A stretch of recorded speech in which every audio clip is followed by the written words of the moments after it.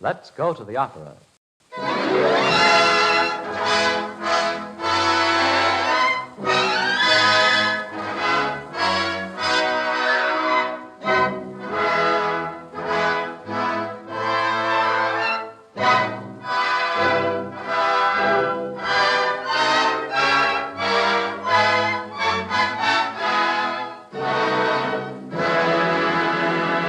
Your host, the Book of the Month Club, welcomes you to the 25th in its series of opera programs sung in English.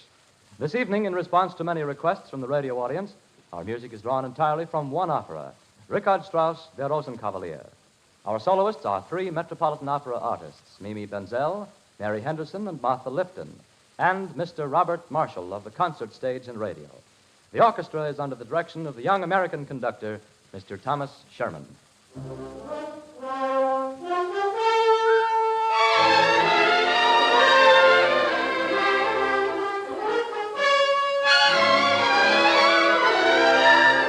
Rosenkavalier is the story of a princess who tries to recapture her youth in a romance with a young nobleman, Octavian.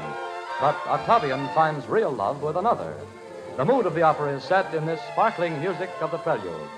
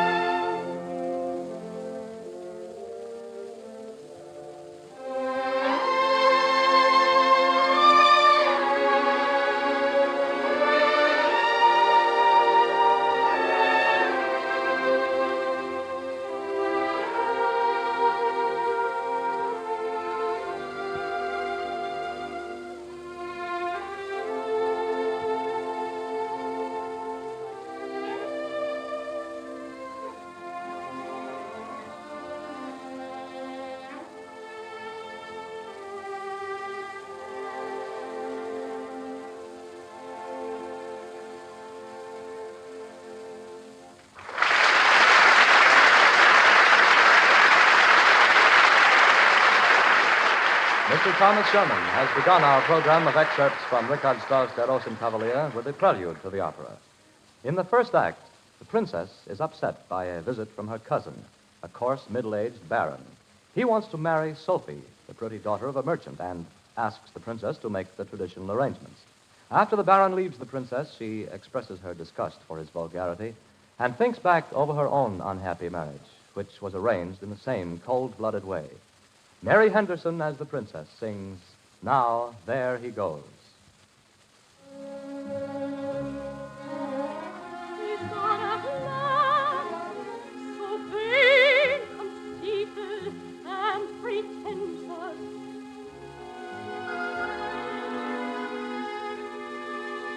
takes a charming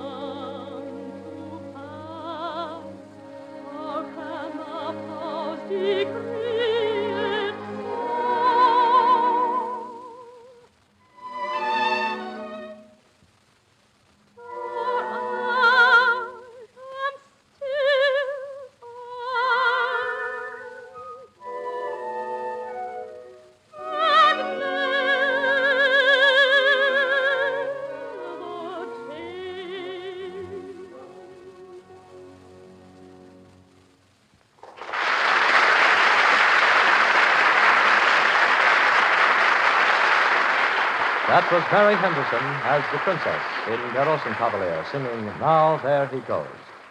The princess is continually being interrupted by all sorts of hangers-on. Among them is an Italian tenor who seeks her patronage. In this aria, Strauss imitates the old Italian operatic style. Robert Marshall, as the Italian tenor, sings Di Rigore Armato.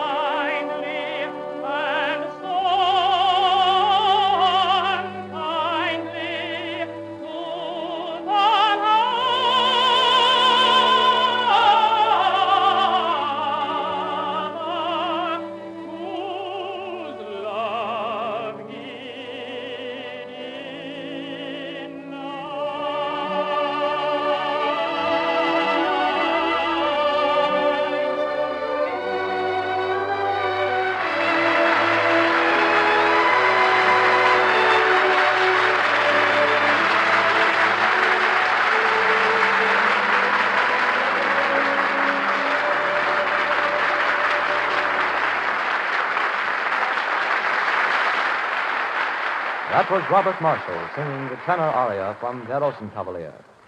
Following an 18th century tradition, the part of the young nobleman, Octavian, is sung by a woman. In the opera, Octavian is chosen as the Rosenkavalier, or Knight of the Rose, to represent the Baron in the presentation of a rose to Sophie. During the ceremony, Octavian and Sophie become infatuated with each other. Mimi Benzel as Sophie and Martha Lipton as Octavian sing the lovely duet, Mine is the Honor, from Der Rosenkavalier.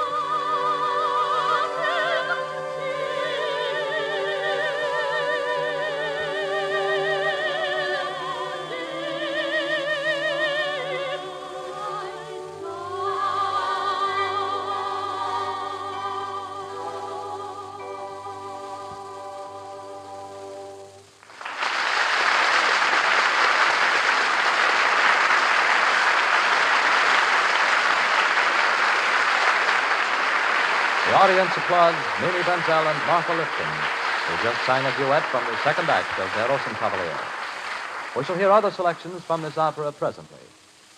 During the brief intermission, I want to tell you about a new book just published, titled A Treasury of Grand Opera. It is certain to appeal particularly to you who are listening to this program. It gives a perfectly grand presentation of some of the greatest operas of all time.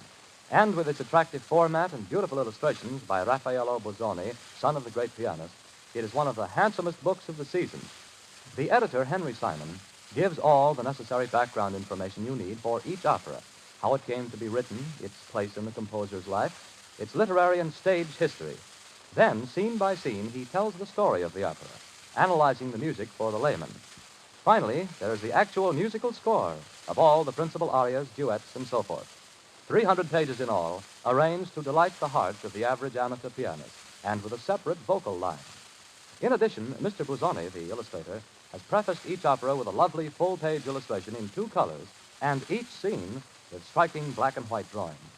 A Treasury of Grand Opera is a book you can't afford to miss as a music lover. Even when this beautiful book was in preparation, the Book of the Month Club was so intrigued with its possibilities that it was set aside as a reserve book dividend.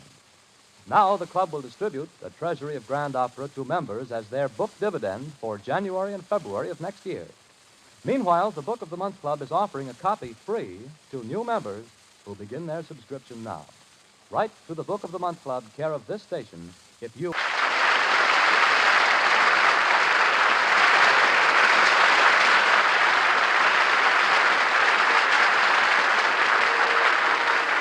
Those were the waltzes from Der Rosenkavalier. At the end of the opera, the princess learns that Octavian and Sophie love each other and gives them her blessing. In the famous trio which follows, she realizes that she can never again recapture her youth, while Octavian and Sophie unite in a song of young love. Mary Henderson, Mimi Benzel, and Martha Lipton sing the trio from Der Rosenkavalier.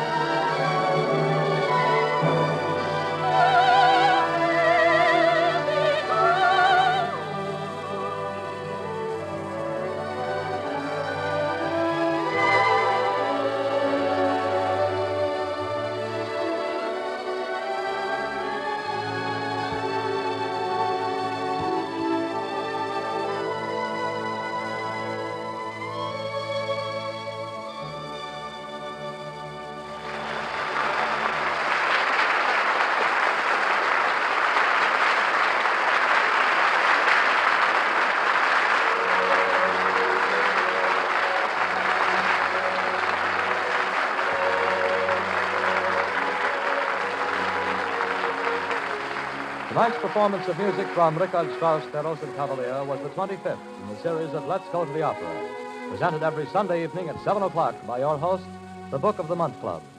Our soloists this evening were Mimi Benzel, Mary Henderson, Martha Lipton, and Robert Marshall. Our conductor was Thomas Sherman. Next week's Let's Go to the Opera program will be the last in this summer series. It will present Marie Rondal, Winifred Height, Eugene Conley, and Hugh Thompson. This will be an all-Italian program featuring the music of Verdi, Donizetti, and Mascagni. Let's Go to the Opera is a weekly presentation of the Book of the Month Club. It is produced by Roger Bauer and comes to you from the Mutual Guild Theater in New York City. This is Frank Waldecker inviting you to be our guests next week at this same time.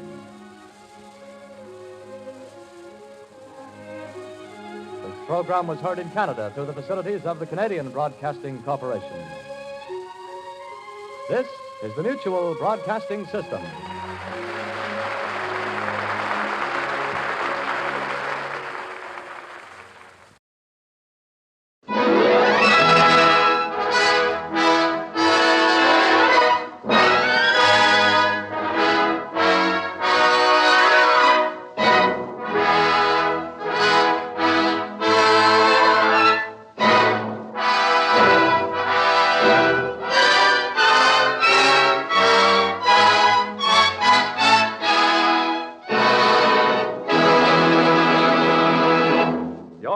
The Book of the Month Club welcomes you to another in its series of opera programs sung in English. This evening, our music is taken from the works of Puccini, Bizet, Ponchielli, Smetana, and Mozart. For our soloists, it is with great pleasure that we welcome back to the stage of the Mutual Guild Theater Miss Clara May Turner, contralto, and Mr. Eugene Conley, tenor. The orchestra is conducted by the young American musician, Mr. Thomas Sherman. Mr. Sherman begins our concert with the overture to Mozart's one-act opera, The Impresario.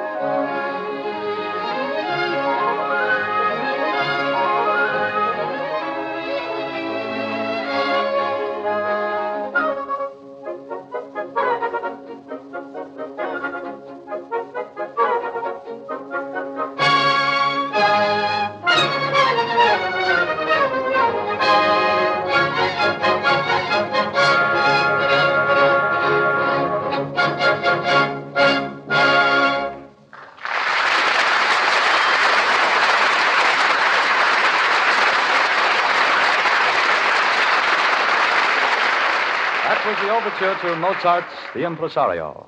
For our first solo this evening, we hear Miss Clara May Turner in a song from Ponchielli's La Gioconda. In the first act of the opera, La Gioconda's blind mother is accused of witchcraft and attacked by a mob. She is saved by the wife of a state inquisitor. In gratitude, the old woman presents her with a rosary and sings this expressive aria. Clara May Turner sings Angel of Mercy, Voice of Grace from Ponchielli's La Gioconda.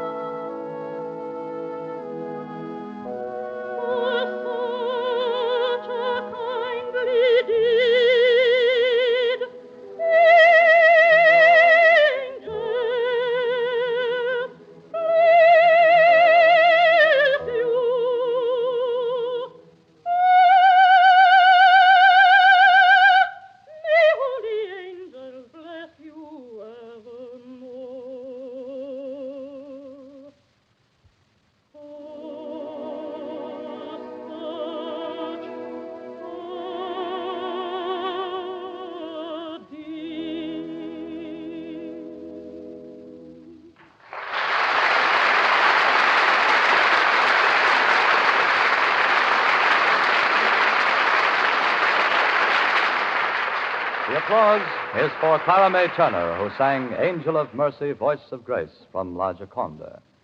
Now Mr. Eugene Connolly sings an aria from Puccini's Turandot. In the first act, the unknown prince is about to try to answer the three riddles of the beautiful Princess Turandot. If he succeeds, he marries the princess. If he fails, he dies. Liu, slave girl of his father, tearfully begs the unknown prince not to risk his life. But he tells her not to cry and asks that she care for his father should he fail in the approaching test. Eugene Connolly singing Weep No More, Liu, from Puccini's Turandot.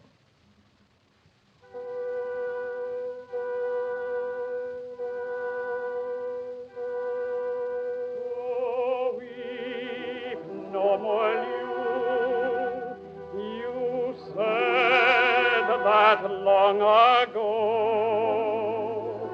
I smiled upon but a smile.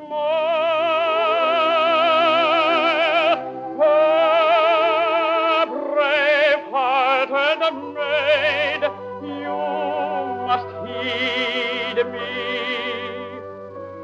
Your noble master, perhaps tomorrow will have no one to guide him. You must not leave him. Take him far away.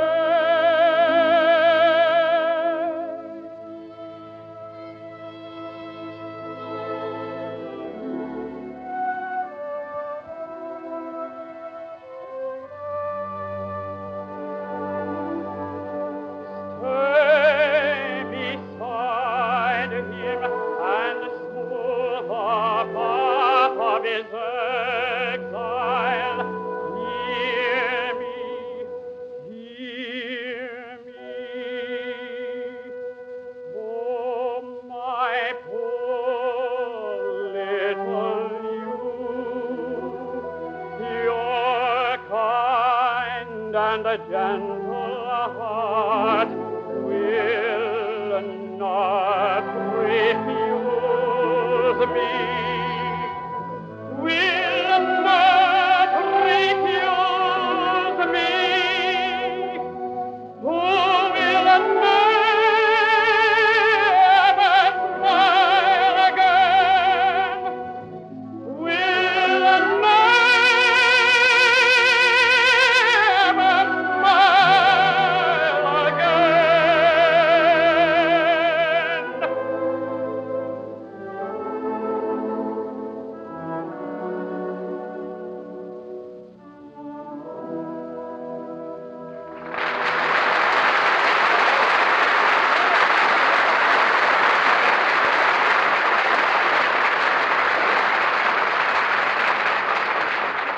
That was Eugene Conley singing Weep No More, Liu from Turandot.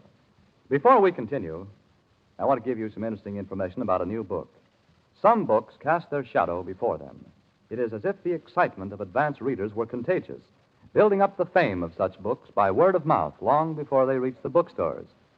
Thunder Out of China by Theodore H. White and Annalee Jacoby is that kind of book.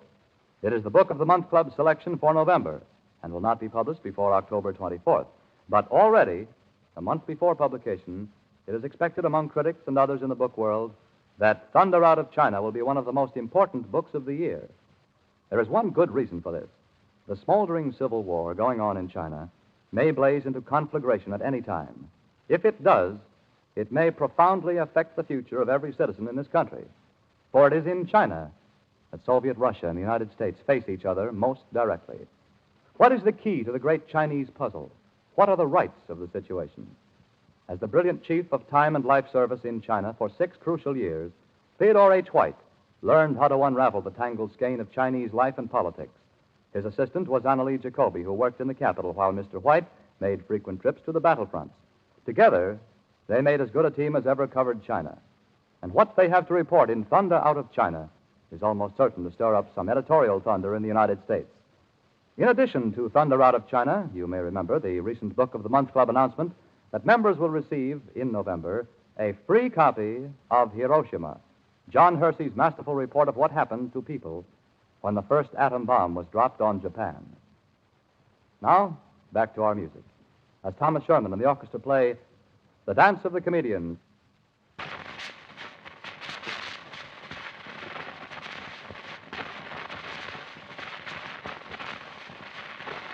Metana's The Bartered Bride.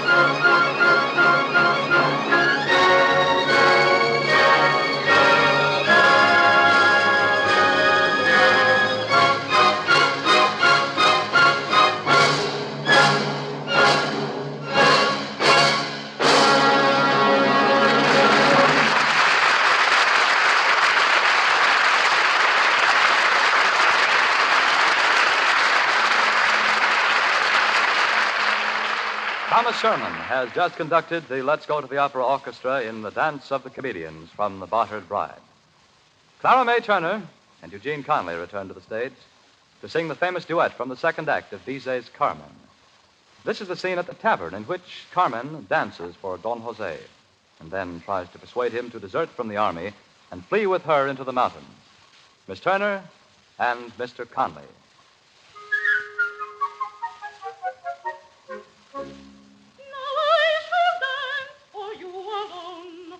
You shall see, my lord, how I can sing and play, doing them all together.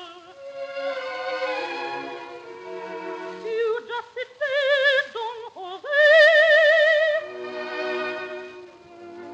Let me show you.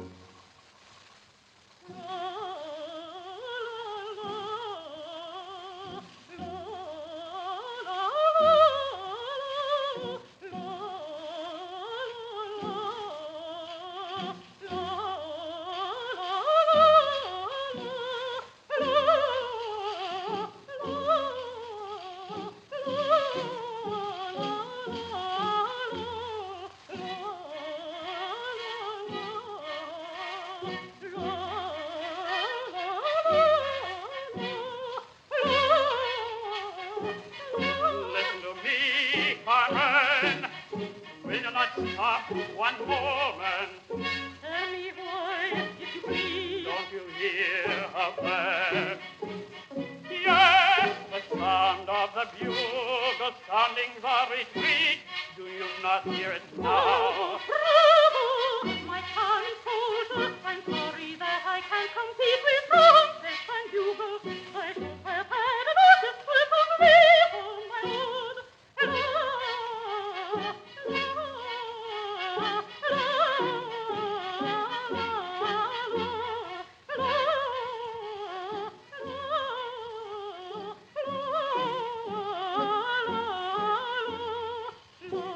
You do not understand, Carmen.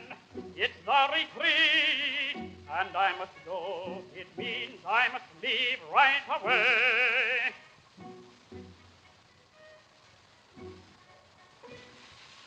Right away, right away. How could I be so stupid? How could I be so stupid? I danced my heart away, I sang my song for you, I gave my all for you, I thought you might be pleased. How I sang, how I danced, I thought, can you imagine, I was falling in love. Ta-da-ta-ta, oh here's the retreat, ta-da-ta-ta, and I shall be too late. Goodness me, it's the retreat, and I shall be too late. Oh, he runs, now you see how he loves. You mean you don't believe that I'm in love? I know. Carmen, hear what I say. You deserve to hear it. Listen to me. I can't keep them waiting. Listen to me. keep them Yes, waiting. I'm Oh. Look at me, Carmen. Hear what I say.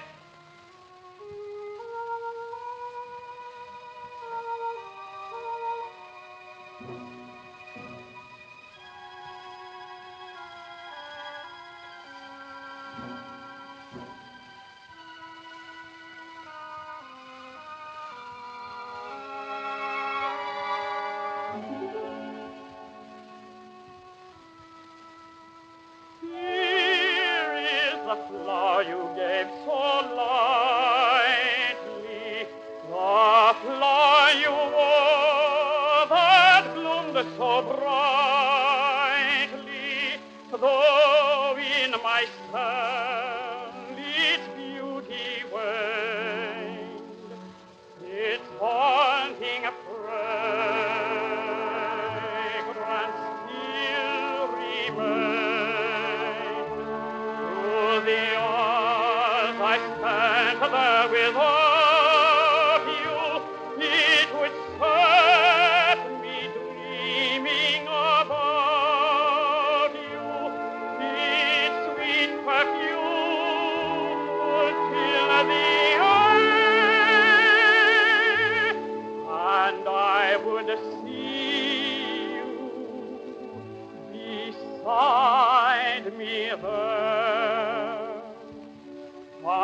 I cursed the day when first I met you. I tried to despise, to forget you. I asked myself why this should be, why fate's decree led you to me. Then I broke the spell that oppressed me, and there came a dream that possessed me, my only hope, my only goal, the only prayer that filled my soul. Oh, where you are, Carmen, let me be there. Oh, let me linger here before you, held in the spell that your eyes impart. Oh, let me worship and adore you. Oh, my Carmen, here at your feet I lay my heart. Carmen, I love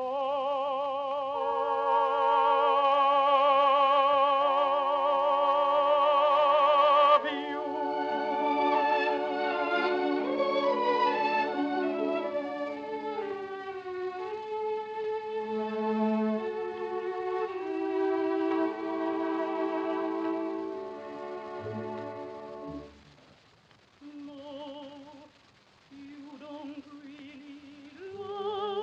But I do.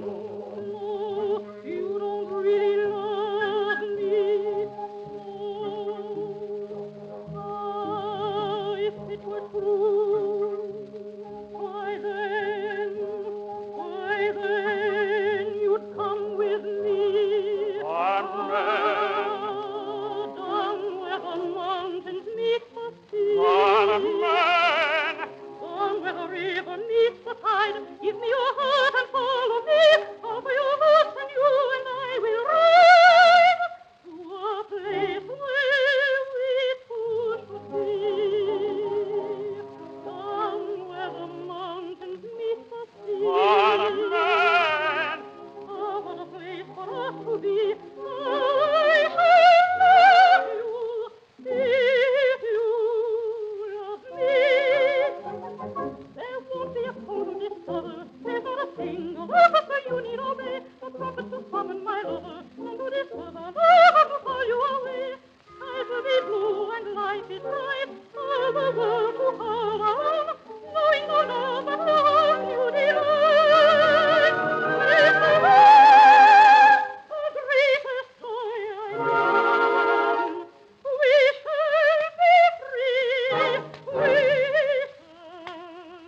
be free. Carmen.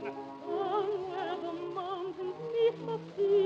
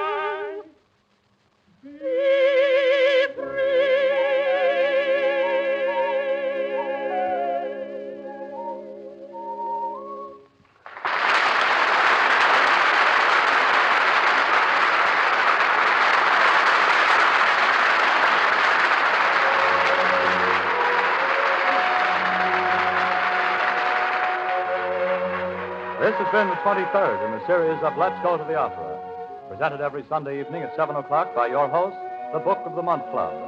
Our soloists this evening were Clara Mae Turner and Eugene Conley.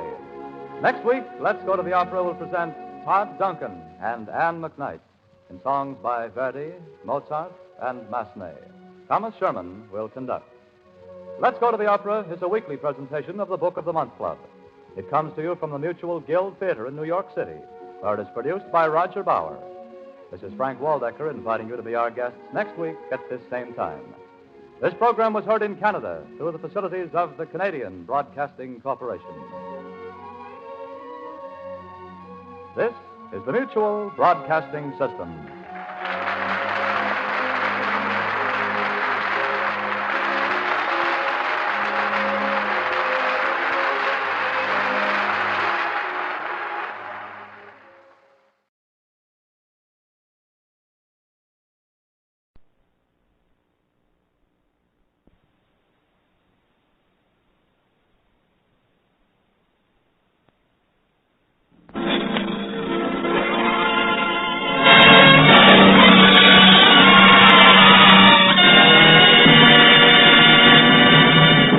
Columbia Workshop presents the third of 26 by Corwin.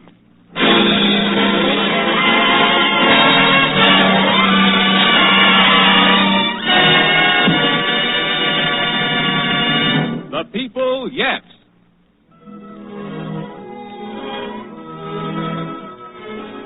Tonight, Columbia is privileged to present a special radio premiere of a section from a new American opera by Earl Robinson and Norman Corwin.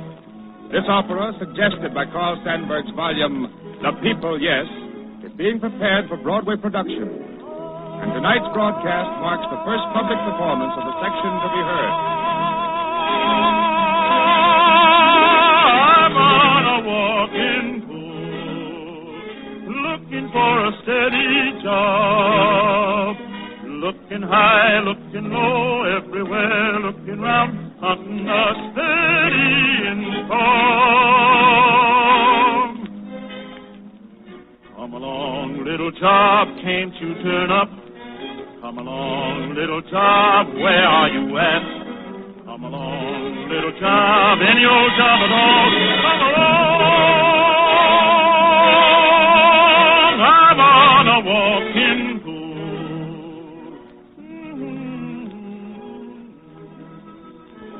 If I sound kind of happy, I guess it's because it feels so good to be alive in the spring, even if I am looking for a job. Everything's so new and green and hopeful-like. Been on this walking tour nigh on 10 months. Had some luck, 2 or 3 days' work here and there. Construction job in Akron lasted 3 weeks. Bumped into a lot of different kinds of people, too. Some of the yarns they tell and the things they say would make a book. You know that? A book about people just like you and me. One big story out of a million little stories. Remind me to tell you later about a man named Zeph and the way he explained how people come to be scattered around the way they are. Say, I could tell you things people said to me you wouldn't believe.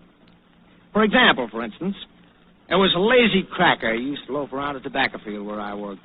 He was sprawled out in the grass one day, and I goes over and says, "Pardon me," I says, "how long you been dead?" He raises himself up on one elbow and says, "I ain't dead, neighbor. Just living slow. Just living at low speed. I suppose you'd say I'm lazy." Well, I wouldn't put it that way. Well, I would. I sure am lazy. I'm lazier than any 5 men you ever did see. You know how lazy I am? How? Well, I'm so lazy I get up early in the morning so as to have more time to lay around and do nothing. Now, that may not have struck you funny, but when I told Zeph about that, he near laughed his head off.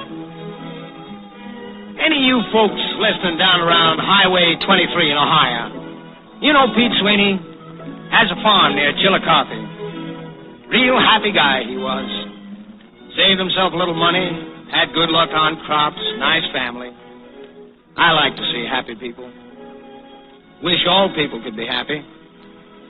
Well, maybe there will be someday when they find out a few things and don't let themselves get scattered around. There was no scattering out Sweeney's way, I can tell you that for a fact. The farmers there got together and decided they needed electricity. So they held a meeting, signed a petition, made a lot of fuss and noise, and the sound reached clear to Washington, D.C. And sure enough, after a while, they got their power line. Well, them farmers was proud. Sweeney, he was a smart fella, been to agricultural college. He made up what he called the Maple County Rural Electrification Project song. You should have heard him sing it. Oh, it's different than it used to be down on the farm.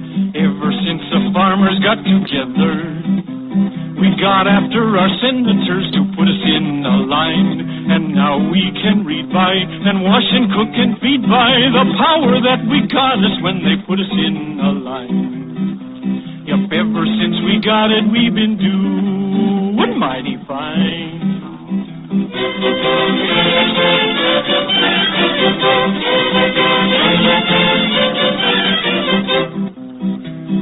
Yes, it's different than it used to be down on the farm. Ever since we farmers got together, we signed us a petition there to get us some power. Instead of just wishing, we signed a petition. We signed us a petition to get us some power. And now we know all there is to know about a kilowatt hour.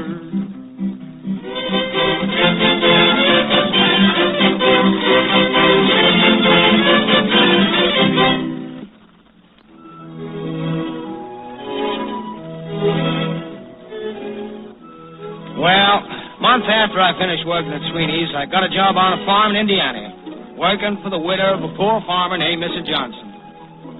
Drought and grasshoppers cleaned out practically everything she owned. She was a sad woman. Don't know as I ever see such a sad woman. One day I asked her why she didn't buy a cow. Cow? Had one once. Didn't have no feed to feed her, though. So I sang to her. You sang to her? Yeah, sang to her of the fresh green grass to come. What happened then? Well, that was the tune the old cow died on.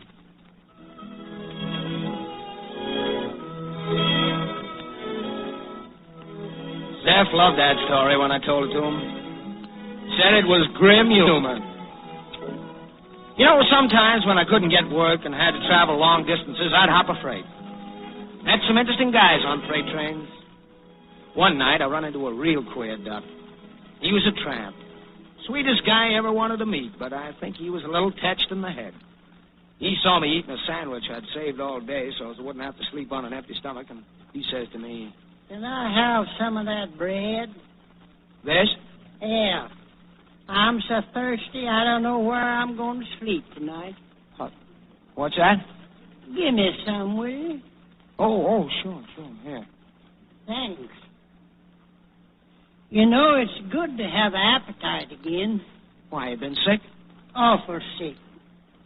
I took so much medicine I was sick a long time after I got well." What was the matter with you?" "Trouble with my feet." Well, those are pretty fair-looking boots you got there. "Well, they ain't so bad. But I can never get these boots on, though, till after I've wore them a while." You can't, huh? "No. Heck, I'm all wrong anyway." Well, why? What's the matter?" "Well, the trouble with me is I tried to get a bird in the hand, and all I got was a horse of another color." Here, you better have another hunk of sandwich. "God bless you, my son. God bless you. May you live to eat the hen that scratches over your grave." Thanks.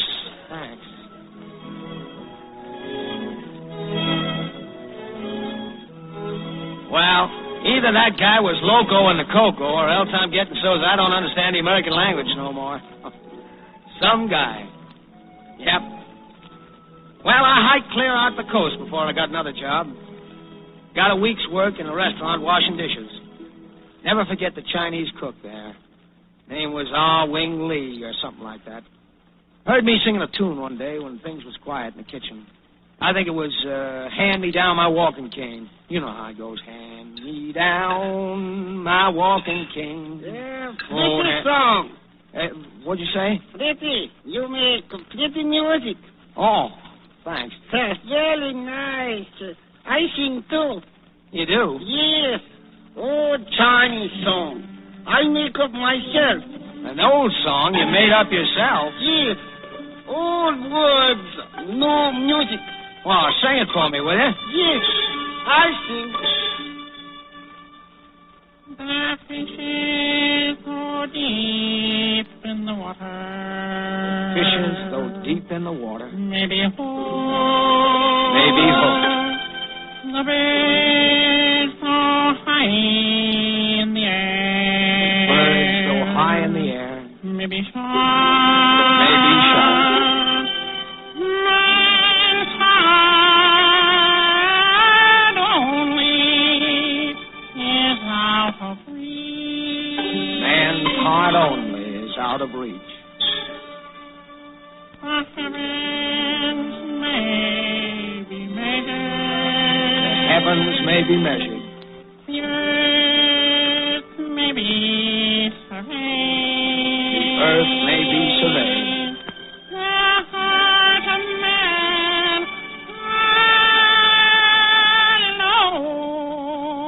alone is not to be known.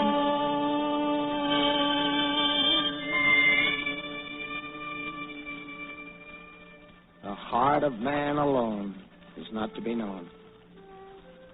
I've thought of that since. Comes back to me times when I'm alone, looking for a barn or an empty shack where I can park for the night. Seems strange there can be so many good-hearted men in the world, real nice fellows. Share their last mess of beans with you, give you a lift, take you out of their way, and yet there's fighting going on with everybody killing everybody else, including women and children who never harmed a flea. Like Zeph told me once, lots of people have dreams and ideas and never get a chance to put into practice, he says. Lots of them. But they never seem to get together with anybody who agrees with them. Zeph says to me, he says, you should have seen this town get together quick when we was threatened by a flood a couple of years ago. Why, we dropped everything we was doing and built a levee so fast you couldn't say Mississippi twice before it was built. When something dangerous all of a sudden threatens us, we forget all our quarreling and work together. Be nice if everybody worked together that way against the slow kind of danger, too. Oh, gosh, here I am giving you what Zeph told me instead of telling you how I come to meet him in the first place. Well, one night I wandered into a river town looking for a job. After buying a cup of coffee, I strolls down the main street and hear some music coming out of the back of a billiard parlor. So I mooches over and stands listening to this man whose name turns out to be Zeph. It was a little while before he noticed me. He built a road. With other working men, he built a road. Now over many a weary mile, he totes his load. Chasing a job, burden driven on by hunger's goal. Oh, he walks and walks, walks, walks, and tries to figure why he built the road. He built a ship. Oh, hi. You stranger around here? Yep. Wandering man looking for a job. Oh, don't let me interrupt you. I won't if you don't feel like it. You make that song up? That song? That's nothing. I make up all kinds of songs. You do, songs, huh? Yeah. Fighting songs, morning songs, Bible songs. You ever read the Bible much, son? Not much, no. Well, since you're a wandering man, maybe I ought to sing you the Tower of Babel song. That's from the Bible. That explains how there comes to be so many wandering men like you looking for jobs all the time. Say, that's something I never could figure out. I'd sure like to hear that song. Okay, brother. Here, take a chair. Right. Well, it happened like this. A long time ago, the people of the earth, with their main camp in Babylon, they wanted to put up a tower. They wanted something proud to look at. So the people from out of town would send back picture postcards of this tower, On the back, they'd be printed, Tower of Babel, tallest building in the world, 60 million feet high. On a clear day, you can see 5 oceans and 6 continents from the top. Say, wasn't the workers scared to go up that high? Oh, no. Them workers are the bravest men in the world. And they were happy, too. How's that? Because they were getting good wages, short hours, unemployment insurance, sick benefits. And besides, they were doing something for themselves, for the little family of man. See? They were known as the Happy Tower of Babel Workers Association, Mutual Aid Recreational Educational Society, and the Woman's Auxiliary. And they certainly were happy workers. They had bylaws, constitution, reading somehow or another, benefits, while Zeph was social, talking, and they used to dance everything their heads seemed to over grow the dim reading around the him. to drop the hat. There was a look in his eyes, seemed to light up the place. They were I could hear music coming up out of the cracks in the floor and from out of the wall. All for one. And then when they picked out the lot that they wanted to build this tower on, they all come a dancing to work, carrying tools and supplies and singing like mad.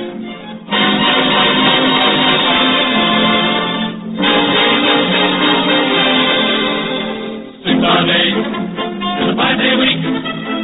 6-hour day in a 5-day week. Yay, yay, that's the way the good Lord likes to run a job. And they dance like this, a stamping and a shouting and a trucking, waving their picks and shovels and pneumatic drills, and just jiving around fit to be tied.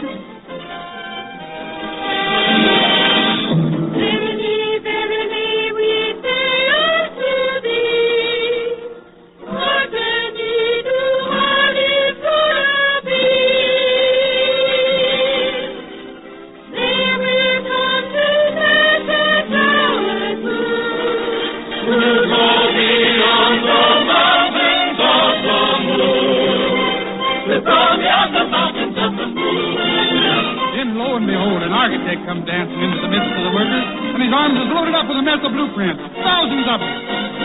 I got the blueprint. He's got the blueprint. All brand new prints. All brand new prints. Thousands of prints. Thousands of prints. All but a few prints. All but a few prints. Tower of Babel. Tower of Babel. Oh, Tower of Babel blueprint. Well, the workers just lifted that architect to their shoulders, and they swayed with him in a happy dance. While a big Negro cement mixer, he come a dancing up in front of the crowd, and he sung them a song. We got the happy blueprint. We got the happy blueprint blue. 'Cause we're planning things the way we choose. Gonna build a tower to make page 1 in the Daily News. Page 1, page 1, page 1 in the Daily News.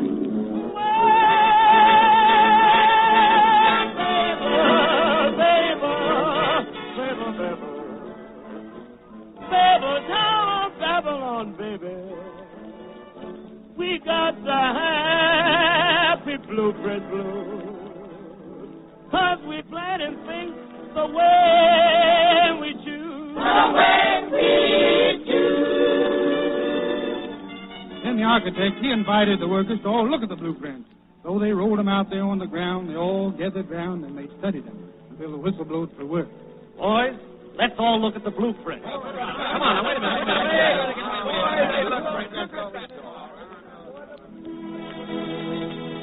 People of the earth, the family of man, wanted to put up something proud to look at. A tower from the flat land of earth, made for the people to live in. The biggest housing project ever seen. No more slums in Babylon. Take away the slums from Babylon. A tower from the flat land of earth, all the world came in the top of the sky.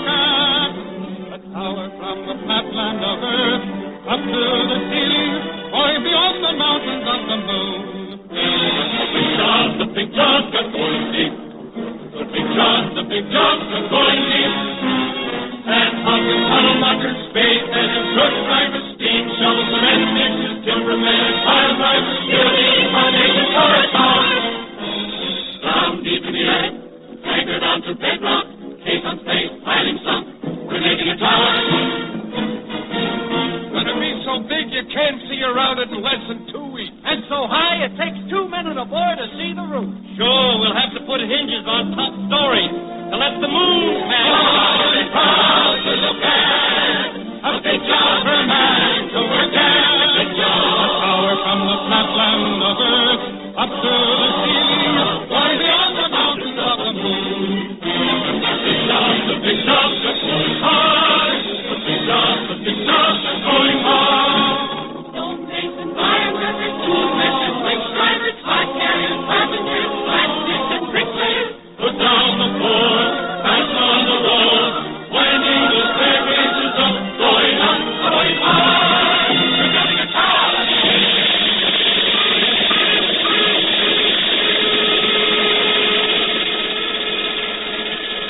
Well, you never saw a building go up so fast. In 4 days, it was so high, it was clean out of sight. Everything was going along fine, in great shape. Look at this cliff. Everybody just as happy as could be when all of a sudden, 3 guys show up. 3 stuffed shirts. They went poking around, uninvited, staying out of the way of the foreman, yes, waiting for the workers who were hurrying in and out of the piles of supplies on in. And finally, they stopped the bricklayer. I say, bricklayer. What do you want? We want to talk to you for a minute. Can't stop. Gotta work. Big job. Well, let's try somebody else. There's a riveter. Take out some money and handle it sort of carelessly. That'll make his eyes pop out. I say, Riveter, how would you like to make yourself some important money? From who, where, and what for? Listen, Riveter, you're too important to this job to be working for the same pay as those other men. Well, those bricklayers and carpenters aren't in the same class with you. So what? So why don't you resign from the Happy Tower of Babel Workers Association? Let us form a Happy Riveters Guild. Sure, guild. That's much nicer than an association. We'll make you the president. Well, what do I have to do? Well, just get all the other riveters to resign with you. You'd be much happier working for us. We'll form a big company called the Tower of Babel Corporation Incorporated. With stockholders and appurtenances thereof. You can be a stuffed shirt like us. And none of them others, no stonemasons and tool dressers and winch drivers will belong? I should say not. You're way above them. I am? They don't even speak your language. Well, sure they do. We all speak English. Well, then you better invent some different language. Why don't you riveters all get together and create a language? Call it French. That's right. Look, it's easy. Parlez-vous, oui, pourquoi, combien, Chevrolet, passé. See? Words like that. Hey, that sounds classy. Qu'est-ce que c'est cela? Hey, that's all right. Here, take this money. Don't just look it over. Take it. Oh, okay, thanks. I'll talk it over with the boys. Merci beaucoup. Adequate. Well, that was easy. Now, let's get after that carpenter over there. I say, Carpenter, Yeah? how would you like to make some real money for yourself? Well, what for? Well, you see, you're far too important to be working for the same pay as the other. What's your proposition? Well, so the dirty work began. The guys that were bribed, they went in and started wrecking the association. And God Almighty could have struck them dead or smitten them deaf and dumb. But God had a different plan in mind. He let all the stuffed shirts have their way. He let all the languages be shuffled.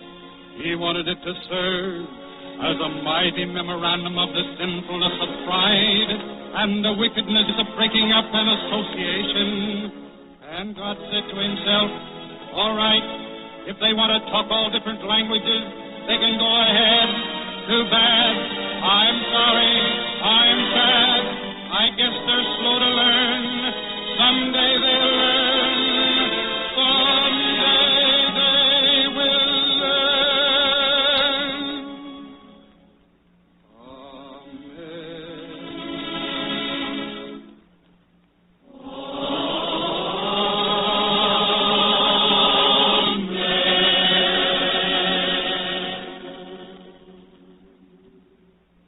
So, that's the way it happened. You never heard such confusion with all kinds of new languages going on at the same time. Dutch, Greek, Eskimo, Welsh, Pig Latin, Czechoslovakian. when a particular bunch, say like the electricians or the plasterers, pulled out of the association, they elected their own officers. You know what? Well, the officers right away, they decided that they were better than the rank and file. So they spoke their language extra fancy. And they said, "Why, we're speaking the classical mother tongue. And them dopes, they're just talking dialect." That's how dialects happen to be started. Well, you can imagine what happened. Hey, Pete, let's have the skyhook over this away. Better, can't you hear me? Reckon the doit, you gone crazy, you squarehead? Swing that hook over this way and stop all the palavering. Dunco. Hey, Manuel, hora para que la reprisa. Talk with Mr. China.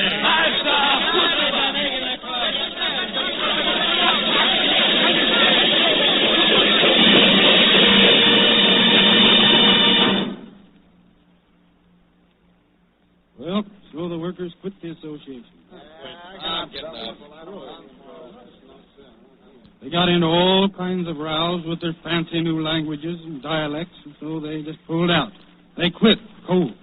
They couldn't understand each other anymore. 500 ways to say, "Give us a hand." Changed ways of asking, "Will you throw me a rivet?" Or of saying. What happened to the blueprints? Anyway, as I was saying, the job was wrecked.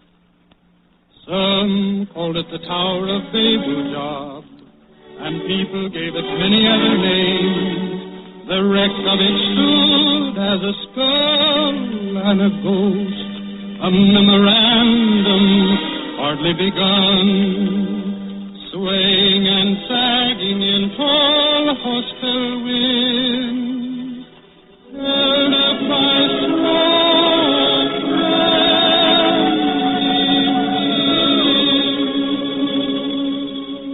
the sandhogs went back to the four corners of the earth.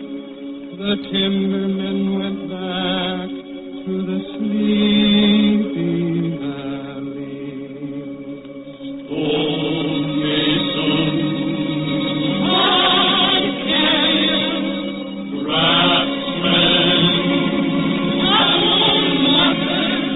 with their bundles and belongings and their little ones, all mumbling, where to now?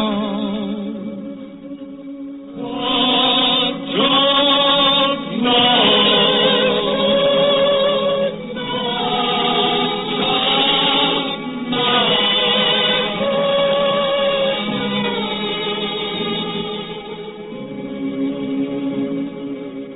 What comes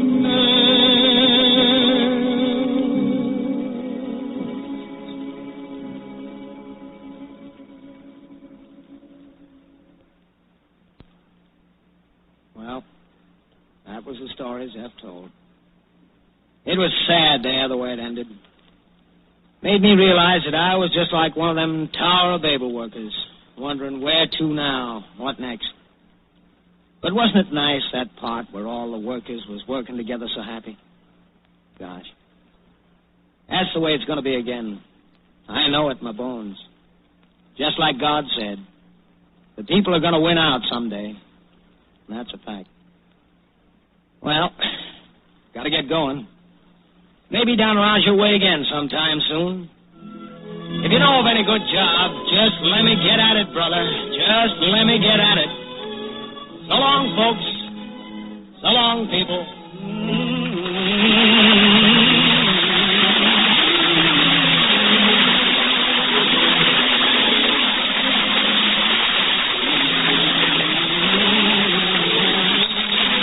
You have been listening to the premiere performance of The People Yet, a new American opera by Earl Robinson and Norman Corwin, suggested by Carl Sandburg's volume without name. The role of Tom is played by Everett Sloan and that of Zeph by Burl Ives. Mark Wano conducted the orchestra, and the chorus was directed by Lynn Murray. Musical arrangements by Ralph Wilkinson. The entire production was under the direction of Norman Corwin. Next week at this time, the Columbia Workshop will present the fourth of 26 by Corwin, a new comedy entitled Lip Service and starring the great harmonica virtuoso Larry Adler.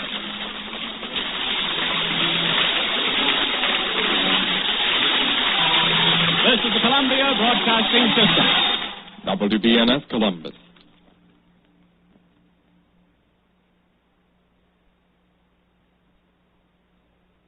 Let's go to the opera.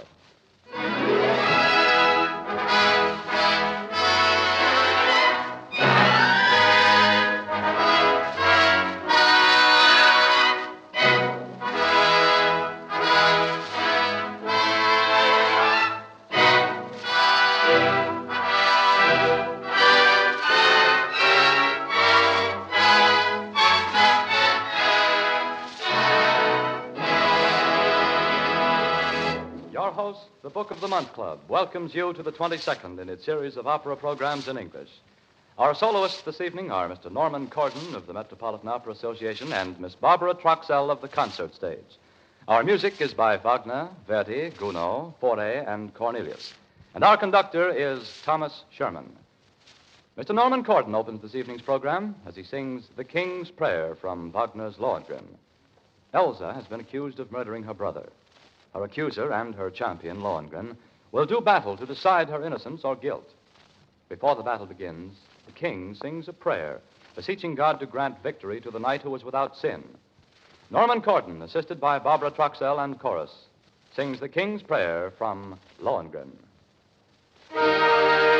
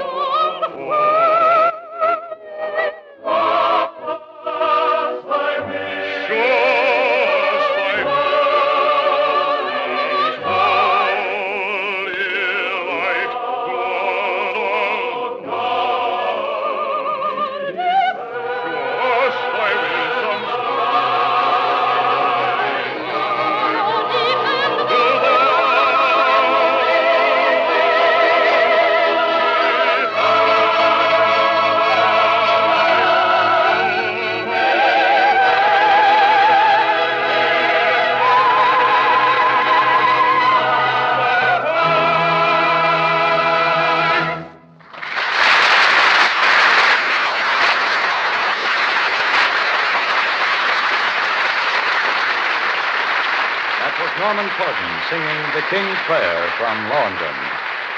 In a quick change of mood, Mr. Corden assumes the role of the king of chatterboxes, Abdul Hassan, who was the barber of Baghdad in Cornelius' opera of the same name. In this scene, the barber launches into an uproarious song describing himself as the most intellectual of barbers, at home in every field of learning. Norman Corden as the garrulous barber.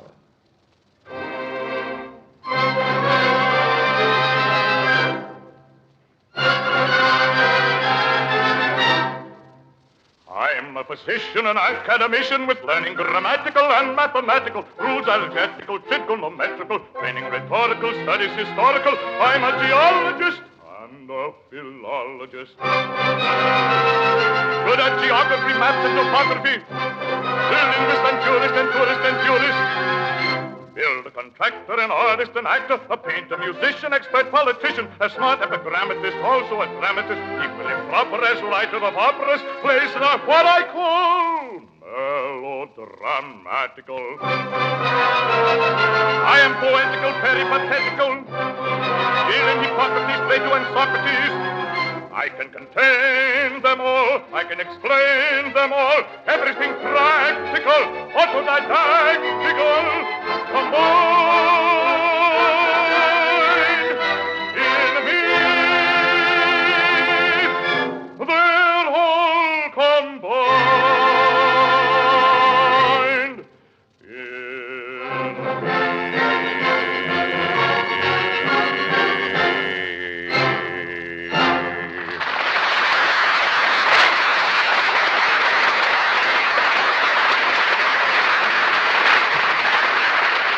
Turning from the diverting Barber of Baghdad, let's go to the opera presents Barbara Truxell in a song from Verdi's Othello. The scene is Desdemona's chamber. Desdemona sings a melancholy folk song about an unhappy love. And then, as she says goodnight to her maid, Amelia, she feels a premonition of her own death. Barbara Truxell sings the Willow Song from Verdi's Othello. Oh,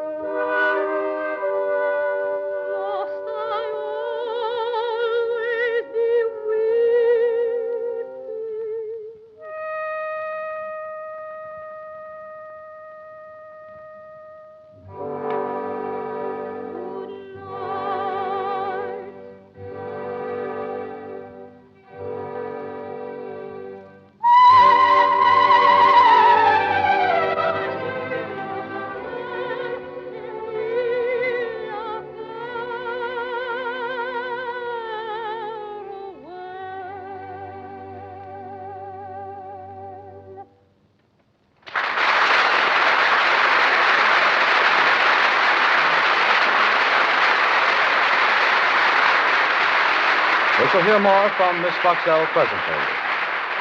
During our short intermission, I want to give you some interesting facts about the Book of the Month Club selection for October. It is a book with a curious title of Mistress Masham's Repose, and it is by the English author T.H. White. You'll be reading a lot about this book when it is published on September 27th. Henry Seidel Canby, chairman of the club's editorial board, calls Mistress Masham's Repose, I quote, the most charming and delightful book I have read in many a day. And when I say charming, Dr. Canby adds, I do not mean just picturesque or humorous or captivating, but all of these, with a spice of malice and a thread of irony and some cutting words for those who love power more than people. Mistress Masham's Repose takes its title from an 18th century pseudo-Greek temple, where once a Lady Masham drank tea with Alexander Pope and the aristocracy. The temple is in ruins now, and the artificial island on which it was built, the size of a tennis court, is overgrown with brambles. To this miniature wilderness one day comes the present owner of the island, little 10-year-old bespectacled Maria. And there she finds, in a half-walnut shell, a sleeping baby, a descendant of one of Gulliver's Lilliputians. For Gulliver's little people did get to England after all, states Mr. White. A scoundrelly sailor kidnapped some of them and brought them home to gain a fortune by exhibition. But one evening they escaped and hid away on this tiny island. And here they have dwelt and prospered and increased without anyone's knowledge until little Maria comes along and discovers them.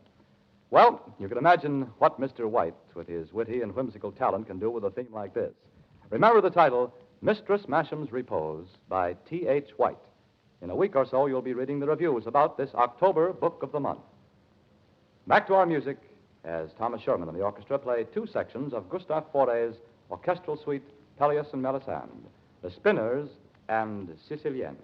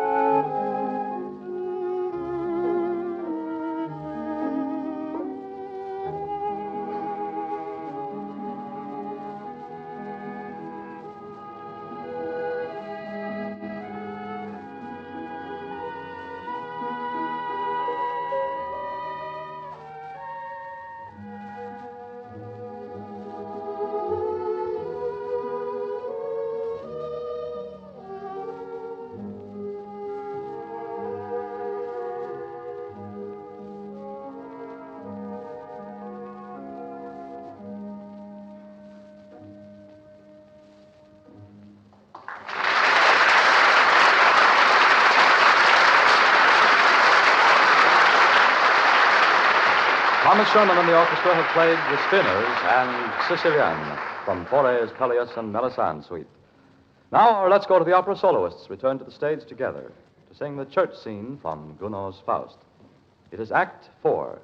Margarita, heartbroken and penitent, comes to the church to pray. But even there, she is not safe from the mockery of the archfiend Mephistopheles. It is too late to ask forgiveness, he tells her. You are lost forever, Margarita. Barbara Truxell as Margarita and Norman Corden as Mephistopheles, assisted by the chorus, sing the church scene from Gounod's Faust.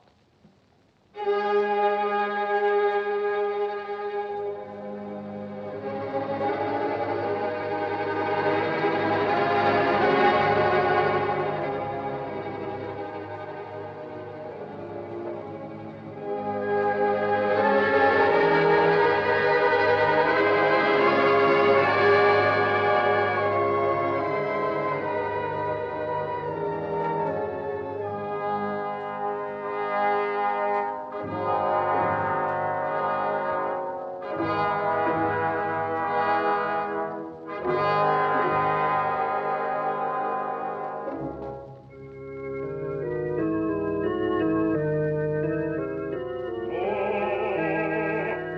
in heaven.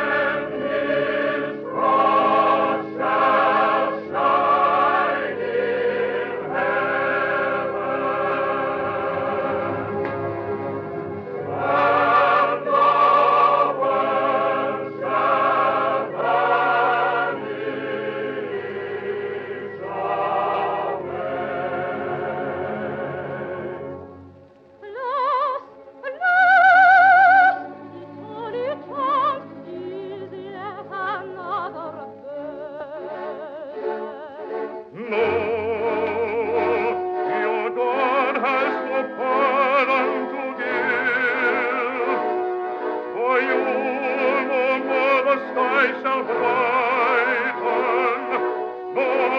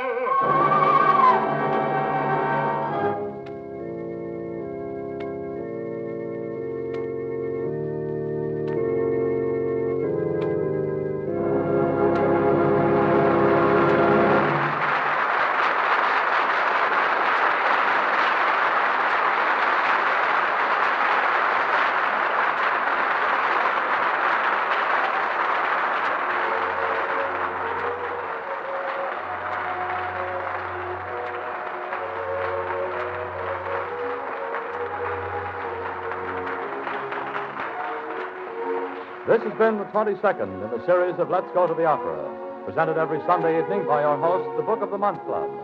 Our soloists this evening were Norman Corden and Barbara Troxell. The orchestra was under the direction of Thomas Sherman. Next week, Let's Go to the Opera will present Clara May Turner and Eugene Conley in songs by Verdi, Puccini, Bizet, and Ponchielli. Let's Go to the Opera is a weekly presentation of the Book of the Month Club. It is produced by Roger Bauer and comes to you from the Mutual Guild Theater in New York City. Next week, Let's Go to the Opera will be broadcast at 7 p.m. Eastern Standard Time. This is Frank Waldecker inviting you to be our guests next week at that time. This program is heard in Canada through the facilities of the Canadian Broadcasting Corporation. This is the Mutual Broadcasting System.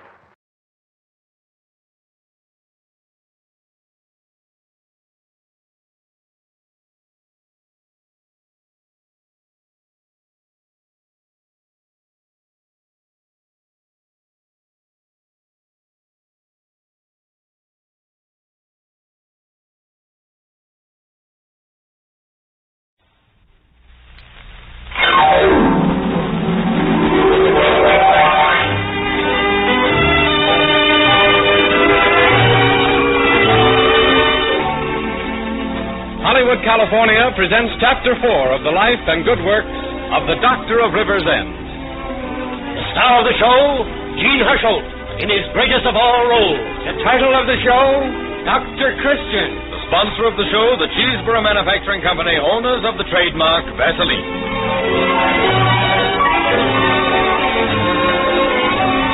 As Paul Christian, the Doctor of Rivers End, Gene Herschel brings you another absorbing half hour of human drama. The story today opens in the doctor's reception room towards the close of a busy afternoon. Now, Hank, what's the matter with you?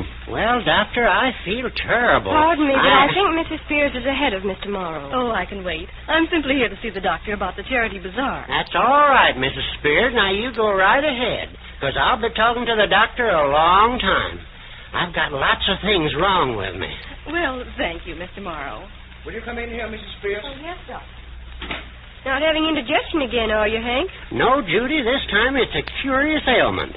I eat regular 3 times a day, but I haven't worked for weeks. That's not an ailment. That's an achievement. Well, I don't know what it is, but some days I feel just as weak as a kitten. Oh, it sort of comes on me all of a sudden. I was just saying to my wife this morning, I says to her, I want to see Dr. Christian. Oh, yes, sir. Will you sit down? There's one patient ahead of you. Well, I haven't time to sit down. Well, Dr. Christian's busy right now. Can I do anything for you? I'm Otto Kaufman. Well, how long will Dr. Christian be busy? Oh, perhaps 20 minutes or half an hour. Oh, is this gentleman the one who's ahead of me? Yes, Mr. Morrow. Oh, pardon me, Mr. Morrow, but I have to see Dr. Christian at once. I'm very busy. I'm an impresario. And, don't worry. Dr. Christian will cure you of that in 24 hours. Why, he's the best. But that's my business. In other words, I'm a theatrical manager, and I have to You see mean Dr. you put on shows? Yes, I put on shows. I'm here. There was to a fellow that came to Rivers End here about 2 years ago. Put on a show. Don't know him, do you? No. He did magic tricks.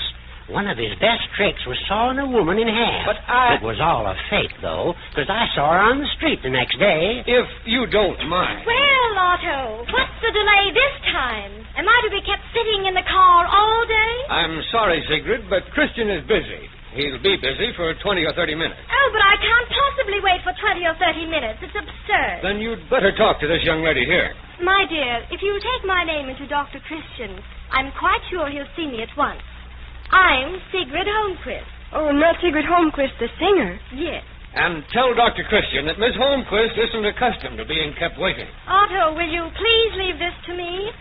Tell him I should like to see him as soon as possible. Well, I don't know whether I dare to bother him, but I'll try. It's Judy. May I come in? Yes, come in, Judy. I should have known. It's quite useless to ask you to do anything. Well, I've been trying, haven't I? Very trying. It isn't my fault that the man is busy. Dr. Christian, how are you? Well, Miss Holmquist. How delightful to see you. I wasn't sure you'd remember me. It's been more than 4 years since we met in Minneapolis. Of course I remember you.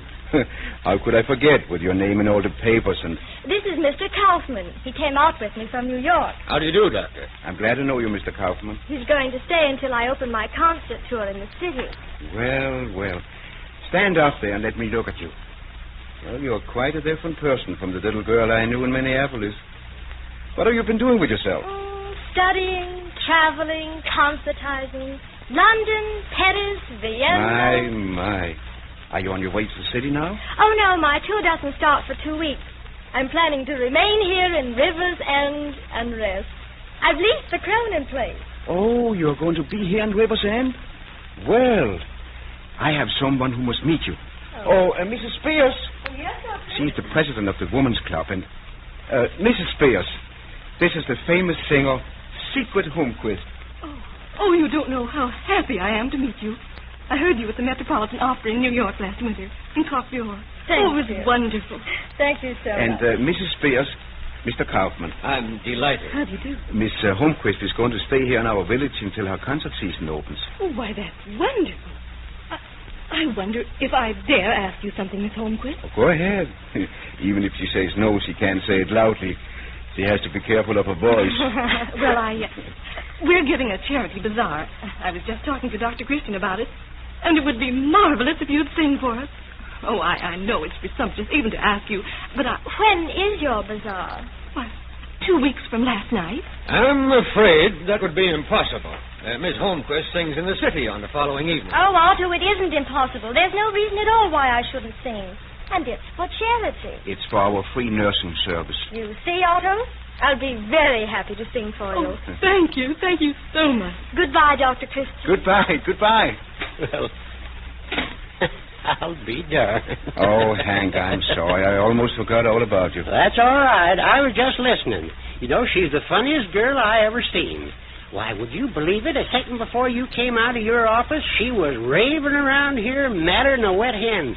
And now... she wasn't really mad, Hank. That was temperament. Secret Holmquist is a famous artist. Do you have to have temperament to be famous? No, you don't have to, but it's surprising how it helps. Now, let's see. You started to tell me that... Oh, yes. Well, it's this way, Doc. When I got up this morning, I was fine. Felt real chipper. But along about 10 o'clock, Yes, Susan? Secret Holmquist is in town. That's right. She was just in here, I saw her getting into her car. And do you know who was with her? Otto Kaufman, the impresario. Think of it. Right here in River's End, the man who's been responsible for the success of more artists than any other person in America. All right, Susan, but calm down. Oh, Dr. Christian, don't you see? This is my opportunity. If I went to New York, he wouldn't even talk to me, let alone listen to me sing. But now he's right here, where I can meet him. Oh, so that's why you're so excited. Wouldn't you be if you knew your big chance had come? Dr. Christian, could you arrange to introduce me to him? Get him to hear my voice? Well, I don't know about getting him to hear your voice, but I'm sure I could arrange for you to meet him. Will you do that for me, Dr. Christian? Right away? It means so much to me. Everything. I'll talk to him as soon as I get a chance. But now I'm going to have to ask you to run along. You see, I have patients waiting to see me. All right, Doctor. You sure you won't forget? No, I won't forget. I sure have to apologize, Hank, for all these interruptions. You were going to say that... When I come in, I was going to say there was something the matter with me. But darned if it isn't gone now.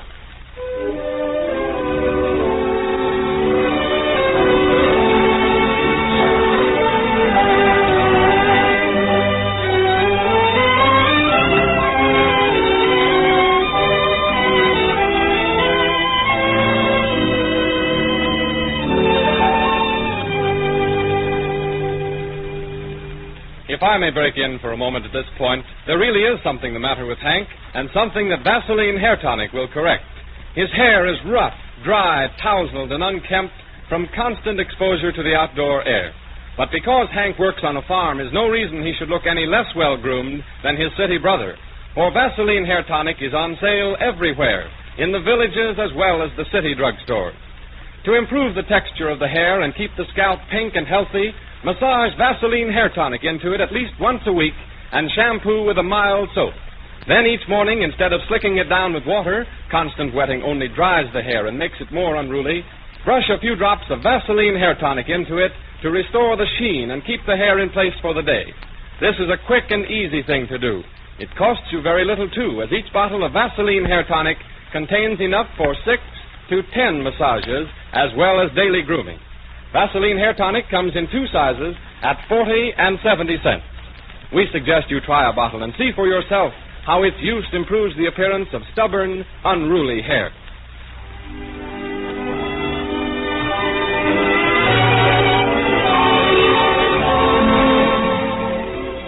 We take you back now to the story of Dr. Christian with Jean Hersholt, famous Hollywood star, in the title role. The time is 2 weeks later, and we find ourselves again in the doctor's reception room. It is early evening, and the doctor has a caller.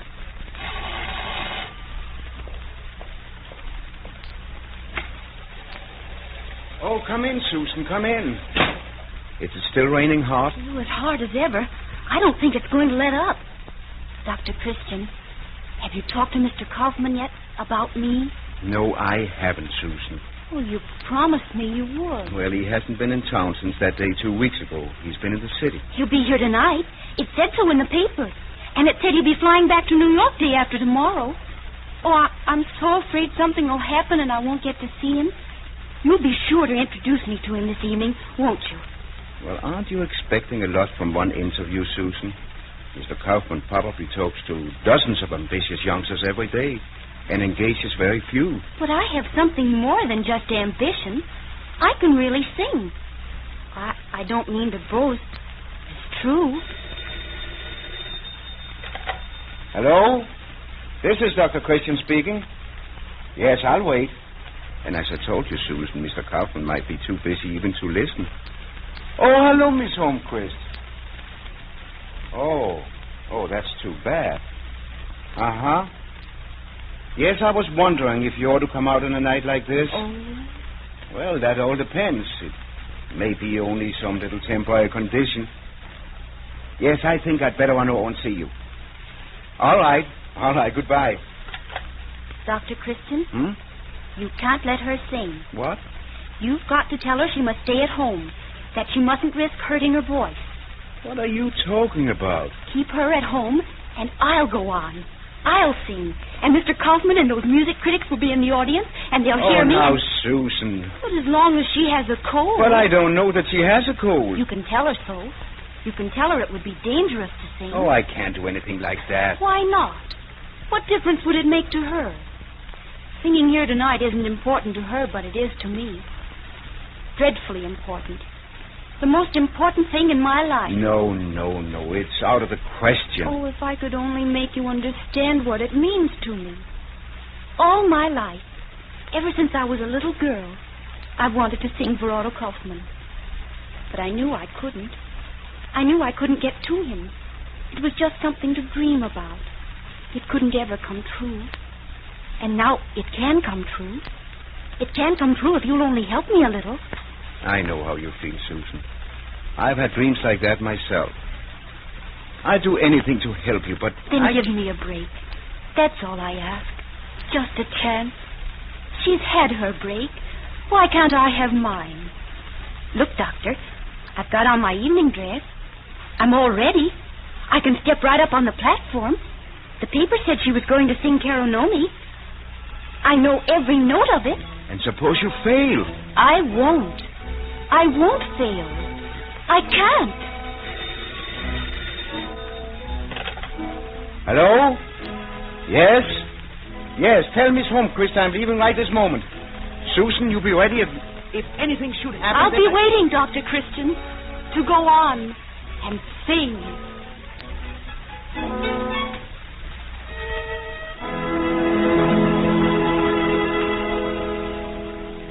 An hour later, practically every man, woman, and child in River's End was crowded into the high school auditorium to hear the great Swedish-American diva, all unconscious of her indisposition and the little local girl waiting in the wings to take her place.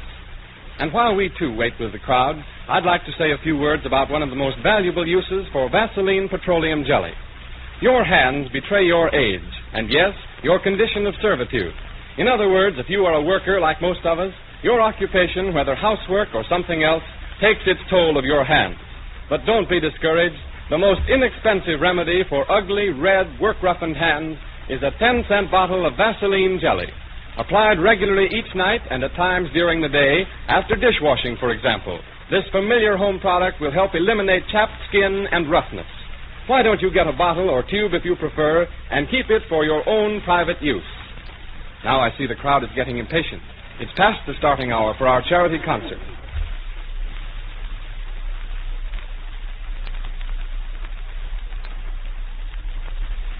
Oh, there's Otto Kaufman coming into the hall. And gentlemen, this evening you're going to hear a great artist, a voice comparable to Jenny Lind.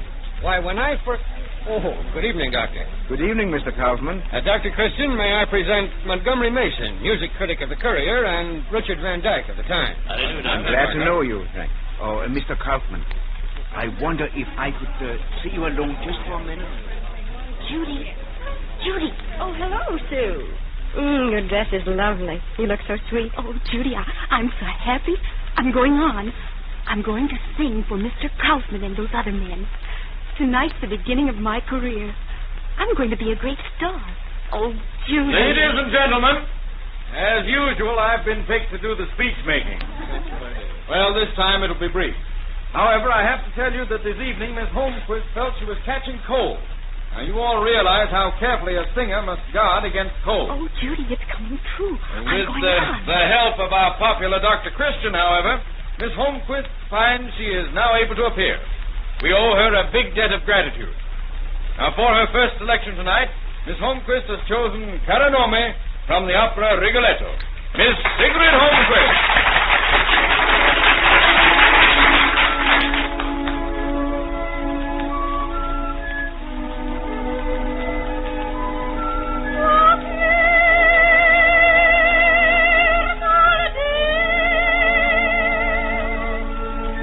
Oh,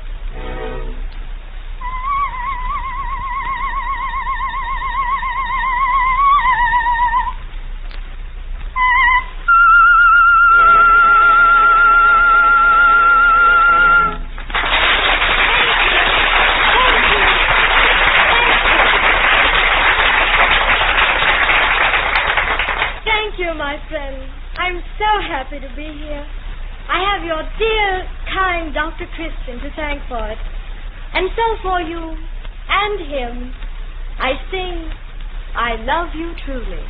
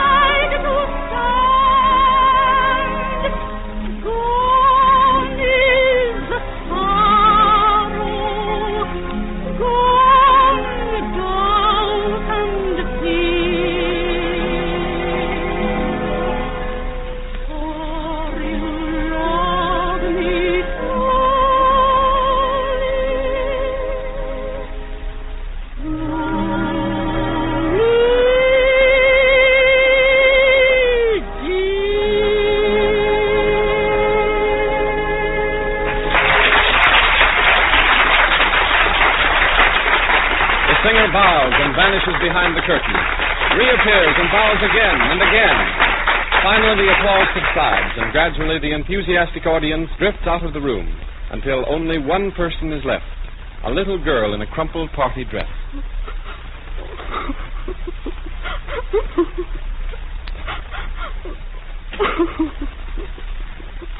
Susan. Susan, my dear child. Oh, Susan, you mustn't take it too hard so.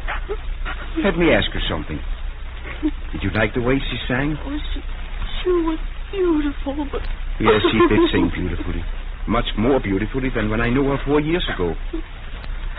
Susan, I want to tell you something about Sigurd Holmquist. Like you, she had ambitions. She went to New York without money, without experience.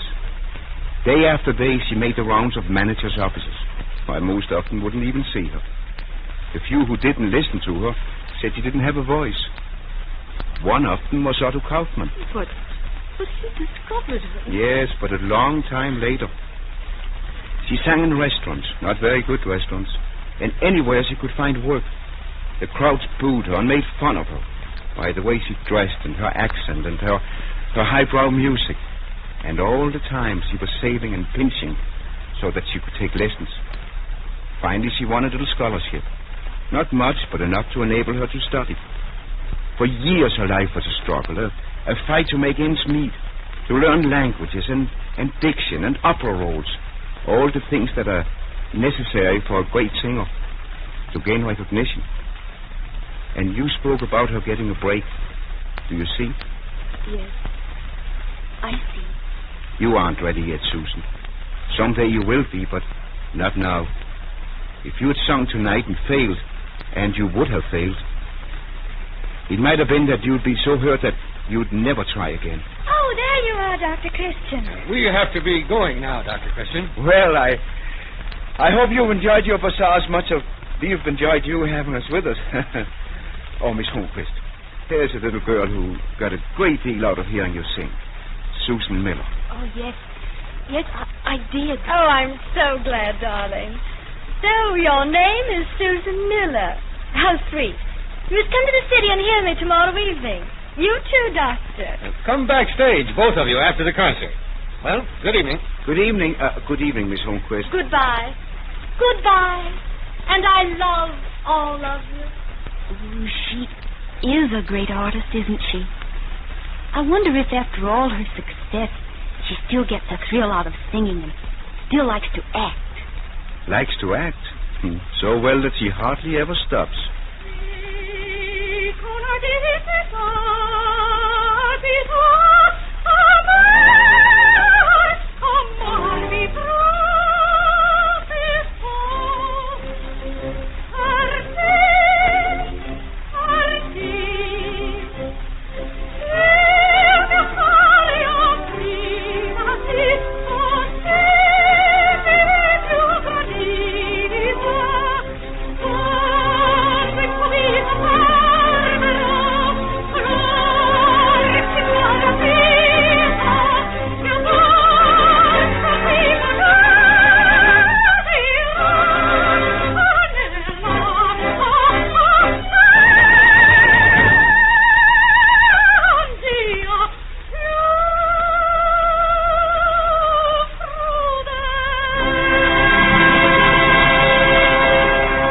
And so we take leave of Dr. Christian, but not of his lovely hometown, River's End. We have one more stop to make, and it's at the home of the local train dispatcher. Oh, my goodness, the baby. There. Was his little heart broken? What's the matter, darling? Oh, my little lammy pie. Come to your mumsy. That's a good boy. Did he want to get up? Oh, he's Mummy's fine boy. Oh, so that's what's the matter. Well, you never mind, darling. Mumsy'll fix. Now, let's see. First, we'll take these big safety pins out. There. Now we'll fold this so. Now we'll put this nice, soothing Vaseline borated jelly on his little tender skin. There. We'll spread it all over. Doesn't that feel soft and soothing, son? No more chafing or irritation for you, young fellow. There now. We'll just put these great, big, strong safety pins right in here. And upsy-daisy. In maternity hospitals and private homes alike, Vaseline borated jelly is the approved product for use in keeping baby skin clear and free from chafing and other skin irritation. Vaseline borated jelly is a combination of Vaseline white jelly and boric acid. Together they make a sterile treatment that is harmless and efficacious. A tube of Vaseline borated jelly should be kept with the baby's things for his exclusive use. When you purchase any Vaseline product, be sure to look for the trademark Vaseline on the package.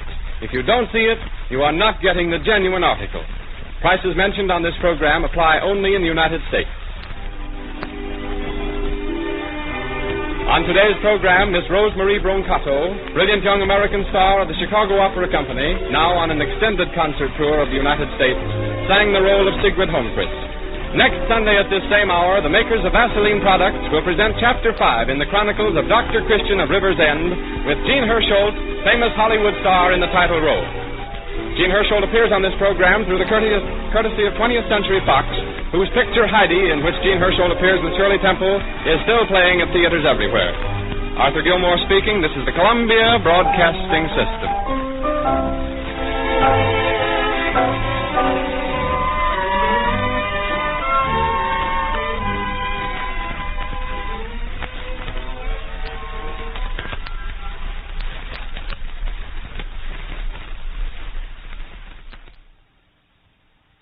Let's go to the opera.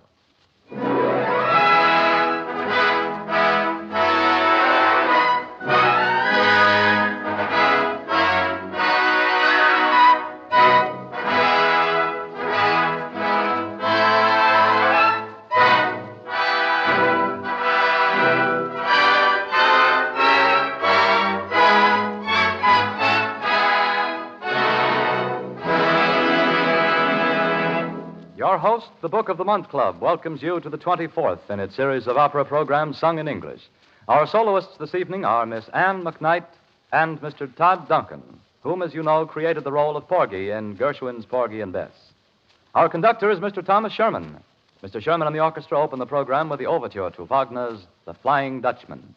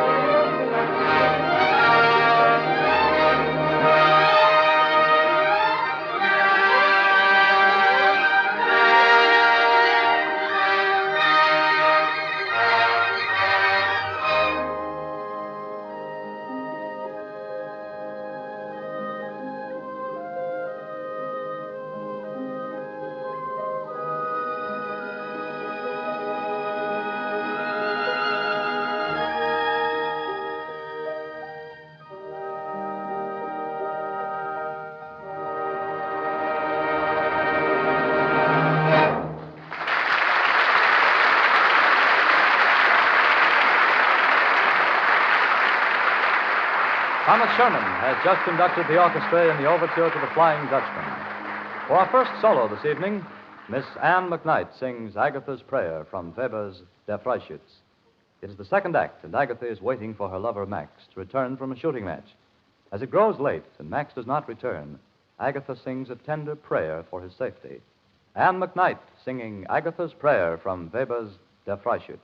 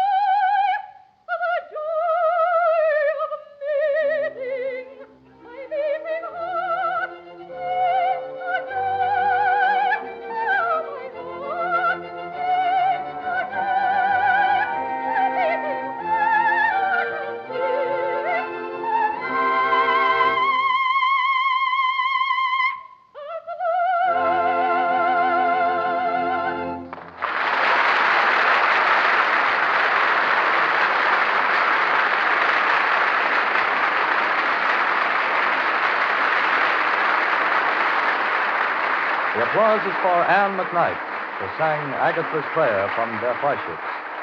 Tonight, it is with great pleasure that we welcome home Mr. Todd Duncan. This is Mr. Duncan's first professional appearance since his recent return from a concert tour of Australia and New Zealand. He sings a celebrated aria from Massenet's opera Erodiad.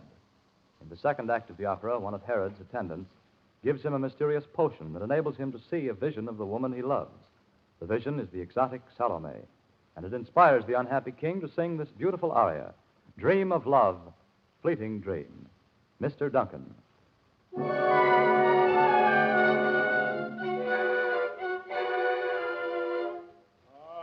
the potion of love sent this dream to enchant me, shall I see her tonight?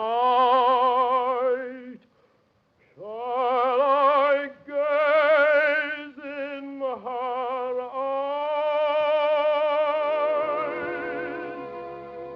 Oh, vision of delight, oh, dream of sweet enchantment, have you come to assuage all the yearning in my heart, and to flame in my soul? Stay before my eyes. Do not leave me now.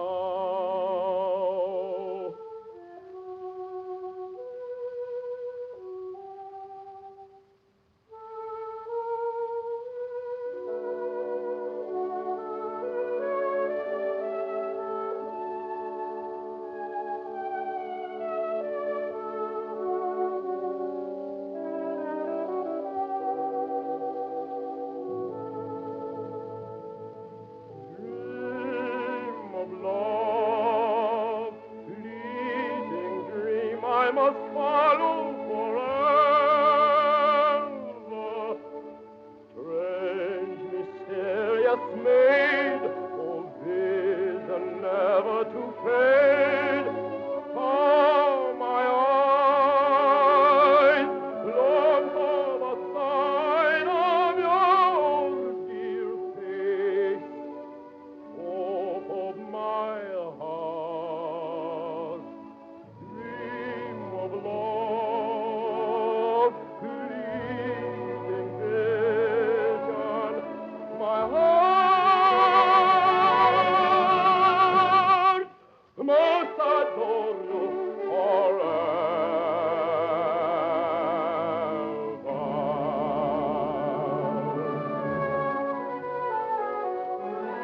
To feel your embrace and the heart of your heart, a full 1 hour of love, then to die in your arms. Strange, mysterious maze, and never to fade. How my eyes long for the sight of your dear face. Hope of my heart, dream of love, fleeting vision, my heart must adore you forever.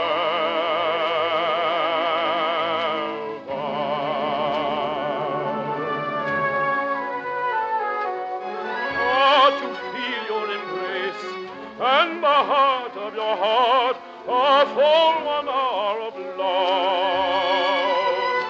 then to die in your arms.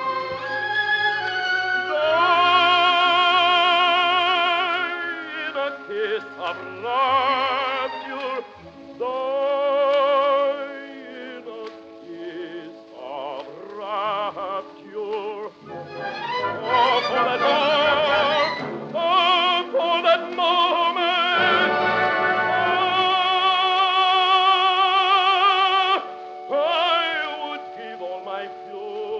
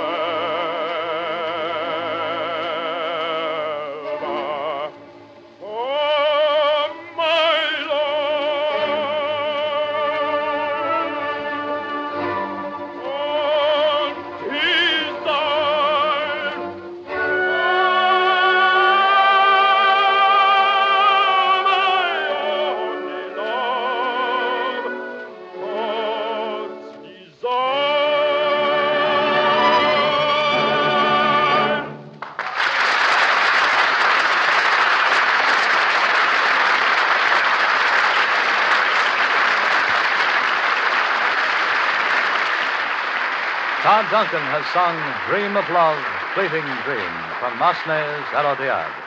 He and Miss McKnight will return presently. In the short intermission, I would like to ask you if you remember this little verse. You are old, Father William, the young man said, and your hair has become very white, and yet you incessantly stand on your head.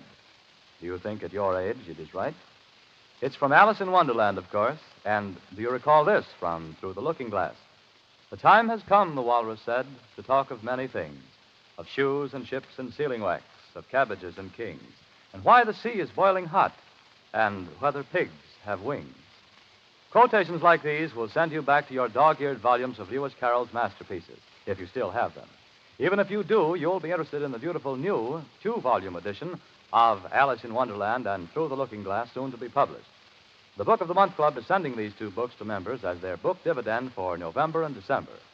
It is probably the most beautiful edition of Lewis Carroll's masterpiece that has ever been published for general distribution. And in its way, it's a first, despite the hundreds of editions that have already appeared. Because here, for the first time, all of John Tenniel's beloved illustrations are in full color. The noted illustrator, Fritz Cradle, has taken the original Tenniel drawings and added to them the tender and fanciful colors they inevitably suggest. The result is a thing of real beauty that would almost certainly have delighted the English master. In his time, modern printing techniques for reproducing illustrations in color were unknown. If they had been known, Tenniel would in all probability have made use of them himself.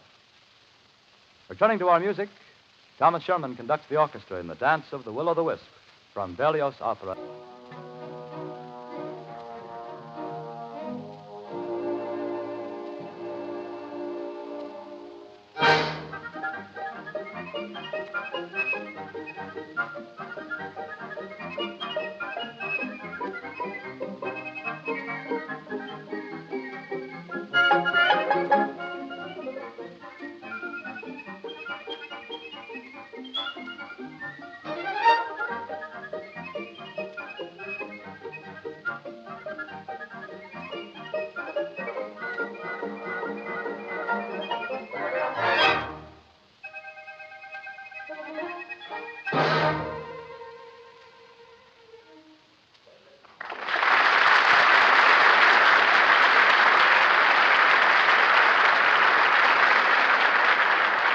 Thomas Sherman and the orchestra have played the Dance of the Will-o'-the-Wisp from The Damnation of Faust. Now our soloists, Todd Duncan and Anne McKnight, return to the center of the stage to sing a duet from La Traviata. In this scene, Monsieur Giamont asks Violetta to renounce the love of his son, Alfredo. For as long as Alfredo remains with Violetta, his family is disgraced, and his young sister cannot make an acceptable marriage. Todd Duncan and Anne McKnight as Monsieur Giamont and Violetta in Verdi's La Traviata.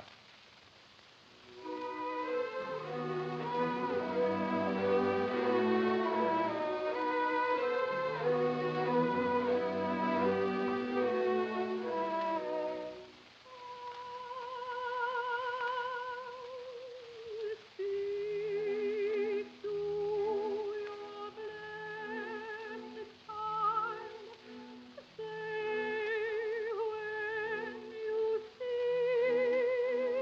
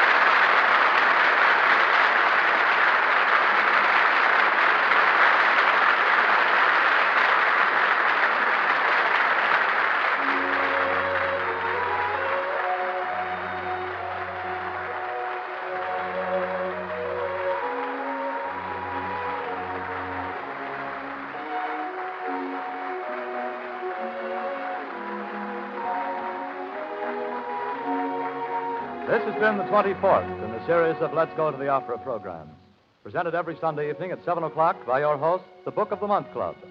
Our soloists this evening were Ann McKnight and Todd Duncan, and the orchestra was under the direction of Thomas Sherman. Next week, Let's Go to the Opera will present Martha Lipton, Mimi Benzel, Robert Marshall, and Mary Henderson in an entire program devoted to music from Richard Strauss, Der Rosenkavalier. Let's Go to the Opera is a weekly presentation of the Book of the Month Club. It is produced by Roger Bauer and comes to you from the Mutual Guild Theater in New York City. This is Frank Waldecker, inviting you to be our guests next week at this same time. This program is heard in Canada through the facilities of the Canadian Broadcasting Corporation. This is the Mutual Broadcasting System.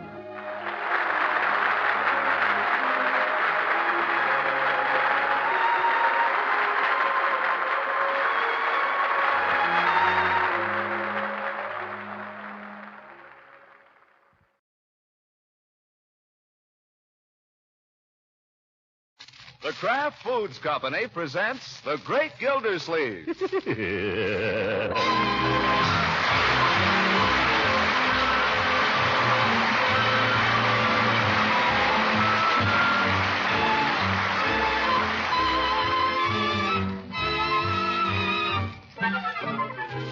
It's The Great Gildersleeve, starring Harold Perry, brought to you by the Kraft Foods Company, makers of Parquet margarine and a complete line of famous quality food products.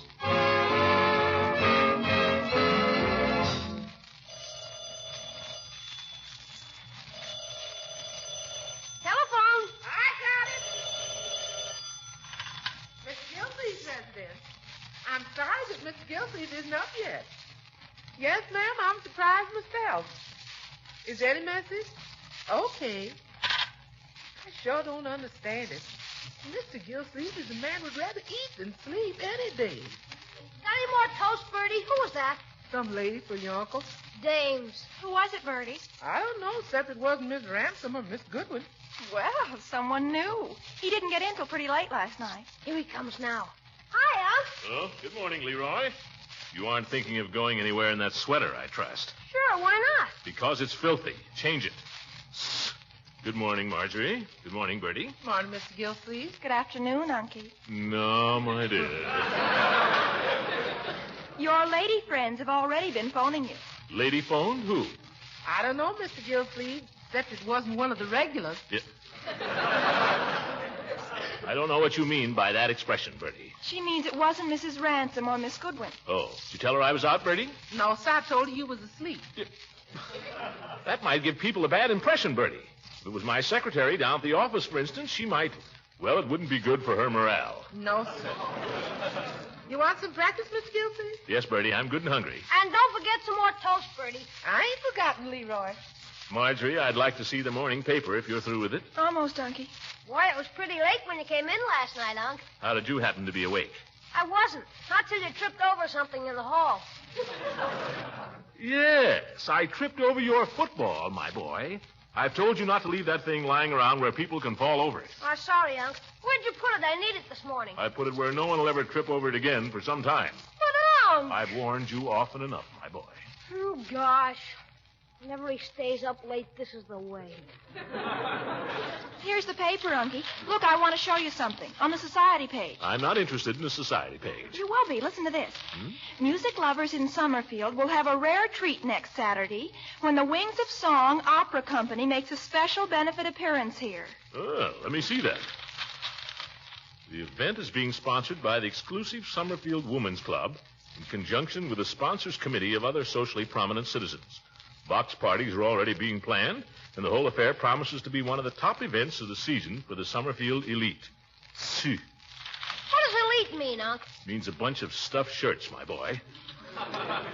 Well, they can have their opera. But, Unky, you don't want to miss this. I'm evidently not socially prominent enough to be on the committee. That's no reason you shouldn't go and enjoy the music. I wouldn't enjoy it if I went. Opera in Summerfield can't possibly be any good. I don't see why not. It's a regular opera company. There are good opera companies and bad opera companies, my dear. To distinguish between them requires rare musical judgment. Now, who has selected this opera company? Mrs. Pettibone, the president of the Women's Club. She never heard an opera in her life. Now, if they'd seen fit to consult with me. But no. Oh, no. Mr. Gildersleeve isn't quite la-di-da enough to be on any opera committee. Oh, mercy, no. Jeepers, what's he all excited about? I'm perfectly calm, my boy. I'm a little disappointed, I'll admit, that there are people in Summerfield who think more of so-called ancestry than they do of real worth, that's all. I happen to believe that opera should be enjoyed by everybody, not simply by the favored few. I still don't see why you can't just buy a ticket. Because I'm not the kind of a person who likes to horn in where he isn't wanted. You mean just because you're not on the committee, you won't go to the opera? Oh, that has nothing whatever to do with it. The opera won't be any good, I'll tell you that. Some small-time company I never heard of. Any opera company that would come to Summerfield must have something to hide. I got it, Mr. Gildersleeve. Mr. Gildersleeve, ma'am. Yes, ma'am. He's been up, about 5 or 10 minutes. Oh, Bertie. Yes, ma'am. I'll call him. Mr. Gildersleeve, I think it's the same lady. Bertie, you don't have to tell people I'm asleep, and you don't have to tell them how long I've been up. Hello. Oh, yes, Mrs. Pettibone. Yes, I read about it in this morning's paper. Me? A sponsor? I'm pretty busy, Mrs. Pettibone. But, of course, where opera is concerned, I'll be glad to help. You bet. Any time at all. Not at all, Mrs. Pettibone. Thank you. Oh, solo mio. Da-da-da-da. What a character. You children have to hurry and get out of here now. Mrs. Pettibone and Mrs. Bullard are coming over to consult me about the opera. I'll get right out, Unc. I could play outdoors if I knew where my football was. It's in the laundry hamper upstairs. Gee, thanks, Unc. I'll do the same for you sometime. Yes. Oh, solo mio, da-da-da-da.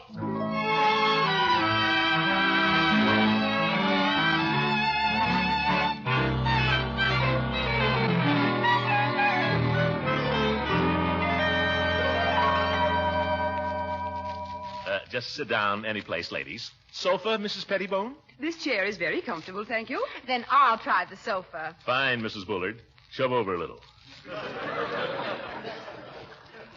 I can't tell you ladies how enthusiastic I am about this opera thing. I knew you would be. I said to Mrs. Bullard, Mr. Gildersleeve is one man I know we can count on, I said. Didn't I say that, Mrs. Bullard? She certainly did, Mr. Gildersleeve. She sang your praises.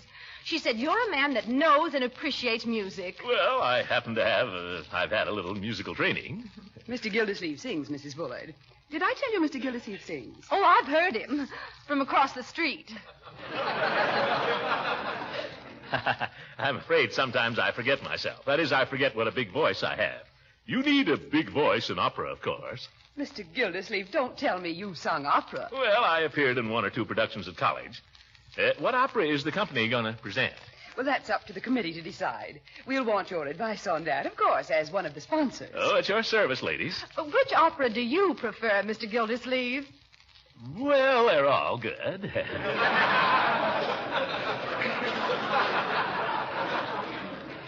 I think we can decide that later, Mrs. Bullard. There's another problem that we have to consult Mr. Gildersleeve about. Yeah? Since this is for charity, we've got to make it a success. Oh, it will be. If it is, it'll be due to the efforts of a handful of men like yourself, Mr. Gildersleeve. We're not asking many sponsors. Is that so? Oh, very few, Mr. Gildersleeve. But your name is so well known. Well, everybody sees it on their water bill once a month. Say, how would it be if I sent out a little notice about the opera along with my December statements? I don't think that would be quite appropriate. Why not? Good way to sell tickets. Oh, we won't have any trouble selling tickets. People are going to be fighting for tickets. After all, Summerfield has never had an opera. I see. How much are the tickets? $5 apiece. $5 apiece? Yes, you see our problem, Mr. Gildersleeve. The tickets are so ridiculously cheap that everybody will want to come. Isn't it silly? It certainly is. But we've thought of a way around it. All our sponsors are taking 15 tickets apiece. That's $75 worth. But I only have a niece and nephew. I doubt if my nephew cares much for opera. Oh, no. You sell the tickets to your friends, Mr. Gildersleeve. Just your best friends. You see, that way we can keep the tickets in the hands of the desirable element. Oh, well, I'll be glad to call up a few people and... Of course. But the sponsors take the tickets in advance. That'll be $75, Mr. Gildersleeve, and if you'll just write us out a check. Check, you mean now? Well, if it wouldn't be too much trouble. Oh, no trouble. Only, Yes? nothing.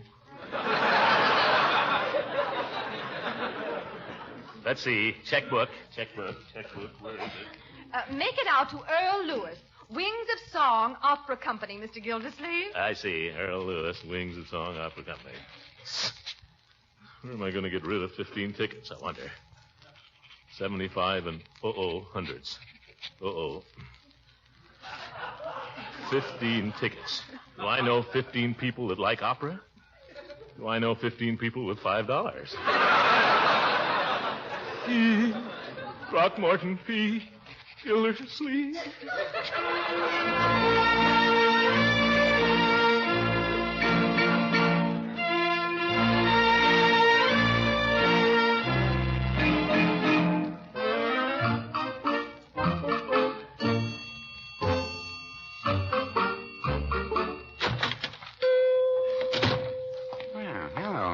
Gildersleeve? Well, howdy, Peavy. How's things down at the waterworks?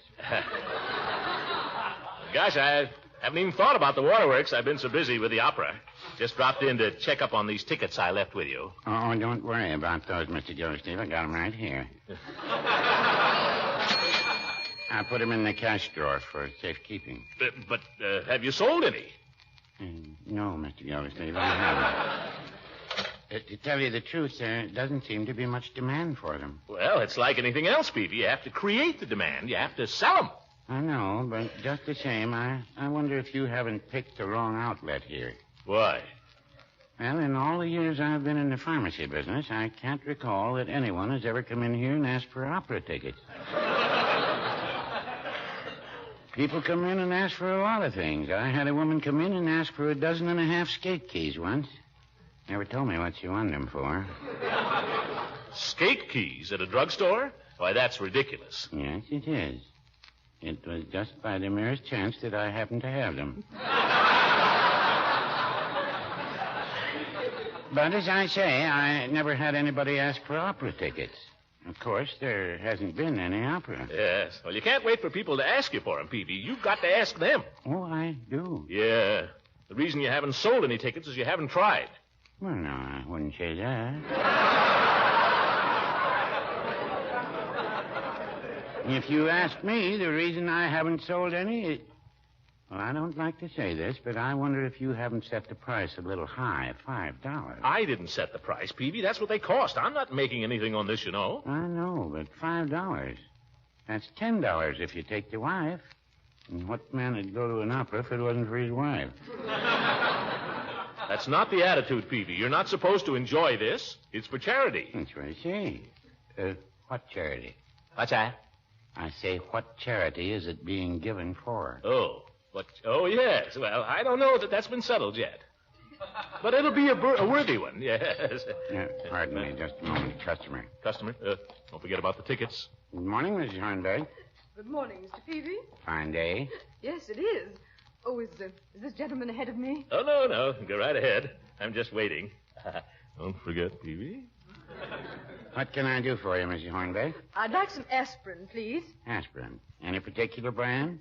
Well, which is best? Well, they're all monoacetic acid ester or salicylic acid. They're all what? They're all aspirin. Peavy, the tickets. Keep your shirt on. Yeah.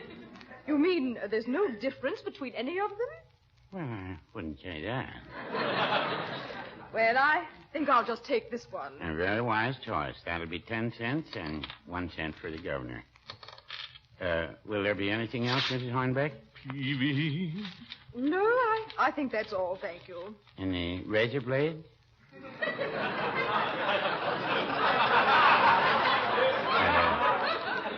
Shaving lotion? cod liver oil? No, thank you. Peavy. Vitamin tablets? We have a special on bath salts. Well, no, You wouldn't want any tickets to the opera, would you? No, I think that's... Did you say opera ticket? Just a suggestion. I didn't really think you would. Oh, my goodness. There's your package, Mrs. Hornbeck. Thank you very much, and call again.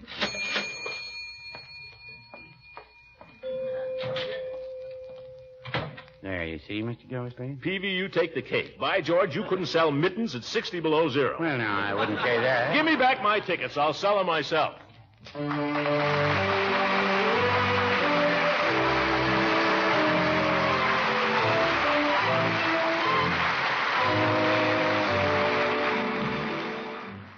And we'll find out how the great Gildersleeve sells the tickets in just a moment.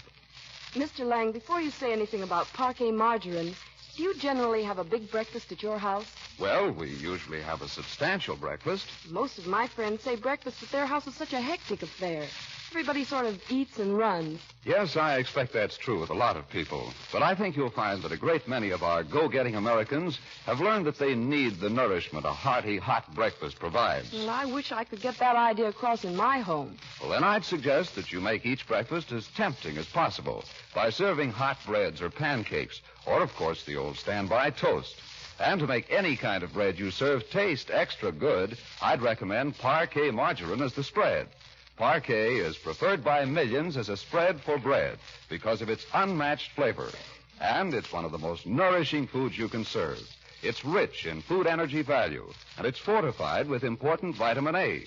So get your family off to a right start at breakfast by serving delicious, nourishing parquet. That's Parkay. Parquet margarine, made by Kraft.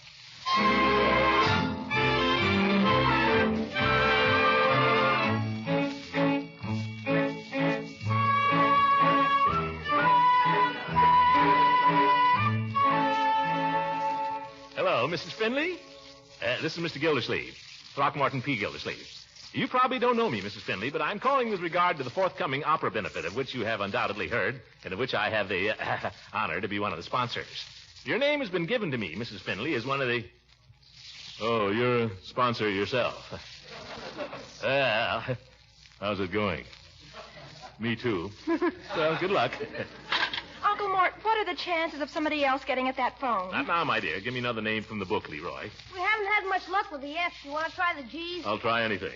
But, Uncle Mort, you've been on the phone for hours. The way it's going, I'll be on it for days. But I've got to do my homework. Well, go do it. Pick a name, Leroy. But I've got to call Francie. It's algebra. You're not going to do your algebra on my telephone. Well, how can I do it if I can't call Francie? Do it in your head. How does anybody else do it? Next name, Leroy? Flack, E.J. Summerfield 0859. Black. Summerfield 0859. Don't stand there making faces at me, Marjorie. Go do your hello. Yes. Hello, Mrs. Hold the wire a minute, please. Leroy, what was that name? Flack. Huh? I think it was Flack. Maybe it was Flake. Or Fluke. Yeah, okay. Hello, Mrs. Flack. This is Mr. Gildersleeve, Throckmorton Gildersleeve. You probably don't know me, Mrs. Flack, but I'm calling with regard to the forthcoming opera benefit, of which you've undoubtedly heard, and of which I have the honor to be one of the sponsors. Your name has been given to me. Mrs. Fluke is one... Oh, you too, huh? Sorry to bother you. How can anybody sell opera tickets if everybody's going to be a sponsor? Doorbell. It's Judge Hooker. Oh, what does he want? Just when I'm... Wait a minute. Let the dear judge in, my dear. Let him come right in. Hello, Judge. Good afternoon, Marjorie. Horace, my old friend, welcome to our humble abode. Take the judge's coat there, my dear. Horace, I'm certainly glad to see you. Well. Leroy, get out of that chair. Sit down, old fellow. Sit down. Well, if it's all the same to you, I'll stand up, Gildy. No, thank you, Marjorie. I won't take off my coat. Sit down, stand up, take off your coat, roast to death, suit yourself. This is Liberty Hall here. We want to please you. Marjorie, how long has he been like this? Since birth, I guess.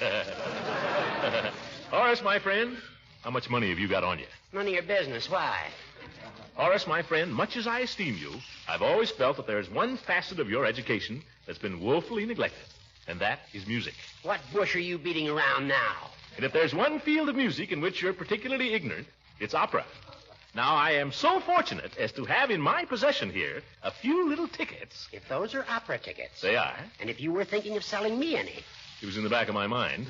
Well, I happen to be the chairman of the opera's committee on arrangements. Horace, have you sold any of those tickets they stuck you with? To tell you the truth, Gildy, I've been so busy with all the committee work I haven't even tried. But I anticipate no particular difficulty. I just dropped in to tell you that owing to the many demands upon my time, I may be a little late to the Jolly Boys meeting tonight. Oh, I'd forgotten there was one. You're going, aren't you? I don't know. Well, if you do, ask him not to hold up the proceedings for me. Oh, and since you mention it, you might just take these opera tickets of mine and pass them around down there in case any of the members are cared to purchase. You go sell them yourself, Horace. I've got my own tickets to get rid of. Huh. Well, I may see you later then, if you decide to go. Don't worry. I'll be going. You're not going to get down there ahead of me, the old goat.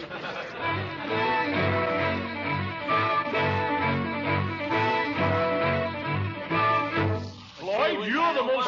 Boys. Let's be jolly boys, shall we? I'm just trying to make myself heard, that's all, Chief. Well, we heard you. I say we've got to get behind the opera, fellas. I say we should support it. Why? It's for charity, Floyd. Yeah, I know about charity. Give me another reason. Well, it's going to be an important function socially. I think if the Jolly Boys were to attend, it would give them a little class. A little class could ruin this club. He's got a point there. Yeah. Well, there's another thing, too. This isn't just a club here. In a way, we're a musical organization. No, I wouldn't say that. Well, you wouldn't, maybe. But, Floyd, you're a singer. Well, I can hold my own, I guess. You're as sound a tenor as I know. Gee, thanks, Commissioner. And the chief here. I don't know where you'd find a better bass. Thank you, Commissioner. Of course, the judge ain't here, so we don't have to lie about him. Yeah, very good, Floyd. So what I say, fellows, as music lovers and the only singing group in Summerfield that's worth a hoot, the Jolly Boys should not only go to the opera, they should attend in a body. How about it? He's got a point there. Yeah. Yeah, let's all go. That's the stuff, fellas. Now, I've been able to obtain a few choice tickets, which I happen to have here with me. Coincidence. Let's see. Each of us will want to take a wife or friend, I presume. Just a minute, Commish. How much are these tickets? How much are they? Yeah, how much? $5. $5? $5? $5 to take the wife to a lousy opera? $10, Floyd. The tickets are $5 apiece. You keep out of this, Peavy. Now, hold on. I'm for charity and all that, but fun is fun. Yeah. When I pay out $10, I like to get a little something for my money. Lousy opera. Have you ever been to the opera, Floyd? No, and it don't look like I'm going. Have you, Chief? No, I can't say that I have. Peavy?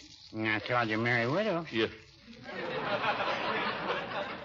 Why, gentlemen, you've missed some of the greatest entertainment in the world. That ain't what I heard. Why, it's exciting. It's spectacular. People go miles to see it. Why, in the opera Carmen alone, you know what you get? What? Bullfights, duels, parades, love scenes, beautiful senoritas. Yeah? Yeah. And through it all, gorgeous melodies.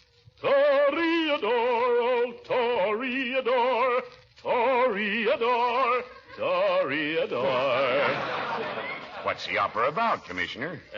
Carmen, what's it about? Yeah. Well, it's about this girl named Carmen, this beautiful senorita.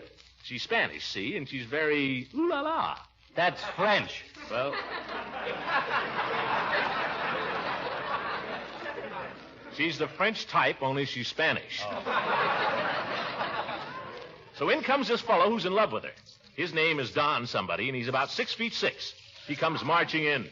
Toreador, oh, Toreador. You sang that. Yeah. Well, he no sooner arrives and start make loving. Well, who wrote this? He no sooner arrives and starts making love to Carmen, who, believe me, fellas, is a dish, really. Then in comes another fella, Don somebody else. Right away, they're jealous. And they whip out their swords and go at it hammer and tongs. Toreador, eh, Toreador. Is that the only song in the opera? Let him tell the story, Floyd. Floyd, don't betray your ignorance. Surely you've heard... Vesti la juba, yo-ho-ho, Pagliacci. Da-da-da-da. Yeah, that's it, Chief. Why, I've heard that. Sure, and then there's... Celeste Aida. Who's Aida? Friend of Carmen's. Oh. Celeste Aida. Da, Carmen. Is that opera? No kidding? Certainly. Oh, and don't forget Martha. She another friend? I guess so. Martha, Martha, I implore you, leave me not to pine and sigh. Say, Chief, you know that, don't Why, you? I've got a record of that. Great. Say, this sounds like a great show. Oh, it's even better when you see it. Bullfights, fellas, beautiful senoritas, a band of 50 pieces. Mr. Gildersleeve, are there any elephants?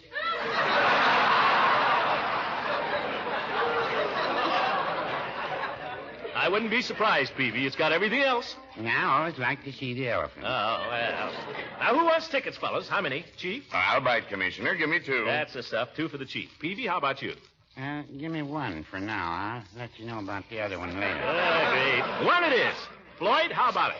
I still say $10 is too steep. Oh, come on, Floyd. Yes, Floyd. Let's all go. Well, don't urge him if you don't want to. I just hate to think about what he's missing, that's all those gorgeous melodies. Some think the world was made for fun and frolic, and so do I. And so do I. Some like to fret and be all melancholic. To pine and sigh. To pine and sigh.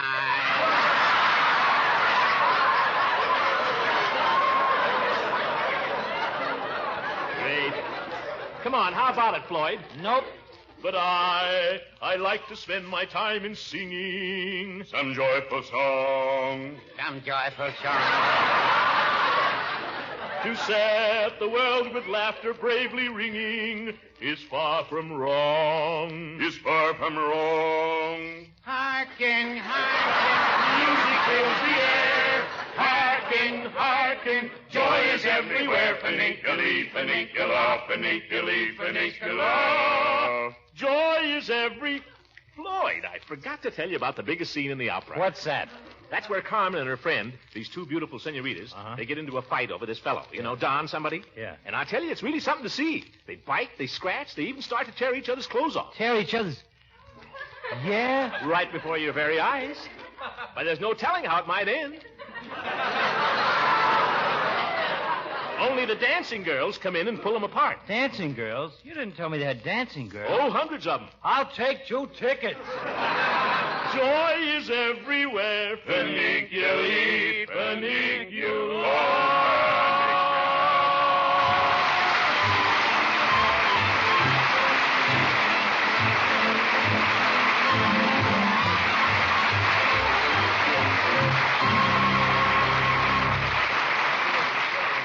The Great Gildersleeve will be back in just a few moments. A little while ago, I had a few words to say about parquet margarine's fresh, delicate flavor, how it makes all kinds of bread taste so good. And I also pointed out how parquet margarine helps provide your family with fine, wholesome nourishment because it's so rich in food energy and fortified with important vitamin A.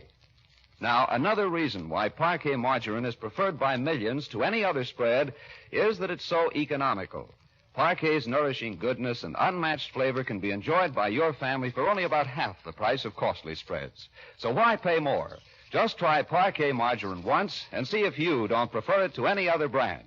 That's Parkay, Parquet margarine, made by the Kraft Foods Company.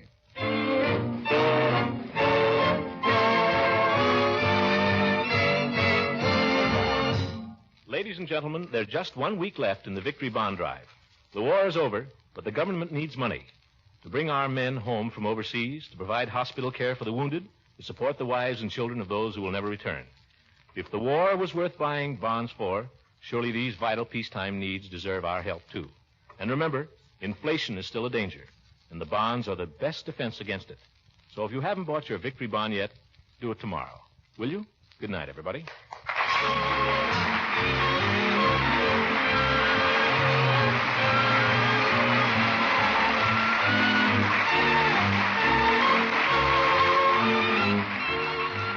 Gildersleeve is played by Harold Perry. It is written by John Whedon and Sam Moore. The music is by Jack Meakin. This is John Lang speaking for the Kraft Foods Company and inviting you to listen in again next week for the further adventures of the Great Gildersleeve.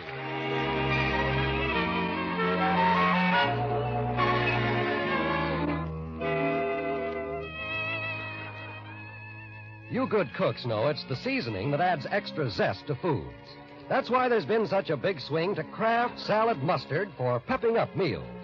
You'll be delighted with the extra flavor tang Kraft Salad Mustard adds to meat, hot vegetable, and cheese dishes, and to gravies, pickle relishes, and barbecue sauce. There's another variety, too, just a bit sharper, and oh so tasty on frankfurters and in sauce for fish. It's the Kraft Mustard with nippy horseradish added. Buy both delicious Kraft prepared mustards when you shop tomorrow.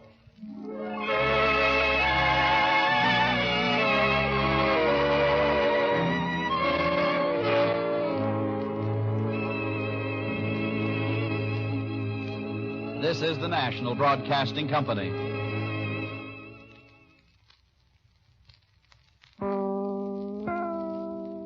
The Kraft Foods Company presents The Great Gildersleeve.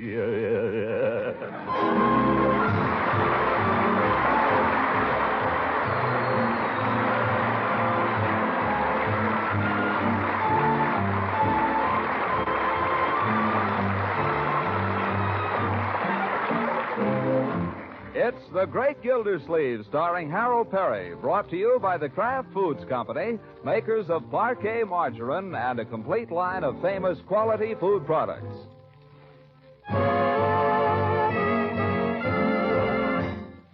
Now let's see what goes on in Summerfield.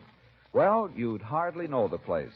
Summerfield, which usually can boast no more than a second-run movie, is suddenly all aflutter over the prospect of an evening of grand opera. And how did this come to be? Well, it seems that Mrs. Rumson Bullard, while on a recent trip to New York, bought herself a very expensive evening gown. Do you like it, Rumson? Yes, it's very becoming. But where on earth are you going to wear it in this town? I know. That's the only thing. Never fear. Where such things are at stake, woman will find a way. And so it is that a touring opera company is scheduled for a single performance at the dusty old Summerfield Opera House, underwritten by such prominent citizens as Throckmorton P. Gildersleeve and Judge Horace Hooker. In fact, the two of them are up early and in Mr. Gildersleeve's study right now discussing the matter. What seems to be your problem, Judge? Women. Yeah. How'd you come to get mixed up with women at your age? It's this darned opera. They made me chairman of the committee on arrangements. I don't know why I ever said I'd do it. Nothing but a lot of jealous women in my hair all day long. You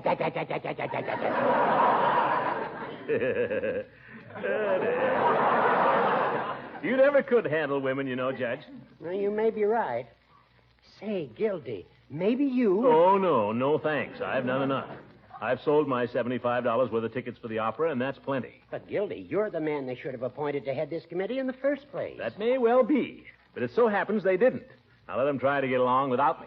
Gildy, that's not the spirit. If they want to appoint some tactless old goat who doesn't know the first thing about handling women, who puts his foot in his big mouth every time he opens it, and probably insults him when he thinks he's paying him a compliment. You're right, Gildy. I am tactless. I realize that. Handling women is an art, Horace. It's an instinct. You're either born with it or you aren't. That's so true. And you do it so well. I envy you, Gildy. I truly do. Well, I could probably give you a few tips, but why should I? Why should you get the credit while I... Exactly. Huh? Now, why don't we fool them, Gildy? Why don't we just take matters into our own hands and handle it the way it should have been handled in the first place? Oh, how's that? Well, we won't consult anybody about it. I'll just resign in your favor. Oh, now, wait a minute. Well, you said yourself you're the obvious man for the job. Well, I don't know that I said it. Well, there's hardly any work involved, Gildy. It's all done, practically. All it calls for now is someone to act as referee, as it were, between the various women. Someone with your deft touch, Gildy. Uh-huh. Someone who has a way with the ladies. You devil, you. Then you'll do it, huh? Now, well, wait a minute. Doorbell! I'll get it, Bertie. Now what? I got to be getting down to the office. Well, I'll drive you down, Gildy. Oh, Leela, hello. Get your hat and coat, Throckmorton. You're coming with me. Coming where? To the dressmaker's. What? I'm having a new gown made for the opera, and I'm having a fitting at 9:30. I want you to come and see it. Oh, but I can't. But I want you to pass on it, Throckmorton. I want to know if you approve. Some people might think it was a little extreme.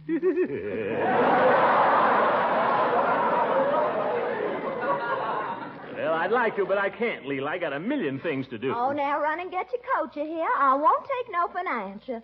Besides, how am I going to get there if you don't drive me? Well, gosh, all right, wait there. I'll go get the car out.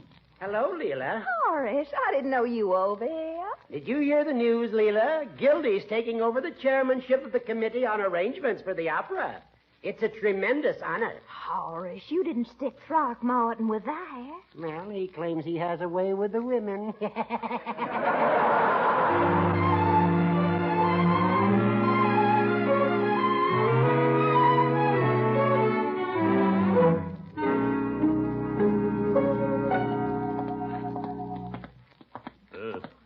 Is this the place, Leela? Wonder she wouldn't fix her gate. You wouldn't say that if you knew her. Why? Poor Miss Tate. She's as poor as a church mouse. But she's a wonderful dressmaker. Everyone in town goes to her. If everyone goes to her, why is she so poor? Well, I guess she's just been too busy ever to stop and figure that out. Yeah. Where's the bell? Oh. Gosh, I haven't seen one of these since I called on the Peavies. Oh, come in, Mrs. Ransom. Oh, thank you, Miss Tate. This is Mr. Gildersleeve. How do you do? Aren't you afraid you'll swallow those pins? Oh, I'm so used to keeping pins in my mouth, I often forget they're there. Looks dangerous. I know you hate me for being late, Miss Tate, but I had to wait for Mr. Gildersleeve. Yeah. Huh? He just insisted on coming along to see my new gown. Yes. Oh, it doesn't matter.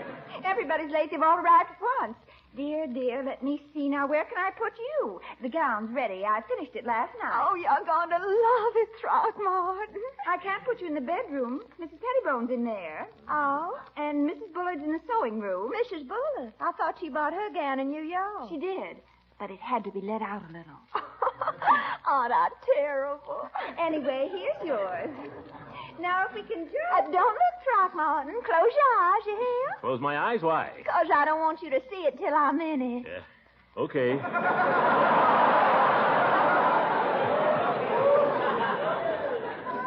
Okay, Leela, they're closed. Oh, dear, if everybody didn't arrive just at the same time. Oh, I know. I'll change in the bathroom. Oh, would you mind? Oh, thank you. I won't be but a minute, Throckmorton. Well, I won't hold my breath. Things are so upset here, I feel I should apologize. It's just been, well, it's more than I can handle, I'm afraid. You seem pretty busy, all right. Busy? Well, I've never seen anything like it. It's all right if you open your eyes now, Mr. Gildersleeve. Oh, thanks. Miss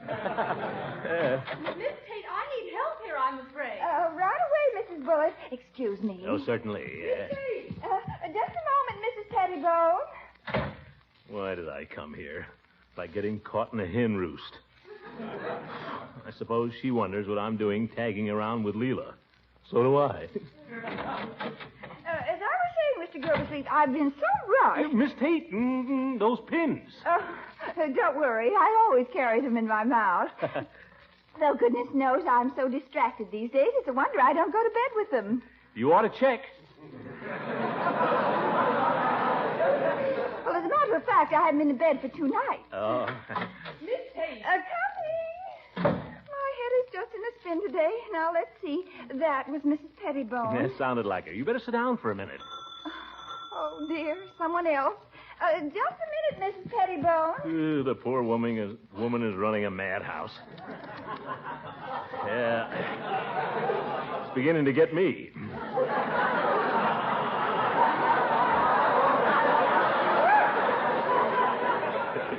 Yeah, I'd sure like to get out of here. Oh, come in, Miss Goodwin. Miss Goodwin. I hope I haven't come at a bad time, but I have an appointment in half an hour with... Throckmorton. Hello, Eve. Well, what in the world are you doing here? Me? Well, I just happened to, I didn't know you were interested in dressmaking. Oh, I'm not. Well, I don't understand. Well, You're- here I am, Throckmorton. Oh, I see. Yes. Eve, you know Leela. Leela, you know Eve. Yes, indeed. How are you, Mrs. Ransom? Yes, I guess everybody knows everybody. Oh, Miss Tate. Oh, of course. Sure, you know them. Sure. Well, aren't you going to say anything about the gowns, Throckmorton? Yes, very nice, Leela. Say. It's a lovely gown, Mrs. Ransom. It won't fall off, will it? Oh, don't you worry about that. But I see one thing wrong with it. I'll just put a pin in here, so. I declare, I just don't know how the opera would ever get on without Miss Tate. Do you, Miss Goodwin? That's quite true. Miss Tate is really the keystone. And another pin in here, just... Ouch! Oh, I stuck you. Oh, do forgive me. I'm so terribly sorry, Mrs. Ransom. Well, watch it. I don't know how it happened. My hand shook, I guess. I'm so nervous today anyway. Now, let me try once more. I'll be very careful. Oh, dear. Where did I put those pins? Pins? Oh, in your mouth. Yeah. Oh, thank you. Now, one more. Miss Tate, how long do I have to wait? I've been here half an hour. Oh, dear. I might remind you, Mrs. Pettibone, that I arrived here before you did. My appointment was for 9:30, and that's when I got here. Oh, dear. Well, I don't want to step out of turn, Miss Tate, but unless I can have my fitting within the next 15 minutes... Just a minute, everybody. I might remind you that I'm having my fitting now. Continue, Miss Tate. Well, I like that. Comes in here after everybody I else. was the and first expects- one here. Well, I told Miss Tate when I arrived I have an appointment. I'm and getting if I the can't get my fitting.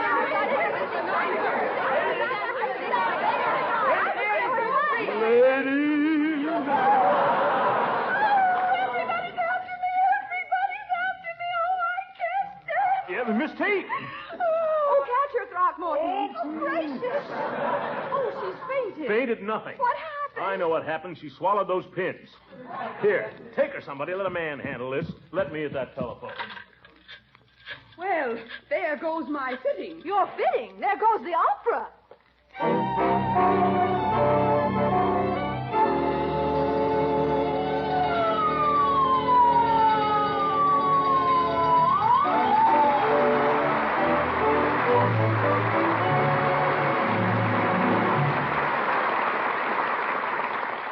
The Great Gildersleeve will be back in just a minute. Mr. Lang, I'm very grateful to you. Well, that's nice to hear. What have I done? It was you who put me wise to parquet margarine. You see, I fix 3 lunch boxes every day, and it takes a lot of spread for the sandwiches. And you find that parquet margarine spreads quickly and easily, don't you? Even when you first take it out of the refrigerator. Yes, that's one reason I like to use it. Because I have to work fast, preparing 6 to 8 sandwiches while my children and husband are having breakfast. 6 to 8 sandwiches do take a lot of spread, don't they? And that's another reason I'm glad you told me about parquet margarine. It's so economical. Well, that's what a lot of women are finding out. Parquet is only about half the price of costly spreads. And the important thing to remember is that it's one of the best energy foods you can buy. Rich in nourishment and fortified with important vitamin A. I want to say, too, that my family likes parquet's fresh, sweet flavor. Well, now you've made me grateful to you. Because I think you've convinced a lot of other people that they ought to try Parquet. That's Parkay. Parquet margarine. Made by Kraft.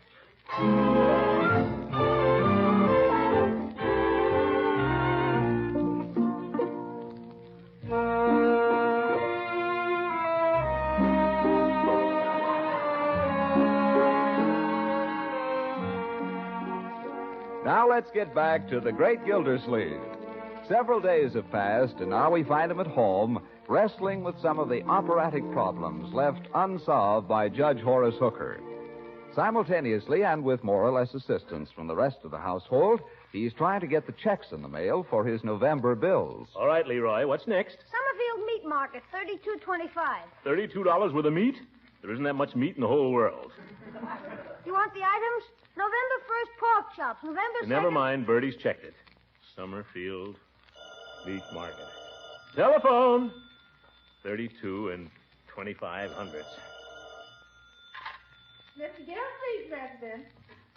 Oh, yes, Miss Bullard. He's right here. Miss Bullard across the street, Miss Gilsey. Oh, thanks. Wonder what she wants.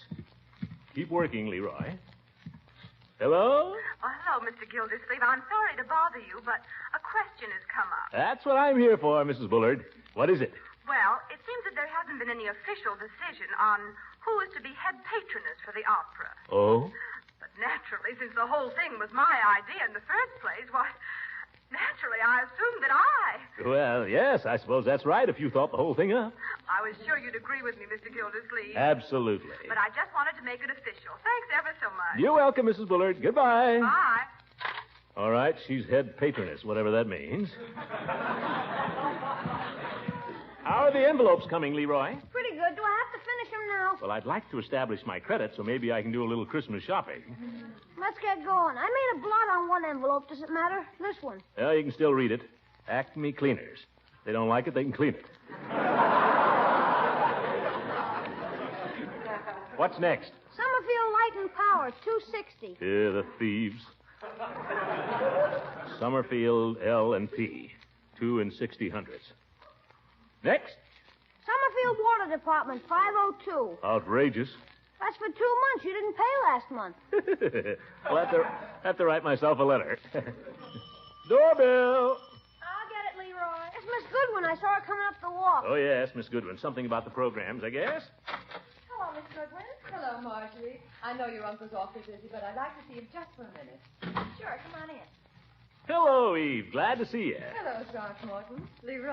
Hi, Miss Goodwin. How's the opera coming along? Oh, I think we'll get it on all right. Throckmorton, if you've got a minute. Sure, Eve. Sit down. Take off your coat. Take Miss Goodwin's coat, Leroy. Go out and play. But the bills. Go out and play. Marjorie, you too. Go out and play? I'm not a child, Uncle Mort. If you want me to leave the room, say so.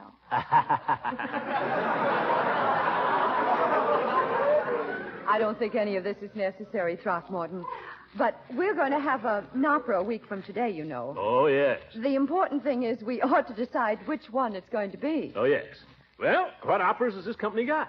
Well, they offer a choice of 3 for this kind of engagement. Carmen, Rigoletto, or Tannhauser. Let's make it Tannhauser. Tannhauser. All right, but why? Never mind why. You asked me which opera, and I told you. Bing, bing, that's me.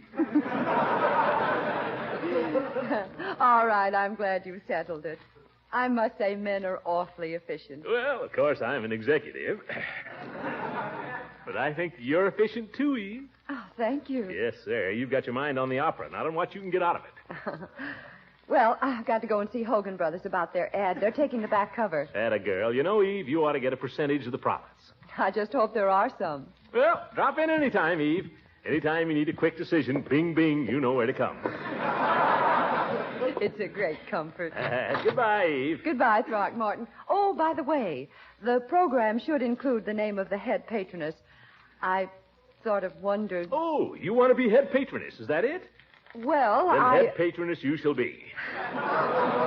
Yes, sir, let's not beat around the bush. Well, do you really think I deserve it? I don't know who deserves it more. Consider it settled. Bing, bing. Oh, thank you. Goodbye, Throckmorton. Ta-ta, Eve. Come around next week. I'll have mistletoe. Uncle Mort, I heard you tell Mrs. Bullard she could be head patroness. What's the difference? Tell one, tell all. An executive can't bother with details, my dear. Oh, so that's it. Mr. Gilsleeve, you going downtown today? You're going to be here for lunch. I'll be here, Bertie, working. But I don't want anything elaborate, just a tray at my desk. Yes, sir. About a 3-course tray? Fine, Bertie. Okay, I'll get working on it. Now what? Hello? Hello, Mr. Gildersleeve. This is Mrs. Pettibone. Oh, yes, Mrs. Pettibone. How's everything going? Just splendidly. The Women's Club has sold every single one of its tickets. We're over the top. Great work, Mrs. Pettibone, great work. Well, I guess you can relax a little now. I think I should. But there's something I want to ask you. Since the Women's Club is sponsoring the opera, and since I'm the president of the club, I suppose I am to be the head patroness, am I not? I didn't catch that, Mr. Gildersleeve. Oh, yes. You say you want to be head patroness, Mrs. Pettibone? I say I should be. Well, all right. After all, it's only... It's only fair. Thank you, Mr. Gildersleeve. Oh, not at all, Mrs. Pettibone. In fact, don't mention it. Goodbye. Goodbye. Just a title. What difference does it make? But these women... Come in. Yoo-hoo, Throckmorton. All right, you can be head patroness of the opera. Why, Throckmorton, you darling. Well, that was what you wanted, wasn't it? No, but I think it's just lovely. All right, now let me get back to work or there won't be any opera. Scat.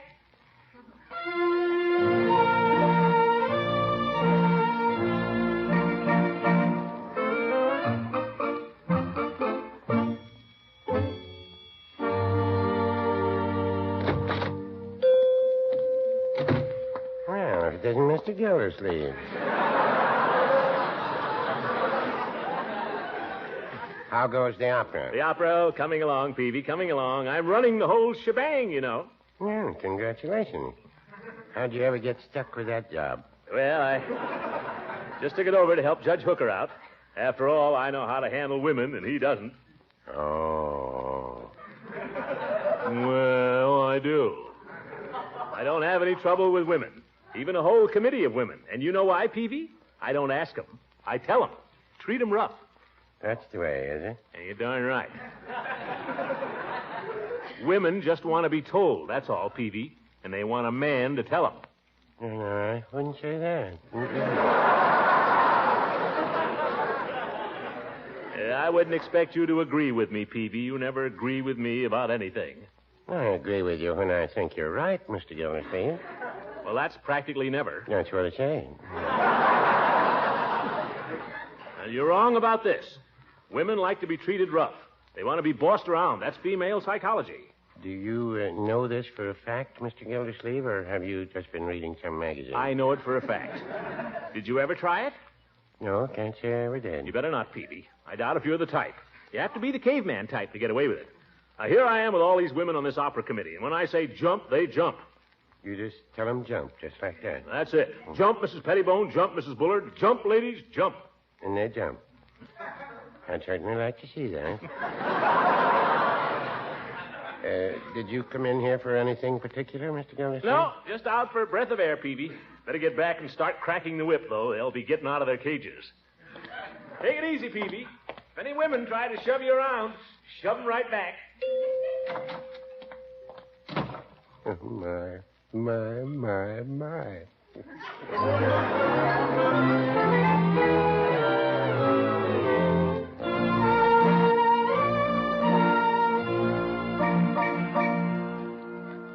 right, now, Leroy, we'll check the list of box holders. Gosh, Unc, I'm tired of checking stuff. Why can't Marge check anything? Your sister's going to see about her costume. Costume? Is she going to be in the opera? No, she's going to sell programs. Now, box A downstairs. Does that mean she gets to see the show? I suppose so. Jeepers, what about me? I didn't think you'd enjoy it, my boy. I enjoy anything at night. Well, we'll see. Now, box A. Doorbell, I'll get it. Oh, nuts. Whoever it is, tell him I'm not at home. Okay. Oh, hi, Miss Goodwin. Hi, Mrs. Ransom. Hello, Leroy. Is your uncle home? Of course he is. We saw him through the window. Well, that takes care of that. Come on in. Oh, my goodness. Well, Leela and Eve. Come on in. Leroy, you go in the study and check this list, will you, my boy? But, Unc. Christmas is coming, Leroy. Okay. Boy, it better be good. Now, sit down, ladies. Make yourself comfy. How's everything going? Everything's going all right, Throckmorton, only there's something you'll have to straighten out. Well, you know me. Bing, bing, I give my decision. Throckmorton, you told me this morning I was to be head patroness, and now I find Miss Goodwin somehow has the impression she was to be. Oh, that. Do you remember how I got the impression I was to be head patroness, Throckmorton? Well, now, let's see. Been so busy, so many details to be taken care of. You told me, that's how. I did? You couldn't have, Throckmorton, because you distinctly told me I could have it. I didn't even ask, remember? Well, I remember something about it. Do you remember your conversation with me? I guess so, only... Only what? Oh, I don't know. Is it possible, Throckmorton, that you've promised both of us we can be head patroness? Yes, it's possible. Ye gods, what difference does it make? It's just a title. Who cares who's head patroness anyway? Well, I certainly can. It's very important, Throckmorton. I don't see why. Well, the head patroness appears on the stage between the acts in a spotlight, and the star of the opera kisses her hand. Well, even so. You saw my dress, Throckmorton, and if anyone in town has a more impressive one... I don't consider it important. But it just so happens that I have the same dressmaker. Well... I didn't think you'd care about a thing like this. Well, I do. But perhaps not for the same reasons as Mrs. Ransom. She seems to have forgotten that the head patroness has to make a speech. I hope you'll want the committee effectively represented. Oh, yes, that's very important. Well, I hope you don't think I'm tongue-tied, Throckmorton. Oh, no. I once gave a talk before 1,000 people down home. The time the Sunday school burned down and they raffled off a Buick to buy a new one. You made a speech? I certainly did. Yes. The lucky ticket is number 93. Heave Goodwin, I made a regular speech. I may not be a school teacher, but I'm just as... Now, Leela... Well, I won't stand here and be insulted. And if you cared all about the appearance of the head patroness, you'll choose me. Not necessarily. Of course, if he wants a matronly type. Matronly? I'm not considered matronly. But even if I was, I'd rather be matronly than scrawny. Mrs. Ransom, you be careful. I won't. Throckmorton, make up your mind. Is it me or her? Yes, Throckmorton. Is it she or I? School teacher? Widow? Oh, ladies. For heaven's sake, let's be reasonable. All right. Give us a decision. You're the chairman. Well, now, let's see. By the way, whatever happened to Miss Tate? Don't try to change the subject. Oh, but I'm terribly concerned about her, Leela. After all, swallowing a pin. She coughed it up. She's perfectly all right. Now, who's going to be head patroness? Poor Miss Tate. Must have been very painful. Never hurt her at all. Now, stop shilly-shallying, Throckmorton. Well, now, ladies, I have to think. Oh, doorbell. Excuse me, ladies. Well, Mr. Gildersleeve. Well, hello, Mrs. Pettibone and Mrs. Bullard. Excuse me, I think I heard the telephone. I didn't hear anything. They're after me, Leroy. They're after me. Oh. Women, trapped in a hen roost. Now I know how that poor dressmaker felt. Leroy, quick! Get me a pin and a glass of water.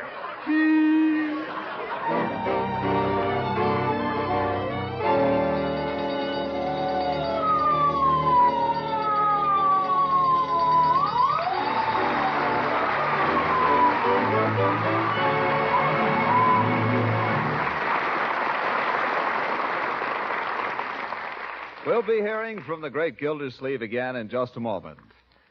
You'll remember a few minutes ago, I had a conversation with a lady about what a swell spread parquet margarine is for lunchbox sandwiches, because you can spread it so easily and quickly, and that you can't beat parquet for economy, because it's only about half the price of costly spreads.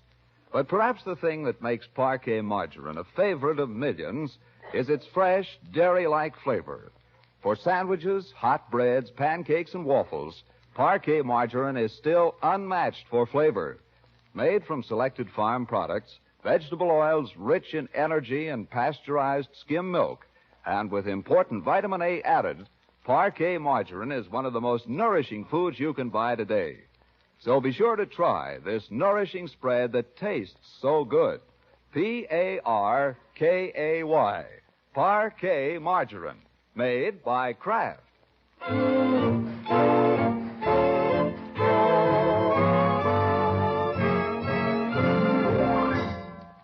Folks, you know how kids are, always pestering you to tell them a story over and over? Well, I thought, why not just have a phonograph record you could play, make the kids happy, and save yourself the trouble? And that's just what I did. I made 3 records. Puss in Boots, Jack and the Beanstalk, and Rumpelstiltskin. All good stories with pretty music, too. You can get the album at any music store right now. Make a mighty nice Christmas present. Just thought I'd mention it. Good night. The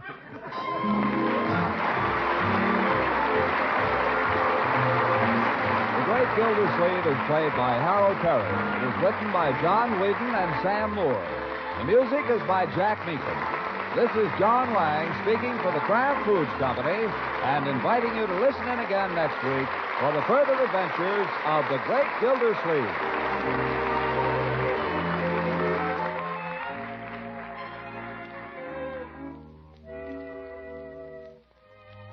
For tempting variety at mealtime, treat your family to food zestfully flavored with Kraft prepared mustards.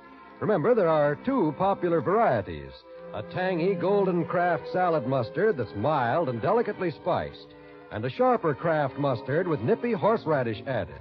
They're both grand flavor treats in sandwiches and on frankfurters and cold cuts, and mighty appetizing blended into cooked foods, too. Buy both kinds. Ask for Kraft salad mustard and Kraft horseradish mustard when you shop tomorrow.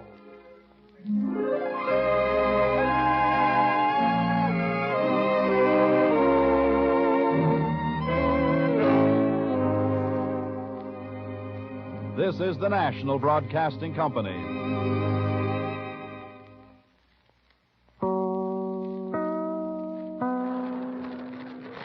The Kraft Foods Company presents The Great Gildersleeve.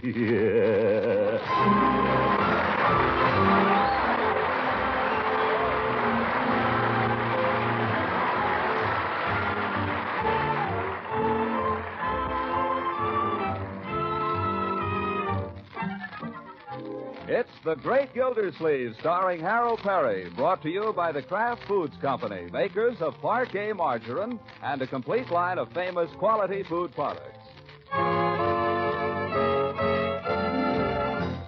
Now let's join The Great Gildersleeve. There seems to be a good deal of activity going on in his house. Leroy, ask Bertie if she's finished ironing my shirt. Okay. Marjorie, what'd you do with my tuxedo? Your tuxedo? I haven't been wearing it. It came back from the cleaners this morning. Someone must have put it someplace. Leroy, you going to ask Bertie about my shirt, or aren't you? Sure. Gosh, what's the hurry? There's an opera on, young man. I'll get moving. Ask her about my tuxedo at the same time. And answer the phone. I'll answer the phone. It's probably for me. Will somebody answer it? Mr. Gildersleeve, President. Oh, yes, Miss Goodwin, he's sitting right here. No, he ain't particularly busy. I'll call him. Mr. Gildersleeve, Miss Goodwin on the phone. Yeah, all right, Bertie, thank you. But I am busy. Do you know what happened to my tuxedo? It's hanging in your closet, Mr. Gildersleeve. Oh, well, what about my shirt? It's in your dresser drawer. Already? Wonderful.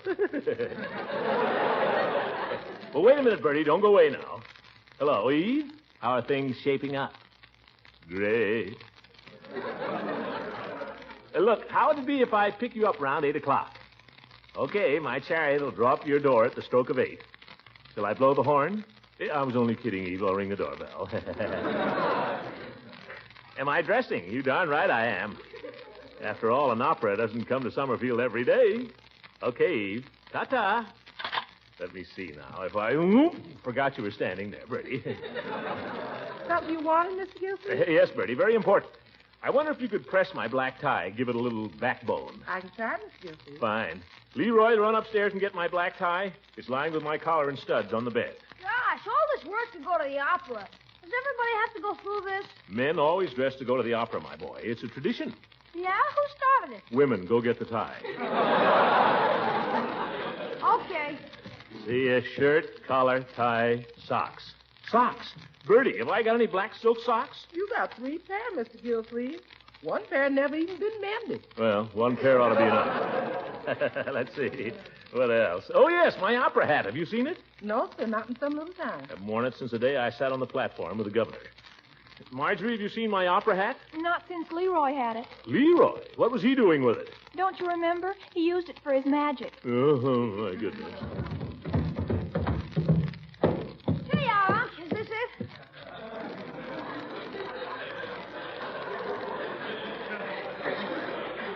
Where is my opera hat, Leroy? I thought you wanted the tie. Never mind the tie. Where is my opera hat?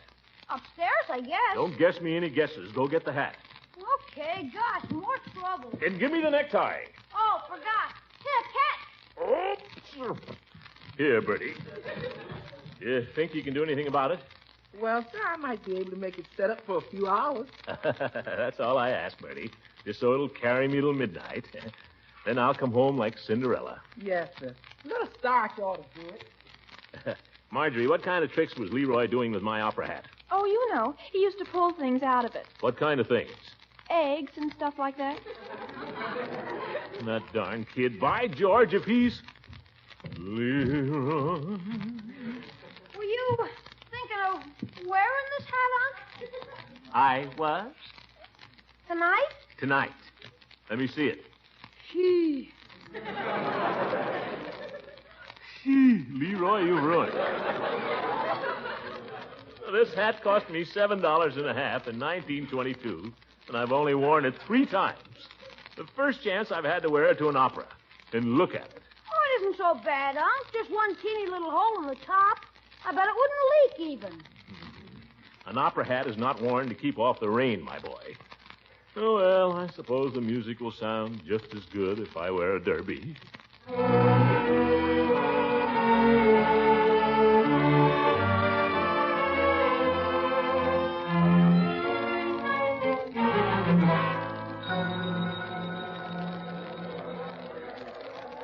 Well, here we are, folks, in the lobby of the Summerfield Opera House, where tonight Summerfield is to have its first opera since the year 1922. Now, I'm going to try to bring to our microphone a few of the leading citizens as they arrive to take their seats.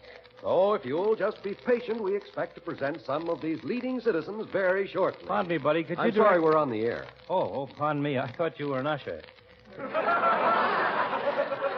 Look, Lovey, this guy's broadcasting the opera. You see the microphone? Yeah, I've seen lots of them in pictures. While we're waiting, folks, I might give you a little background information on tonight's opera entitled Tannhauser. It was written by Richard Wagner, a German, and was first presented in the year 1845 in the city of Dresden, He's Germany. reading all that off the paper. Yeah, I saw him. Oh, I think I see a gentleman coming now I'd like to present to you over our microphone. Oh, Mr. Gildersleeve. This gentleman is the chairman of the Committee on Arrangements for tonight's opera. Did you hear that, honey? Mr. Gildersleeve's going to speak over the air. Why? Mr. Gildersleeve, will you step over? Yes, pardon me, madam. And here is our first celebrity, ladies and gentlemen, just as we promised, Mr. Throckmorton P. Gildersleeve, our popular water commissioner. Oh, thank you. Should I talk or sing? Just talk. Oh, yes. Ladies and gentlemen, it's a great pleasure to be here this evening. And as chairman of the Committee on Arrangements, I want to say it's been quite a job getting this opera on. What I mean, ladies and gentlemen, is that I personally have sacrificed my personal time and energy. So I want... Thank you, Throckmorton P. Gildersleeve. Now, folks... Just a minute. I haven't finished. I didn't say anything about how good the opera is. Well, I'm sorry, Mr. Gildersleeve. Everything is timed to a split second. Oh. Now, I'll move our portable microphone around a little, friends, and bring you some of the other celebrities. At the time Tannhauser was... Hiya, Commissioner. Nice little speech you give there. Thanks, Floyd. Had some more I wanted to say if you hadn't been in such a hurry. Oh, well. Hi, Commissioner. What's the matter? You can't say hello now that you're a big radio star? Oh, Mrs. Munson, hello.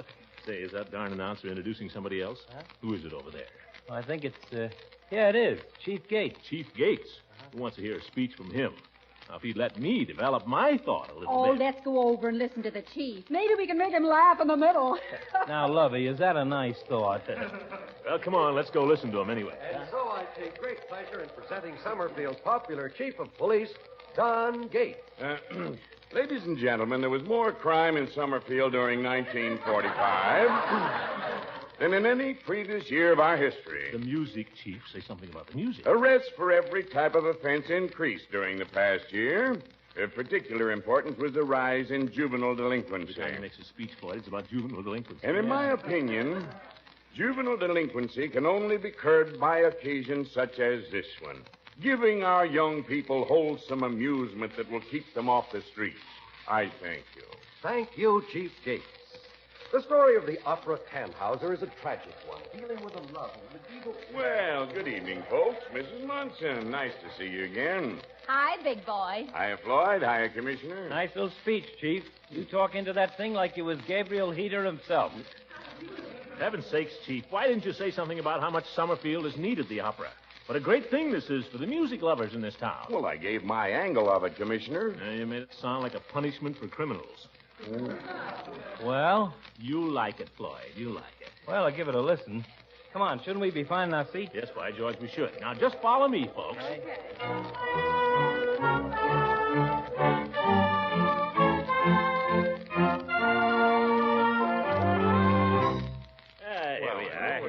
Follow me, folks.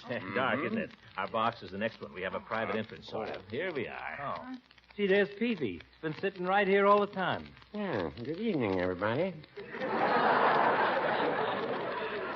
Hello, Mr. Peavy. Hiya, Peavy, old boy. Don't get up, Peavy. Now, I think if Mrs. Munson and Floyd will sit here and Peavy over there. Mr. Gildersleeve, I'd rather not sit so close to the edge, if you don't mind. Oh, Peave, nobody ever fell out of a box. Well, maybe not, but I've always had a nervous feeling about high places. Yes. Oh, look at all the people way down there. Catch me, Lovey. I think I'm going to jump. Oh, Floyd's a clown, isn't he? Yeah, very funny. For heaven's sake, Floyd, people are staring at us. Let 'em. I bought my ticket. Yeah. It's a funny thing being nervous about high places. Psychology, I suppose. Yes. Hey, look. I could drop my program and bean the president of Hogan Brothers. Little psychological quirks. For example, I never can eat eggplant after tomato soup. Yes. Where the dickens is Judge Hooker? The show ought to be starting any minute. Some people don't like to be locked up in a small room, I understand. I tried it once and I enjoyed it. I guess it takes all kinds. Yes. Quiet, everybody. Now, here comes the orchestra. 20 pieces. I tell you, this is going to be a real show. Hey, wait a minute. That little guy with the piccolo. Don't he hustle baggage down at the depot? Jimmy Pittenger. Sure, that's him. Hey, what kind of orchestra you palming off on us here, Mr. Gildersleeve? For $5 a throw, I don't want to hear no freight handler. Well, Floyd, let's give him a chance. Okay. If he's good, okay. If he's lousy, I hope he drops a trunk on his toe tomorrow. Hey, who's the guy just came in down there with the bald head? Yeah, that's the conductor. Now they'll start. Yeah, he's tapping. See? Shh.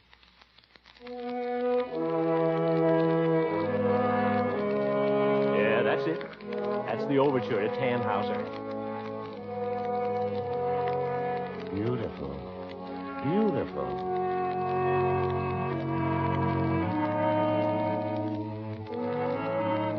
Pardon me, folks. Is this box 7? Oh, for heaven's sake. This is it, Judge. Come on in. Oh, that's you, Floyd? Yep, that's me. Well, where shall I... Quiet, you. Sit down before I choke you. All right.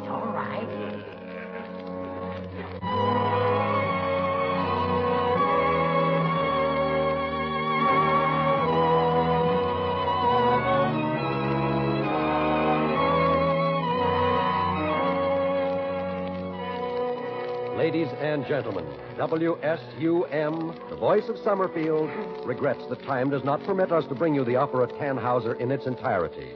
We urge you, however, to stay tuned to this station. My, it certainly feels good to sit down and relax for a while. Don't tell me Christmas shopping has got you down. Yes, it has. I've never seen such crowds in the stores, Mr. Lang. I'm glad my shopping's just about done. All I have to do now is pick up a few things on my holiday food list. Well, don't forget your grocer also is a very busy man these days. And with quality foods in such big demand for special occasions, I think it might be wise to get in a reminder right now about homemakers shopping early for Parquet margarine. There's always a big demand, you know, for this popular spread made by the Kraft Foods Company. It's a favorite of millions. I'm glad you reminded me of that, Mr. Lang. We're going to be serving all kinds of hot breads over the holidays. And I know I can always count on Parquet margarine to make them taste extra good. You certainly can. Parquet margarine makes all kinds of bread taste extra good because it's still unmatched for flavor. That's why millions of American families prefer this delicious, economical spread to any other brand. So be sure to get Parquet from your food dealer tomorrow. That's Parkay. Parquet margarine, one of the quality foods made by the Kraft Foods Company.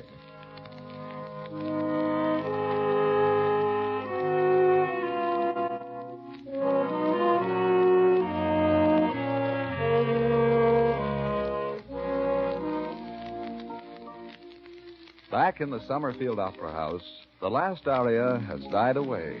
The last tribute has been delivered. The last vows have been taken. The asbestos curtain has fallen, and the musicians have scrambled out of the pit. Ushers prowl now through the rows of empty seats, picking up lost gloves, discarded programs, and gum wrappers. On the sidewalk out in front, Summerfield's opera lovers are still milling about in their post-war finery, looking for their cars. Chief, how did you like the opera? How'd you like it, Peavy? Yeah, I asked you first. I get you, me too. Goodness, Throckmorton. I hope not everyone felt that way about it. Don't worry, Eve. Stick close to me now. Taxi! Hey, taxi! Got away. I'll shut off his water. Wish I'd brought my own car. That parking would be so bad. Hey, Commissioner! Oh, there's that Mr. What's-his-name. He's calling you. Where? Sounded like Floyd Munson. In that car that just pulled up. Hey, come in. Oh, yeah, Floyd. Hello. Hey, nudge the ball and chain there, will you? If you don't see me. Where? Standing right behind you there, with a mouth open. Hey, Dreamy. Oh, yeah. Hey!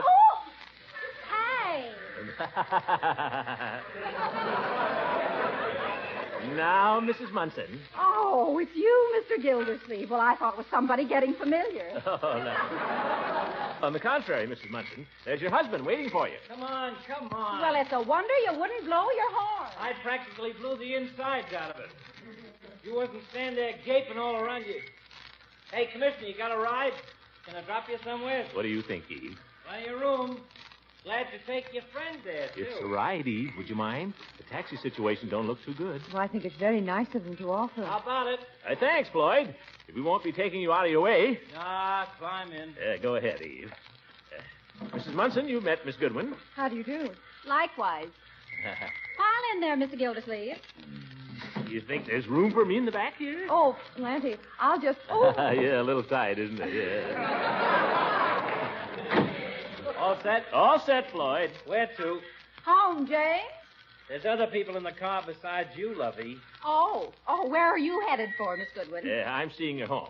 She lives over on Laurel Avenue, Floyd. Yeah, I know the place. We drove by there one time. Ah, keep your shirt on. You think you're on the street?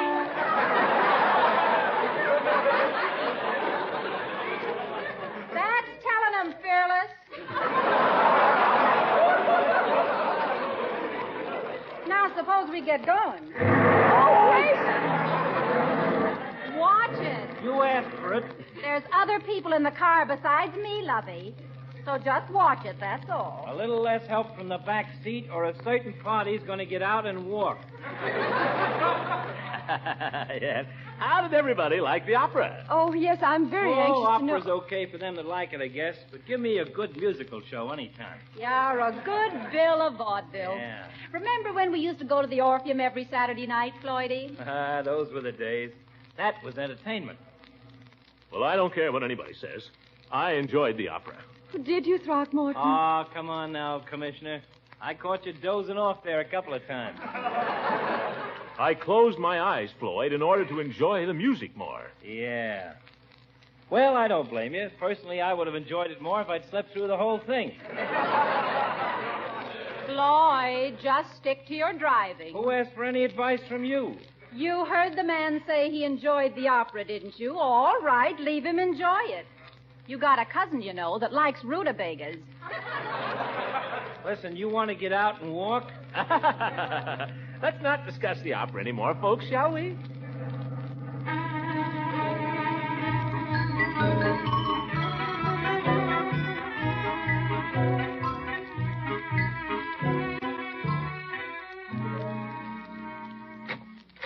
Do come inside for a minute, Throckmorton. Well, just to say goodnight. At least it's warm in here. Feels good. Whew. Let's sit down. Tired? A little. Aren't you going to take off your coat?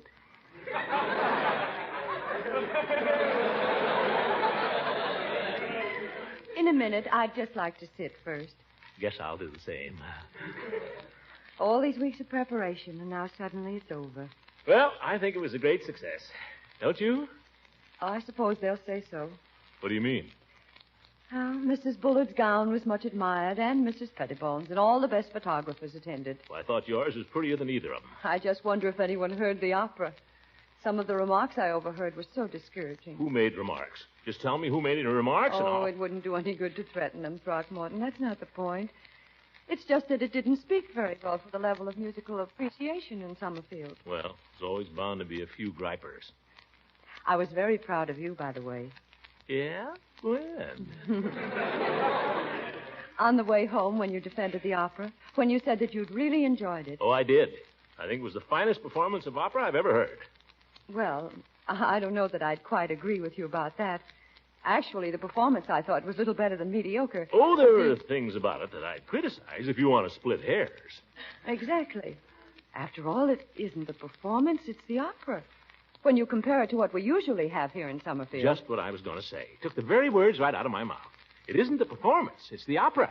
By George, that's so true.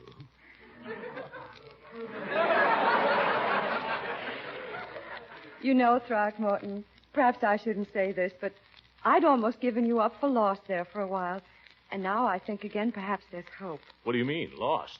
Well, I had a feeling that you were simply running with the crowd, that you cared more for the plaudits of the multitude than you did... Eve, my whole life has been an attempt to get away from that. You know, you're very puzzling at times, Throckmorton. You're really quite an enigma. Oh, you think so? I mean, sometimes I think I see a spark in you. And then for long periods it disappears. I just get too busy. And then suddenly the spark is there again. I can see it. And I have the feeling that if it were just fanned a little... Fan it, Eve.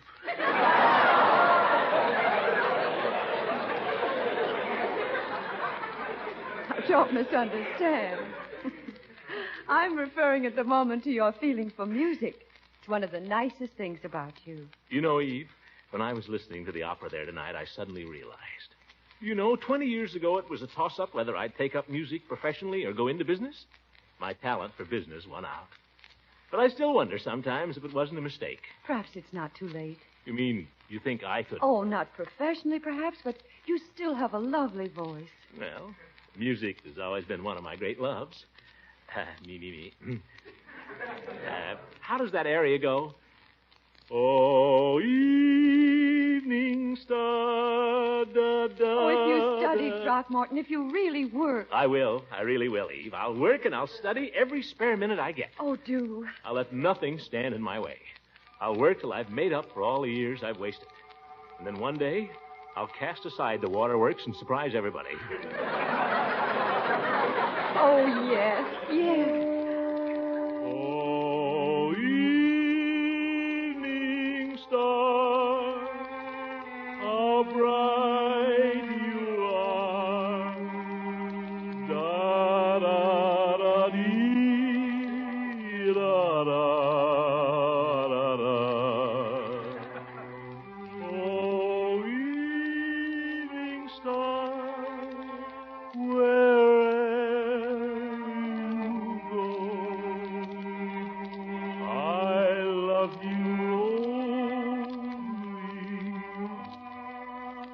oh, Eve, if I'd only met you 20 years ago.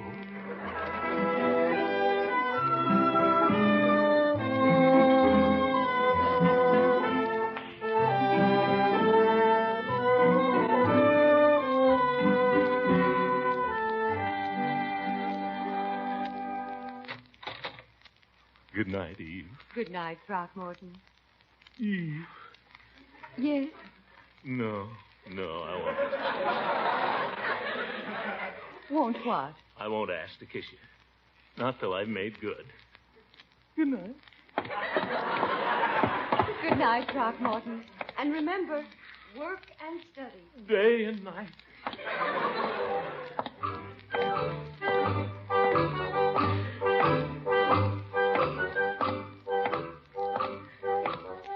Oh, evening star, how bright you are. Da da da dee da dee da da. Oh, evening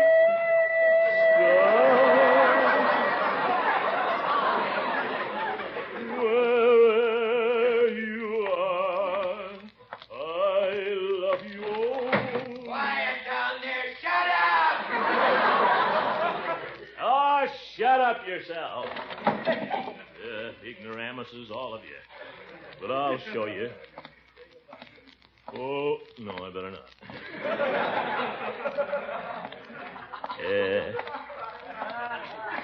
Eve, she's the only one who understands me. Eve has faith in me. Well, I'll show her, too. Work and study. Work and study. Yes, by George, the first thing tomorrow.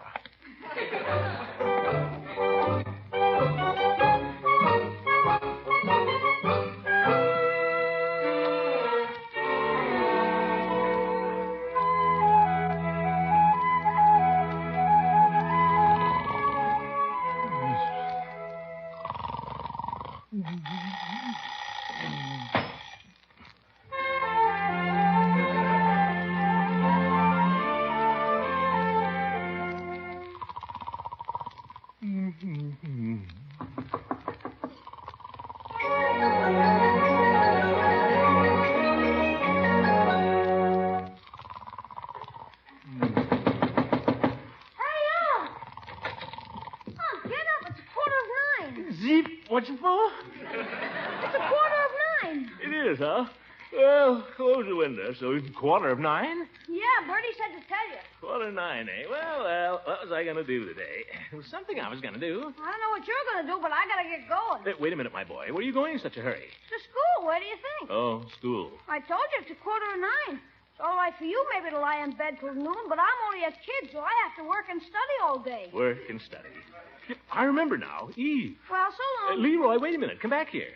Now, what is it? Leroy, don't neglect your music, my boy.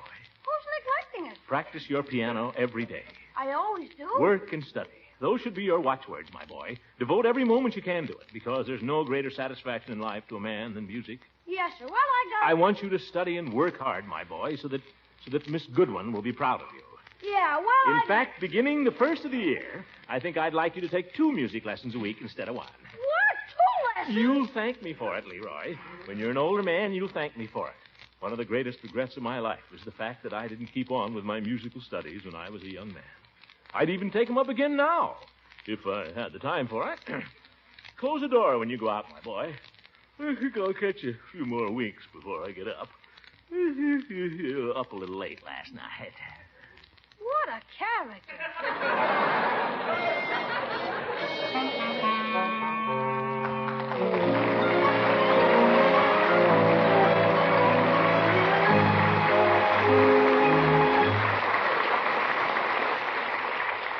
The Great Gildersleeve will be back again in just a moment. One of the pleasant things we all look forward to in our house during holiday time is the tempting aroma of hot breads baking in the kitchen. No doubt you'll be having a variety of baking treats in your home, too, during the coming weeks. And it goes without saying that you'll want a delicious spread to serve with them. So I'd like to suggest for your family's enjoyment a spread that's a favorite of millions, Parquet Margarine, made by Kraft. Parquet Margarine is still unmatched for fresh, dairy-like flavor. That's why it tastes so good on fresh-baked muffins, sugared buns, and crusty rolls. And Parquet is easy on your food budget, too. It's only about half the price of costly spreads. So tomorrow, be sure to buy delicious, economical Parquet. P-A-R-K-A-Y. Parquet Margarine. Made by Kraft.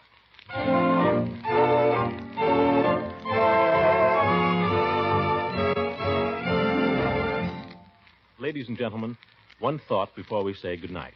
In the hustle and bustle of Christmas shopping, it's very easy to forget to buy the little Christmas seals that are helping our country to control mankind's most dangerous disease, tuberculosis. The tragic thing about tuberculosis is that its spread is preventable. We know how to control it, but it costs money. Most of us have known someone who's been a victim of tuberculosis. I do myself. So I make this plea very sincerely. Don't forget to buy some Christmas seals tomorrow. Good night.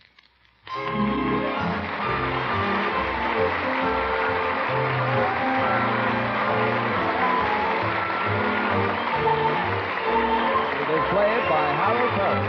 It was written by John Whedon and Sam Moore. The music is by Jack Meakin. This is John Lang speaking for the Kraft Foods Company and inviting you to listen in again next week for the further adventures of the Great Gildersleeve.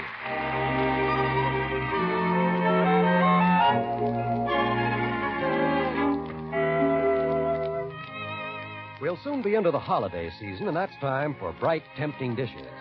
So add a lively touch of flavor to your foods with tangy, golden Kraft salad mustard. You can serve Kraft salad mustard in all sorts of delightful ways. This delicious salad mustard adds extra flavor zest to cooked egg and cheese dishes, adds lip-smacking flavor to gravies, relishes, and sandwich spreads. And for the special zippy flavor some folks prefer, there's a sharper Kraft mustard, too, with horseradish added. So be sure to head up your holiday shopping list with Kraft quality mustards.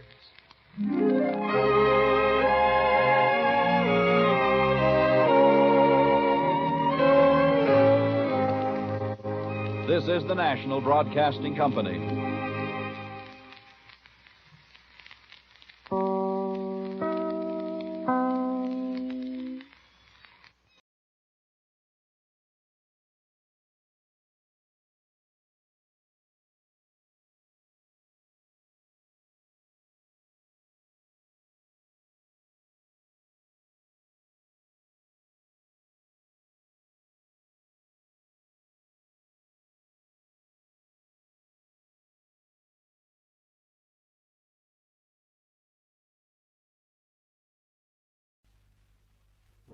Good afternoon, everyone, and holiday greetings from Box 44 in New York's Metropolitan Opera House. You're once again the invited guests of the National Broadcasting Company on a coast-to-coast network of its associated stations for an afternoon of opera. Today's performance is of special interest. The Metropolitan Opera Company is reviving this afternoon for the first time since 1937 Ponchielli's realistic and tragic opera La Gioconda, to be sung in Italian by a famous cast headed by Zinka Milanov in the title role, Bruna Castagna, Anna Cascas, Giovanni Martinelli, Carlo Morelli, Niccolo Moscona, and others. We are now awaiting our conductor, Ettore Panizza, who is on his way to the orchestra pit.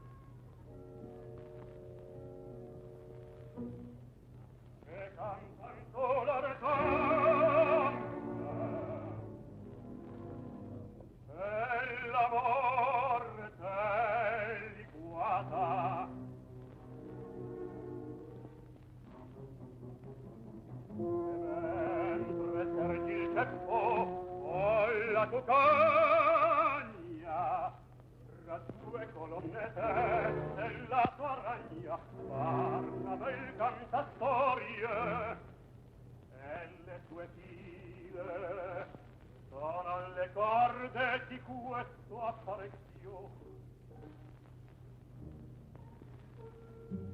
Col lavorio sottile e di mano e d'orecchio, colgo i tassari al vol per conto dello Stato.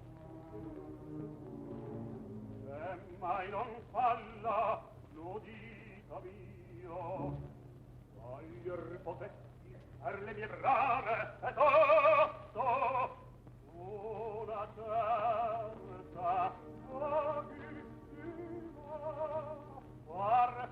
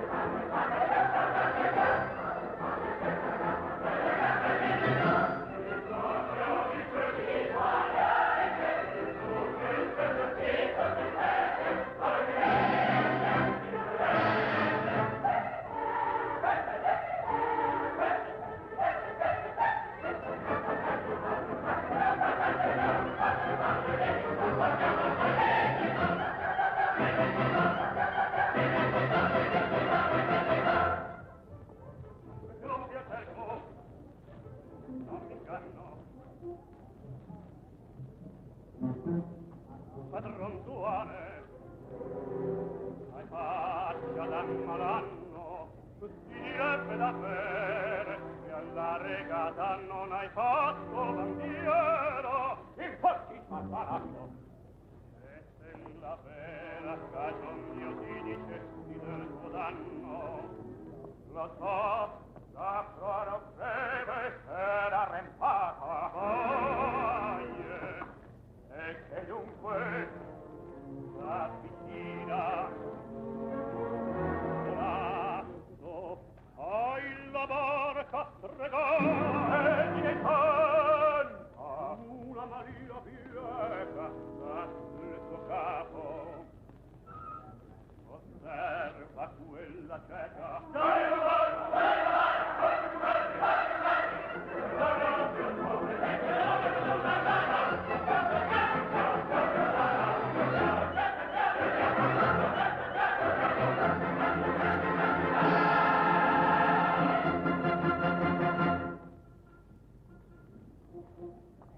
la vinita magica tutto degno un segno maliardo un magico segno barca sarà la tua bara e il guardia paterno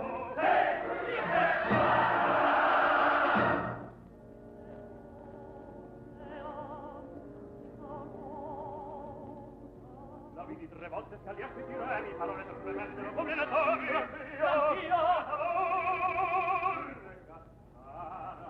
la tua bara e il guardia paterno e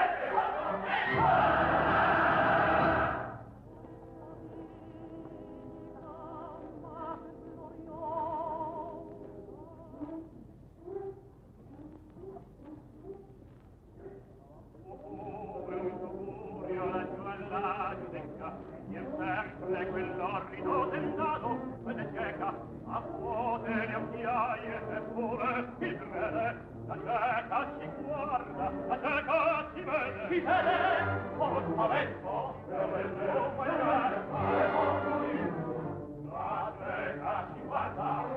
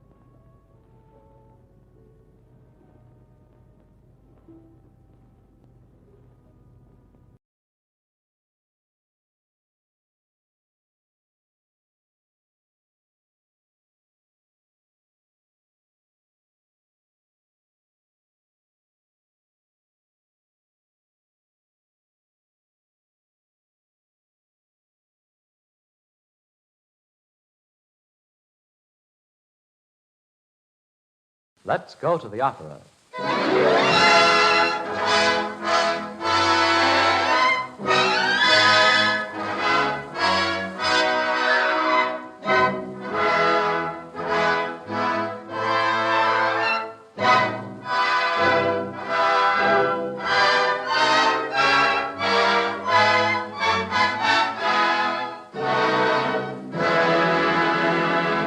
Our host, the Book of the Month Club, welcomes you to the 25th in its series of opera programs sung in English. This evening, in response to many requests from the radio audience, our music is drawn entirely from one opera, Richard Strauss' Der Rosenkavalier. Our soloists are three Metropolitan Opera artists, Mimi Benzel, Mary Henderson, and Martha Lifton, and Mr. Robert Marshall of the concert stage and radio. The orchestra is under the direction of the young American conductor, Mr. Thomas Sherman.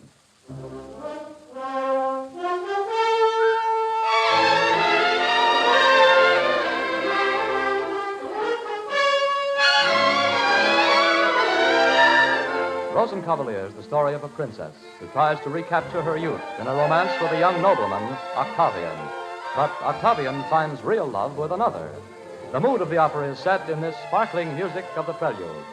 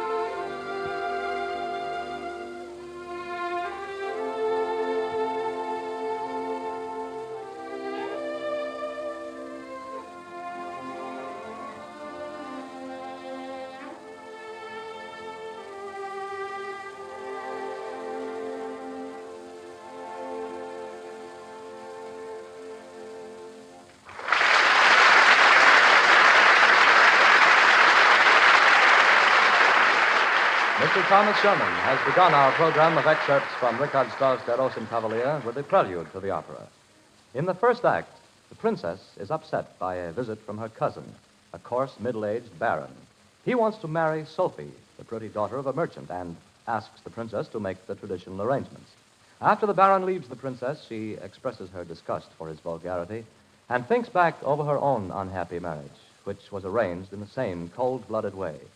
Mary Henderson, as the princess, sings, Now There He Goes.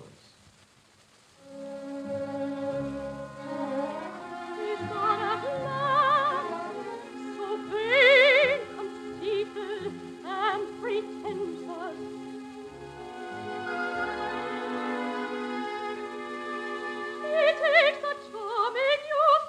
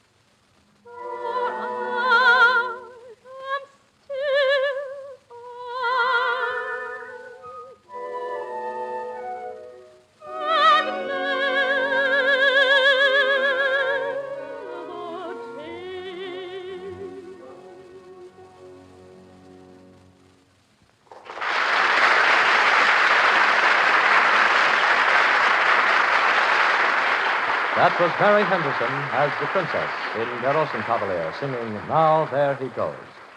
The princess is continually being interrupted by all sorts of hangers-on. Among them is an Italian tenor who seeks her patronage. In this aria, Strauss imitates the old Italian operatic style.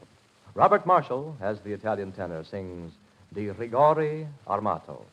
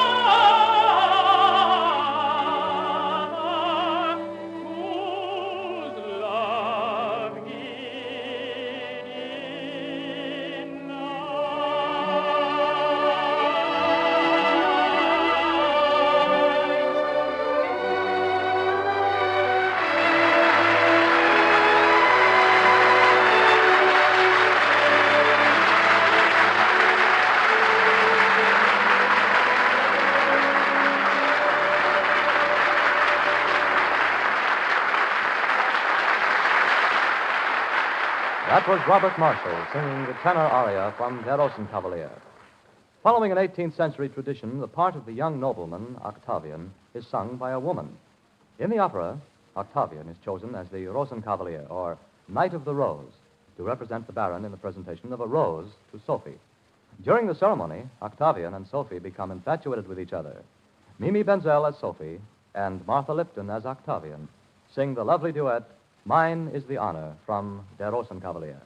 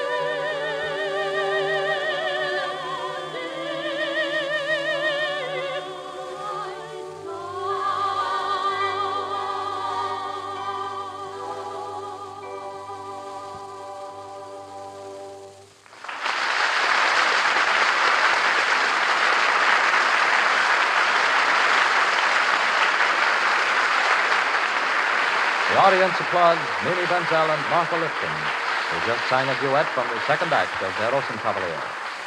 We shall hear other selections from this opera presently. During the brief intermission, I want to tell you about a new book just published, titled A Treasury of Grand Opera. It is certain to appeal particularly to you who are listening to this program. It gives a perfectly grand presentation of some of the greatest operas of all time. And with its attractive format and beautiful illustrations by Raffaello Bozzoni, son of the great pianist, it is one of the handsomest books of the season. The editor, Henry Simon, gives all the necessary background information you need for each opera, how it came to be written, its place in the composer's life, its literary and stage history. Then, scene by scene, he tells the story of the opera, analyzing the music for the layman. Finally, there is the actual musical score of all the principal arias, duets, and so forth. 300 pages in all, arranged to delight the heart of the average amateur pianist, and with a separate vocal line. In addition, Mr. Bozzoni, the illustrator, has prefaced each opera with a lovely full-page illustration in 2 colors, and each scene with striking black and white drawings. A Treasury of Grand Opera is a book you can't afford to miss as a music lover. Even when this beautiful book was in preparation, the Book of the Month Club was so intrigued with its possibilities that it was set aside as a reserve book dividend. Now the club will distribute a Treasury of Grand Opera to members as their book dividend for January and February of next year. Meanwhile, the Book of the Month Club is offering a copy free to new members who begin their subscription now. Write to the Book of the Month Club, care of this station, if you...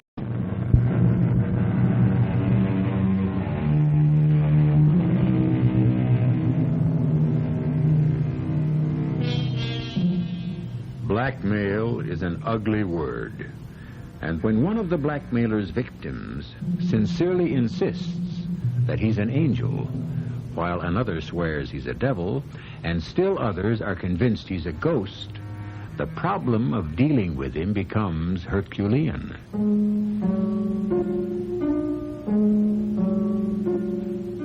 My name is Robert Grand. I'm a 38-year-old bachelor. Music is my life and my love. And it was all I needed until now. Now I'm driven to tell this story, which happened exactly as I will describe it to you. It started on the day when I took over the management of the great Paris Opera House from the elderly and famous René Castelot. And last, Robert, but certainly not least, is this contract. A contract in a memorandum book? Why, René? Because that's the way the ghost wants it. I never knew that the revered opera manager René Castelot had such a delightful sense of humor. Contract with a ghost? Surely you're not serious. The opera ghost professes to be primarily concerned that the management give to every performance the splendor that belongs on what he calls the premier lyric stage of France. And, of course, this ghost will be the sole judge of the artistic splendor of a performance? Of course. However, there are 2 other conditions on which he places equal importance. Any attempt to perform an opera will meet with disaster if my allowance of 20,000 francs a month is more than 10 days late. Well, let me see. That monthly figure would amount to 240,000 francs a year. And this joker has further conditions? Oh, yes. If you'll allow me. Box 5 on the Grand Tier shall be placed at my disposal for every performance. Oh, surely you don't mean to tell me that you took these ridiculous demands seriously? I observed them scrupulously. You never defied him or threatened to have him arrested? How does one arrest a ghost? Well, when he comes to take his seat in Box 5. He never occupied Box 5. And you still kept it vacant? Certainly. Well, you won't find me wasting a box that way. I intend to sell it. Well, that's your privilege as the new manager. But if you'll take my advice, you'll never sell Box 5. I didn't know whether to laugh at Castelot's foolishness or to cry because such a brilliant impresario had obviously fallen victim to some hoax. However, more immediate problems were demanding my attention. My soprano sent word that she was too ill to appear that evening in the role of Marguerite in Faust. I replaced her with a young girl named Christine Donat, who, to mine and everyone else's amazement, gave a performance which brought down the house.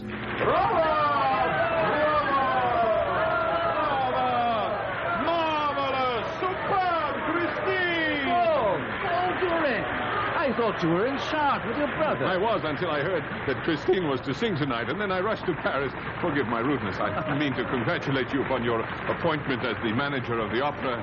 Now I must congratulate you on choosing Christine. I never heard her sing like this before. So have I. What a triumph. Look at her. She seems quite overcome. Overcome? Nothing. She's ill. She's fainted. I led Paul Duren quickly backstage to Christine Donat's dressing room. A crowd had gathered outside her door. I made my way through with Paul by my side. I opened the door and saw that the house physician was by her side. To my surprise, Paul Duren walked swiftly to the couch on which Christine was lying and knelt down beside her. She turned her head, opened her eyes, and said, Monsieur, who are you? Mademoiselle, when we were little children playing together at Perrault, I was the little boy who went into the sea to rescue your scarf. Well, how amusing, monsieur. Mademoiselle, since it pleases you not to recognize me, I should like to say something to you in private. Something very important. When I'm better, please. And now I should very much like to be alone. I want all of you to go away. Please. I wasn't aware that you knew Christine. Oh, I've known her for a long time, Robert. Ever since we were children. But we are no longer children, my friend. So why should we hang about outside her dressing room door like a pair of... And I know her well enough to understand that she asked to be alone because she wanted the chance to talk to me privately. I didn't get that impression. But if you're convinced... Look, I'll prove it to you. Come on, let's go back and knock at her door, and you'll see. I don't know what you want of me. Oh, she seems to have someone in there with her. But that's impossible. We saw everyone leave when we did. Christine, you must love me. I do. You know I sing only for you. Nevertheless, someone must have stayed behind. Maybe we can learn something. I do not listen at doors. I'm going in. No. Wait. For my sake. Are you very tired? Tonight I gave you my soul, and I am exhausted. Your soul is beautiful, child, and I thank you. The angels wept tonight. I must go home. Of course. They're sure to catch us eavesdropping. No. Come here. Quickly. They'll never see us in this corner. She's alone. There's no one with her. He must have remained in her dressing room. And she didn't lock her door. I'm going in and find out who was with her. Are you with me? Of course, Paul. Come on. But there's no light in here. He must be hiding. Strike a match, please. Hiding isn't going to help you. We know you're here. We heard you. Now come out. Can you see anyone? No. He must be here somewhere, and we'll find him wherever he's hiding. You may as well come out now and save us trouble. I intend to find out who you are. There's no one here, and no place to hide. We're talking to the walls.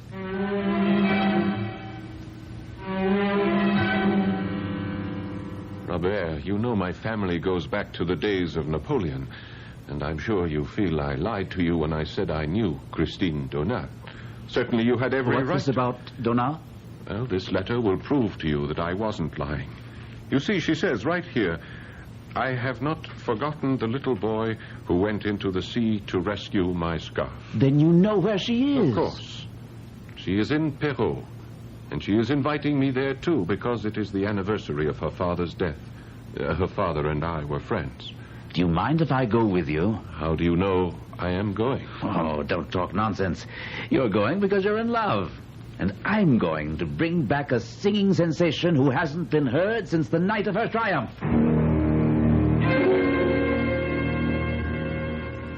So you came after all. I was thinking while I was at Mass, will he come and will he remember the inn of the setting sun? You knew I would come. And you knew I would remember, Christine.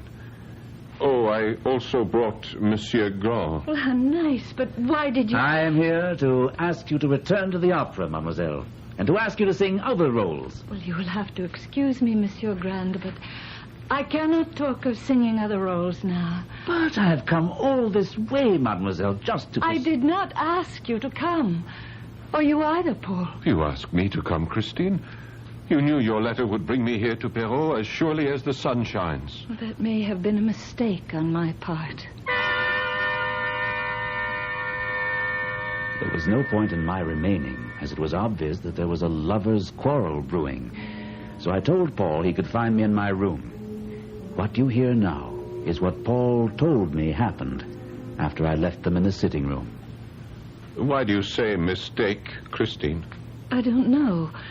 When I wrote the letter, I was thinking of my childhood and my father and the games we played as children. I think I wrote to you as the little girl I was then and not the woman I am now. When I came to you in your dressing room the other night, was that the first time you noticed me? No. I'd seen you in your box. I knew you were in the audience. Oh, good. Then why, when you saw me in the dressing room and I reminded you about the scarf, why did you pretend not to know me and laugh at me? All right.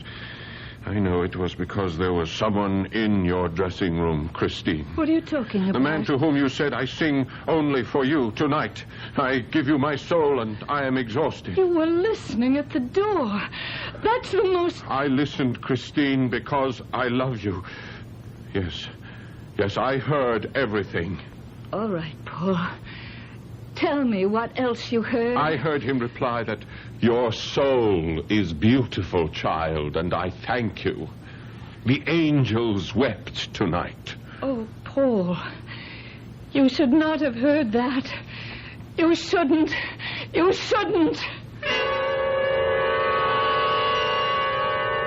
And where is Christine now? Oh, I assume she went to her room.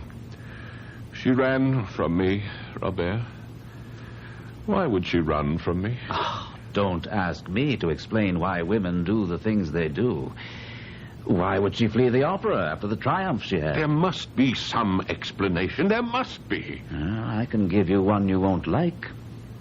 The voice we heard was the voice of Christine's lover. He didn't know about you, nor were you aware of his existence. She ran away to try to get things straightened out. That's why she wrote you. She knew you'd come here, and she'd be able to speak to you away from her lover. I won't believe it. Don't forget, we checked, and there was no one in her dressing room. And don't forget, we both distinctly heard a man's voice. He had to be her lover. Or someone who's been giving you problems, Monsieur Manager. Someone who calls himself the Opera Ghost.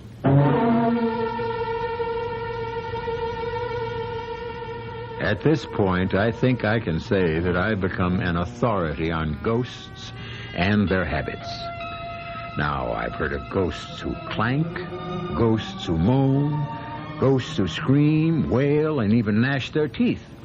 But this is the first time I've encountered a lovesick ghost who's also an opera lover. I'll be back shortly with Act Two.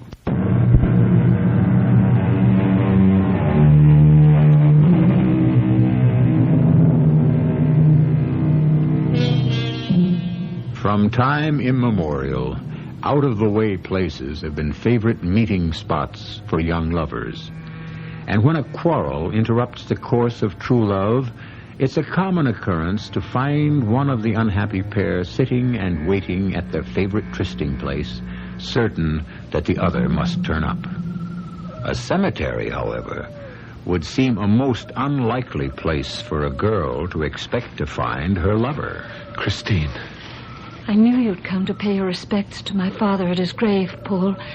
And I waited here to tell you something very serious. Paul, do you remember the Angel of Music? Oh, yes.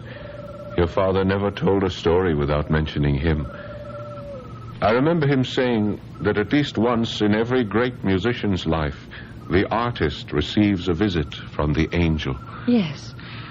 And sometimes, Paul, the angel leans over an infant's cradle, and that infant then has heard the angel, and the infant becomes a child prodigy. I remember. And when I asked Father if he had ever heard the angel of music himself, he shook his head sadly. But, Paul, he told me that I would hear the angel one day. He said, when I'm in heaven, I shall send him to you. Paul, I have been visited by the angel of music. I don't doubt it. How is it that today you understand so well? You forget that I've heard you sing many times. And I never heard you sing the way you sang the other night.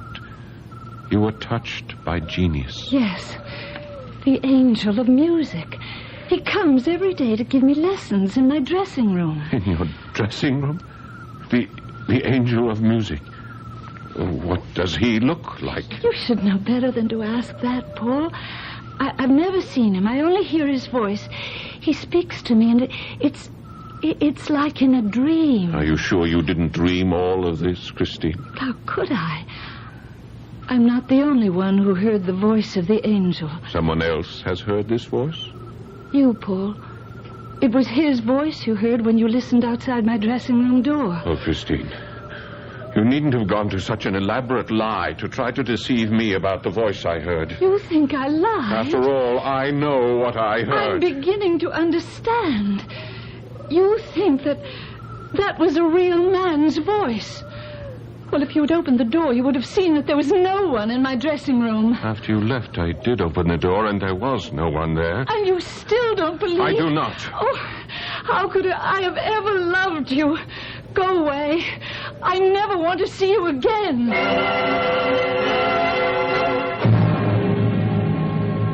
The return trip to Paris wasn't pleasant. Paul Duren wanted so desperately to believe that his darling Christine was the victim of some cruel hoax, while I was convinced that Christine was an artful minx who was trying to keep two men on a string. This belief was strengthened by a telephone call I received the following day at my office. Grand speaking. Carlotta Sorelli. Oh, good day, madame. What can I do today for my beautiful prima donna? First, my dear Monsieur Grand, you must learn that I am not a woman easily intimidated. I'm sure you're not. But why do you call me? I intend to sing the role of Marguerite in Faust Thursday night. Well, of course you do. Why would you call and tell me what has already been announced? Because of a note I received this morning. It reads, if you dare to appear as Marguerite next Thursday evening, be prepared for a gigantic misfortune. Oh, a prank. A jokester. Surely you're not going to take that seriously? That's exactly what I called to tell you. And I'm pleased you're taking it so well. Even if I were dying, I would sing the role of Marguerite next Thursday night. Before that Thursday night, I had to face the problem of the first masked ball to be held in the Opera House under my direction. This was to be a truly gala affair, with everyone in fancy dress. I knew from experience that every artist would be there, hoping to meet and fascinate a masked member of the upper crust. I, of course, attended unmasked. Robert! Robert! Oh, Paul! Is that you behind this black domino? Yes. I suppose you're seeking Christine, hoping to discover what masquerade she uses tonight. Huh? I don't have to hope. My Christine is behind that white domino over there, and we have a tryst in box 17 on the Grand Tier at midnight. And you're no longer concerned about that voice you heard in her dressing room? In her note making this assignation, she as much as admitted that she'd made a dreadful mistake about that voice. I see. Monsieur Directeur. What? When Sorelli fails to appear for Faust next Thursday, you replace her with the magnificent Christine. Who said that? It came from the white domino. Nonsense. Christine is wearing the white domino. Then Christine is using some trick to make sure she sings Marguerite again. There's where it came from. From the center of that crowd. The man in the scarlet cape and the death's head mask. You think so? Yeah, well, it's almost positive. Come, let's unmask him. Read what it says on his cloak. Don't touch me, for I am the Red Death stalking abroad. Hold that man! after him! No, don't touch him! He wears the mask of death!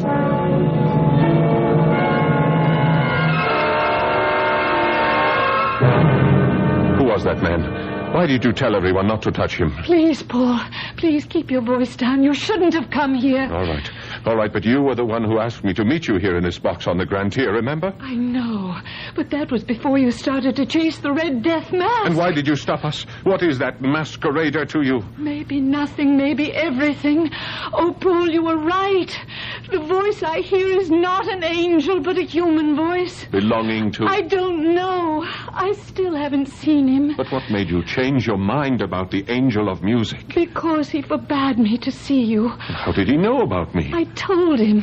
The first time I saw you in your box, I rushed back to my dressing room. The voice immediately noticed that I was elated, and when he asked me why, I saw no reason not to tell him about you. Yes, and? Well, the voice spoke to me with great sadness and said that if I were to give my heart on earth, there was nothing for the angel of music to do but go back to heaven and leave me without any more lessons. And that was a thought I couldn't bear. I knew what the lessons had done for me in a few weeks' time. How did the voice do this? What is the secret? Believe me when I tell you I wondered myself. I even thought perhaps there might be witchcraft involved. Oh, ridiculous. You could never be caught up with the forces of evil. Well, then what is the voice? A man. Someone who... Yes? I confess, I am jealous. That's why I stopped. There is no angel of music, but there is a man. A man who must love you and want you as I want you. And I mean to find out who he is. No, you mustn't. That's why I had to see you tonight, to warn you. Promise me that I'll promise nothing. I am not afraid of this voice, even if you are. Paul, you must listen and try to hear how I discovered the voice was human. Listen, and if I have any power to transmit emotion, you will hear him as I heard him, and you will know why I'm frightened. You have lied to me, my child, because you love Paul Durand. Why should my love for Paul distress you so? I have already told you. If you love him, then you do not believe in me. Believe in me, my child. Whoso believes in me shall live and sing. Whoso believeth in me shall also reach the heights. But I shall bring down those who oppose me, all of them. And don't think Eric cannot do that. Eric? That's your name, then. You're not... Your angel of music? Most certainly, my child. I have proven that to you. I am your angel, Christine. But I warn you that I have an evil side, and I have power. How is it that Sorelli fell ill the other night? How does it happen that all the directors of the opera have taken orders from me? Who are you? And why did you choose me as a pupil? Because of your purity, child, and your beauty, your gracious beauty. Where are you? Here. This is a childish game you're playing. Let me see you. Never. The day you see my face will be doomsday for you, me, and everyone connected with the opera. And let me repeat my warning. If you want Paul Durand to live, you'll be very careful about seeing him. Who are you to give me orders? I rule here. The opera house is my kingdom. And all of you are my subjects. Paul, dearest, did I succeed at all in recreating the power of that voice and the terror he inspired in me? Whoever or whatever he is, he must be completely mad. Perhaps, but nevertheless he does have power. What does it matter? You've told me that you love me, and now all you have to do is leave the opera, marry me, and we'll go away together. I cannot. I dare not.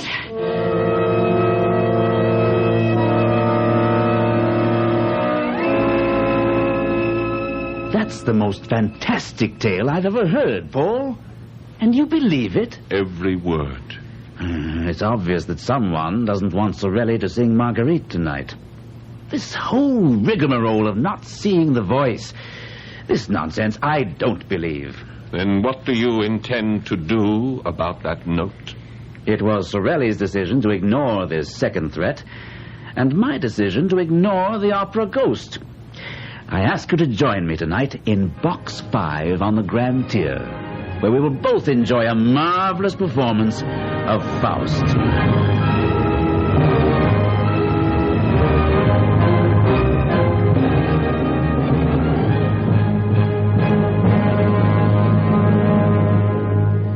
The first act of Faust went very well, and as the curtain fell for the intermission, I allowed myself to relax in Box 5, where I was sitting with Paul. Well, Paul, what do you say now? Do you still think we could have used the police? The police would have been useless, Monsieur Grand. Did you say that, Paul? I didn't say a word. But you heard it. Tell me you heard it. Yes, I did hear it. Where is that voice coming from? Not from this box. We're alone in it. You are not alone. This is Box 5, my box. Show yourself, whoever you are. I must leave now because the house lights are dimming for the second act. And there will be a terrible calamity. Now listen, you... Raise your eyes to heaven and see and pray. The voice is coming from our left, 2 boxes down. No, I thought it was on the right. The lights are dimming. The chandelier. Look, Robert. Robert, what's swaying? It's going to fall right into the orchestra. Oh, no. Look out!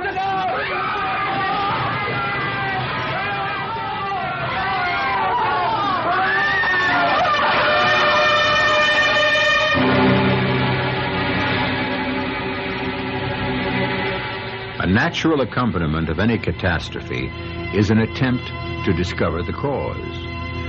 And so it was with the collapse of the chandelier in the Paris Opera House. The newspapers speculated wildly as to the possible cause of the fall. But strangely, there was not one word printed about the opera ghost. I'll be back with Act 3 shortly. No opera manager ever faced the problems that beset Robert Grand, newly appointed director of the Paris Opera House.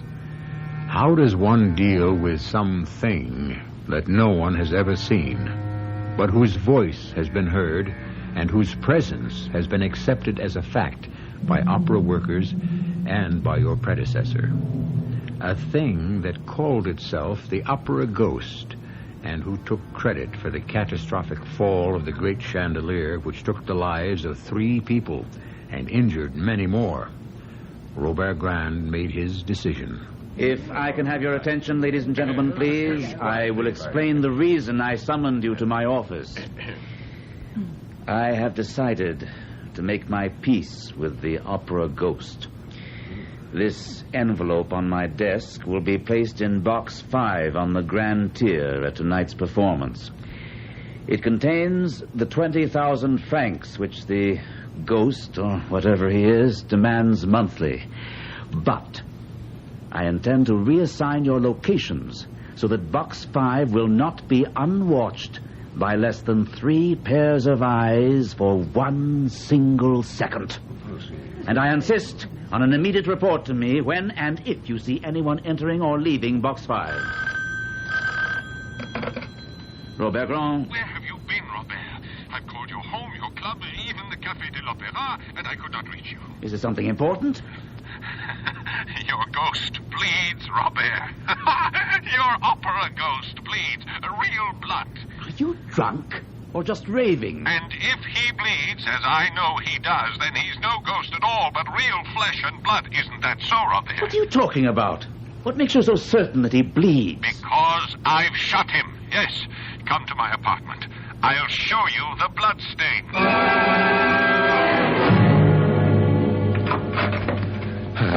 Robert, you're here.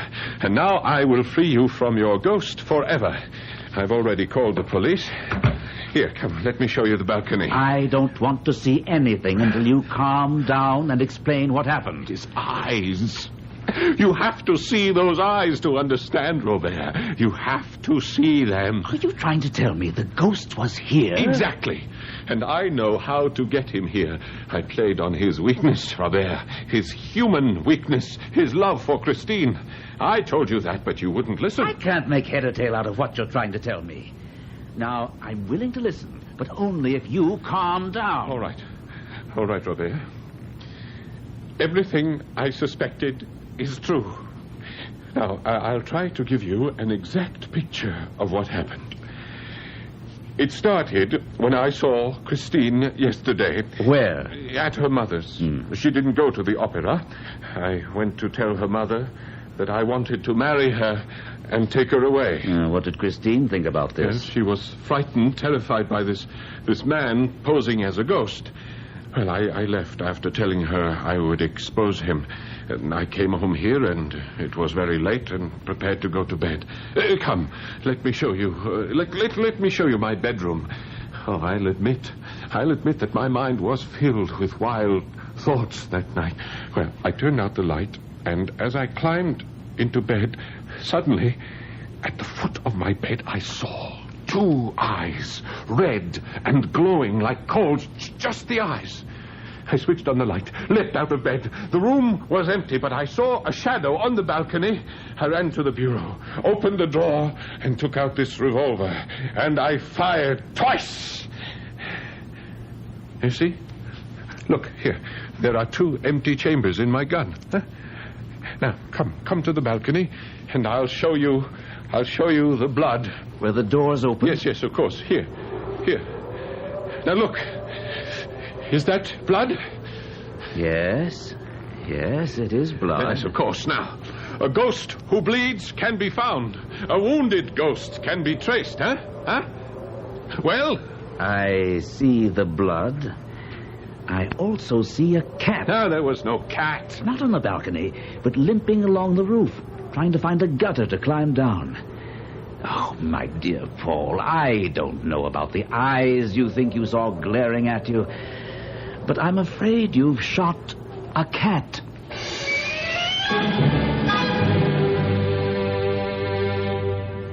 The next 48 hours will live forever in my memory.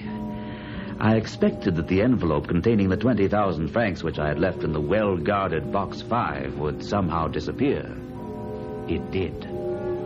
But as I also feared, all 3 persons assigned to watch the box swore no one had entered or left the box. Far more disturbing was an unannounced visit from a dangerously quiet Paul Duren on the following day. Robert, I need your help. Of course, Paul, I'll do anything in my power.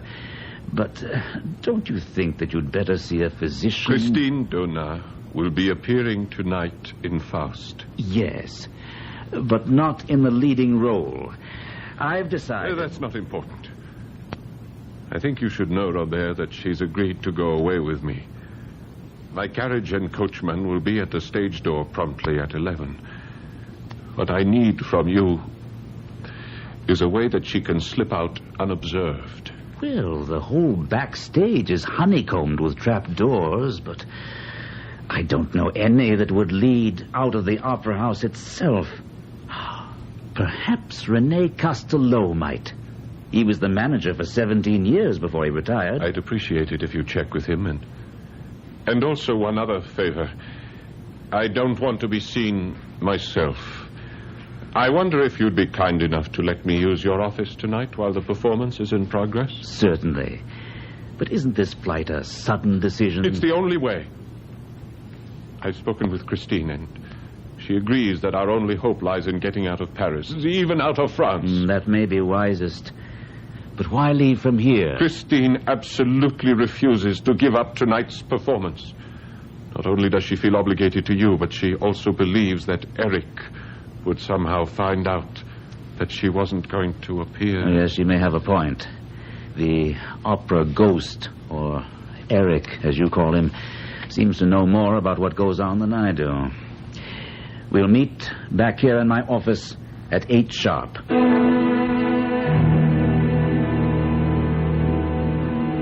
May I thank you, Monsieur Castelot, for taking the trouble to come here to tell me about the special exit. It hasn't been used in years, but I think the door still works. What time is it? Oh, relax. It's only 9:40. Plenty of time. She's disappeared. What? What's happened? Oh, I'd better get out and see what's happening.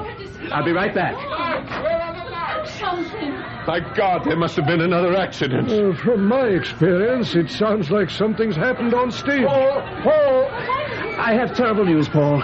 Christine has disappeared. Oh, no, that's impossible. That was the reason for the commotion. In the middle of a scene, she seemed to be lifted straight up into the air and then disappeared as the lights went out.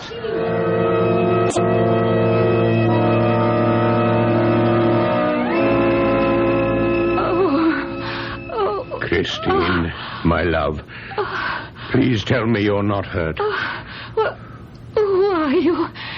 And why are you masked? Oh, I'm sorry that I was so clumsy and made you strike your head when I... Eric, what have you done? Only what you made me do, Christine. I told you that if you'd continue to see Paul Durand, things would end badly. Where am I? In my house. It's my dearest wish that you'll grow to like it. You intend to keep me here? I cannot allow you to run off with Paul Durand as you planned. But they will look for me. And they will not find you. Have they ever found me? Why do you cry? You know it pains me to see you cry. I would never keep you here against your will, but I warn you, if you leave, you'll sign Paul Durand's death warrant. You're afraid even to let me look at your face. Careful, Christine. But I will tear that mask off. You're in no danger, Christine. I will not hurt you, so long as you do not touch the mask. And you expect me to believe that? You have no better friend in the world than myself.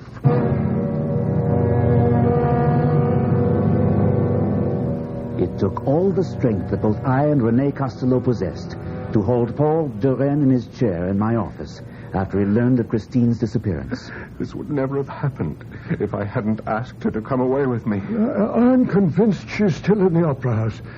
I've seen the thing, whatever it is that calls itself the Opera Ghost. Where? When? Why didn't you tell us before? I tried to warn you. Well, never mind that. Where is he? And where is Christine? Well, I can tell you what I suspect. About a year ago, I worked late, and I decided to go backstage. There was only a work light, and as I stumbled around in the dark, I suddenly felt myself falling, and I landed in some sort of tunnel under the stage. Someone caught my arm and broke my fall, and a voice said, "Careful." I looked around and saw only two fiery red eyes glaring at me out of a mask. The same eyes I saw. Although I was afraid, I asked the apparition his name, and he laughed and said, "I am Eric, and you've invaded my domain. But since it was an accident, there will be no punishment this time. But, Mr. Manager, I warn you, Eric's secrets must remain Eric's secrets." Whatever that may have meant. Well, after the meeting, I was convinced that Eric, or the Opera Ghost, lived or haunted the subterranean cellars and caverns beneath the opera. Incredible. I investigated all the trapdoors, looking for the one through which I'd fallen. And one day, I found it. I'll show you where it is. And here is the key to Eric's house, where I believe you'll find Christine Donat.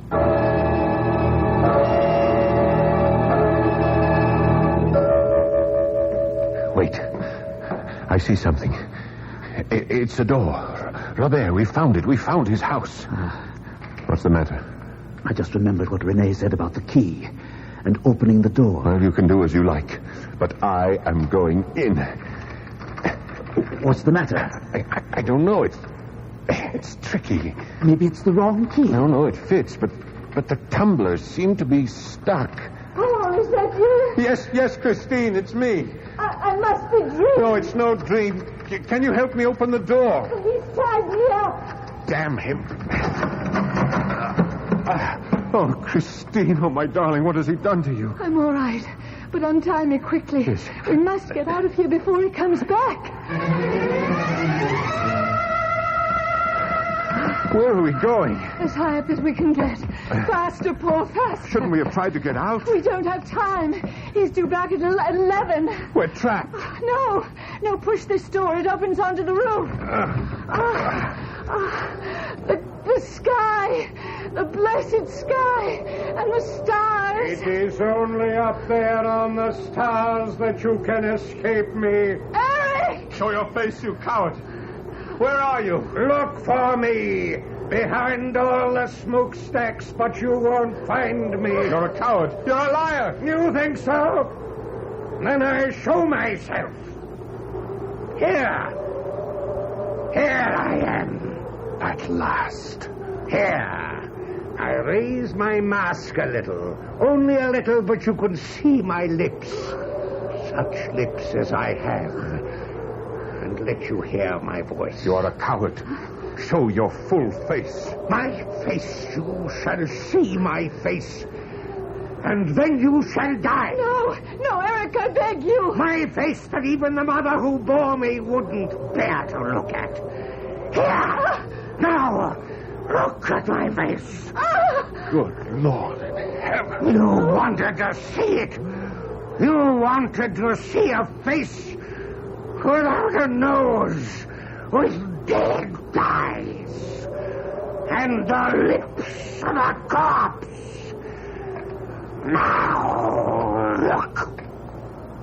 As I come closer, the horror that is my face will drive you over the edge. Oh, my poor Eric. Christine, you're crying, you're weeping. And for me, a woman, a beautiful woman, weeps for me. If it were tears you wanted, you could have showed your face, and the world would have wept for you. I set you free, and in freeing you, I free myself. Here, I leave you my mask. Eric, don't shout. I love you, Christine, as no other man could ever have loved you.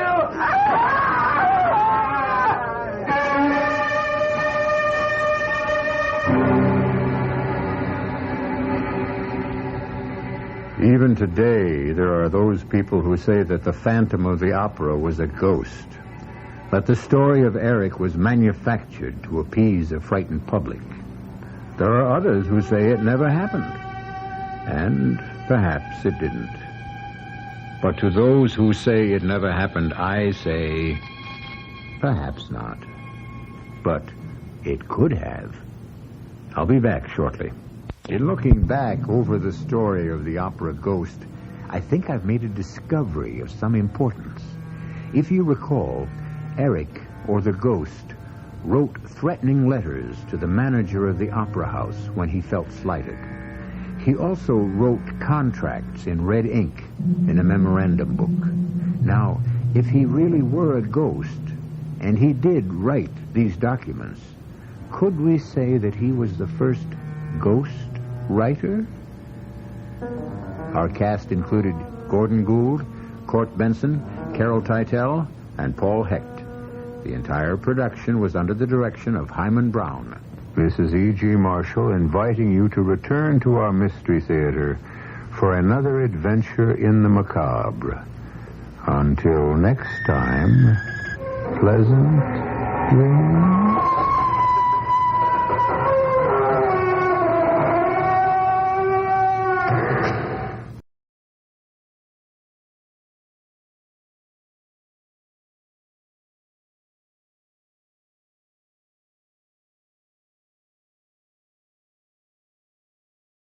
Let's go to the opera.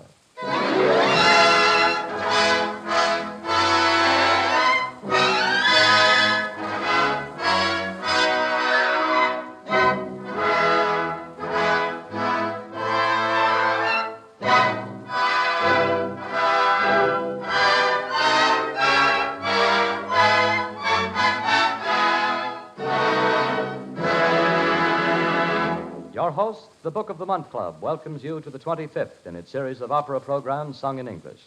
This evening, in response to many requests from the radio audience, our music is drawn entirely from one opera, Richard Strauss' Der Rosenkavalier. Our soloists are three Metropolitan Opera artists, Mimi Benzel, Mary Henderson, and Martha Lifton, and Mr. Robert Marshall of the concert stage and radio.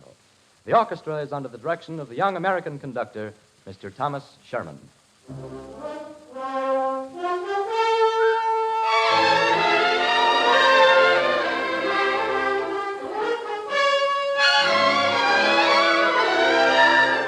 Rosenkavalier is the story of a princess who tries to recapture her youth in a romance with a young nobleman, Octavian. But Octavian finds real love with another. The mood of the opera is set in this sparkling music of the prelude.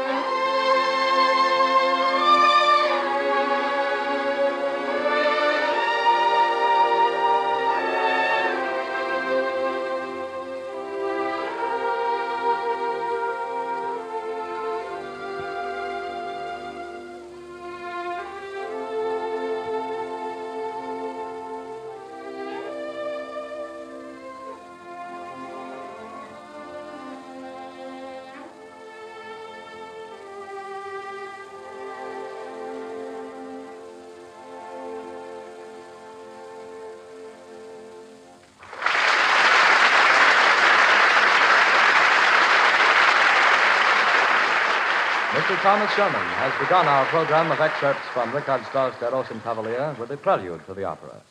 In the first act, the princess is upset by a visit from her cousin, a coarse, middle-aged baron.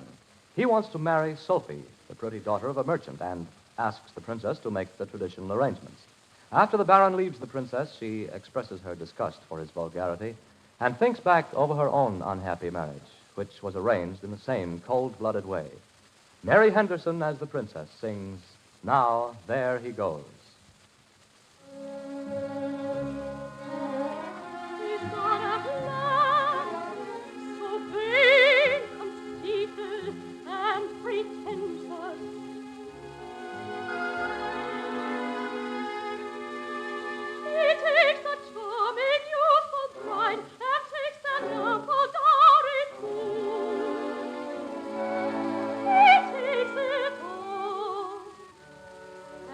It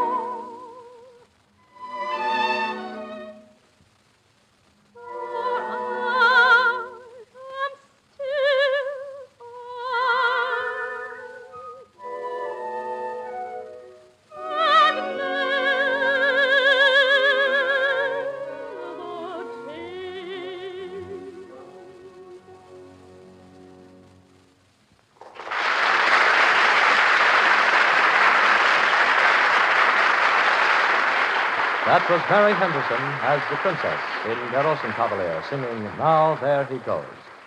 The princess is continually being interrupted by all sorts of hangers-on. Among them is an Italian tenor who seeks her patronage.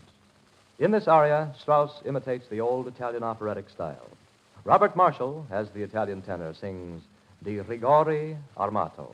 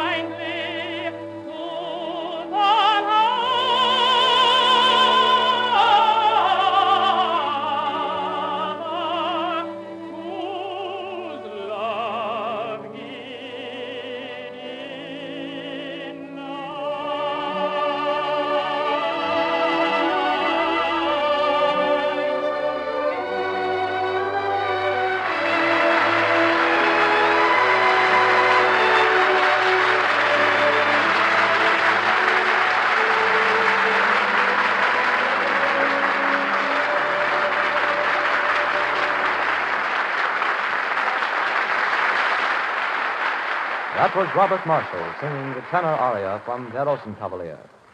Following an 18th century tradition, the part of the young nobleman, Octavian, is sung by a woman. In the opera, Octavian is chosen as the Rosenkavalier, or Knight of the Rose, to represent the Baron in the presentation of a rose to Sophie. During the ceremony, Octavian and Sophie become infatuated with each other. Mimi Benzel as Sophie and Martha Lipton as Octavian sing the lovely duet, Mine is the Honor, from Der Rosenkavalier.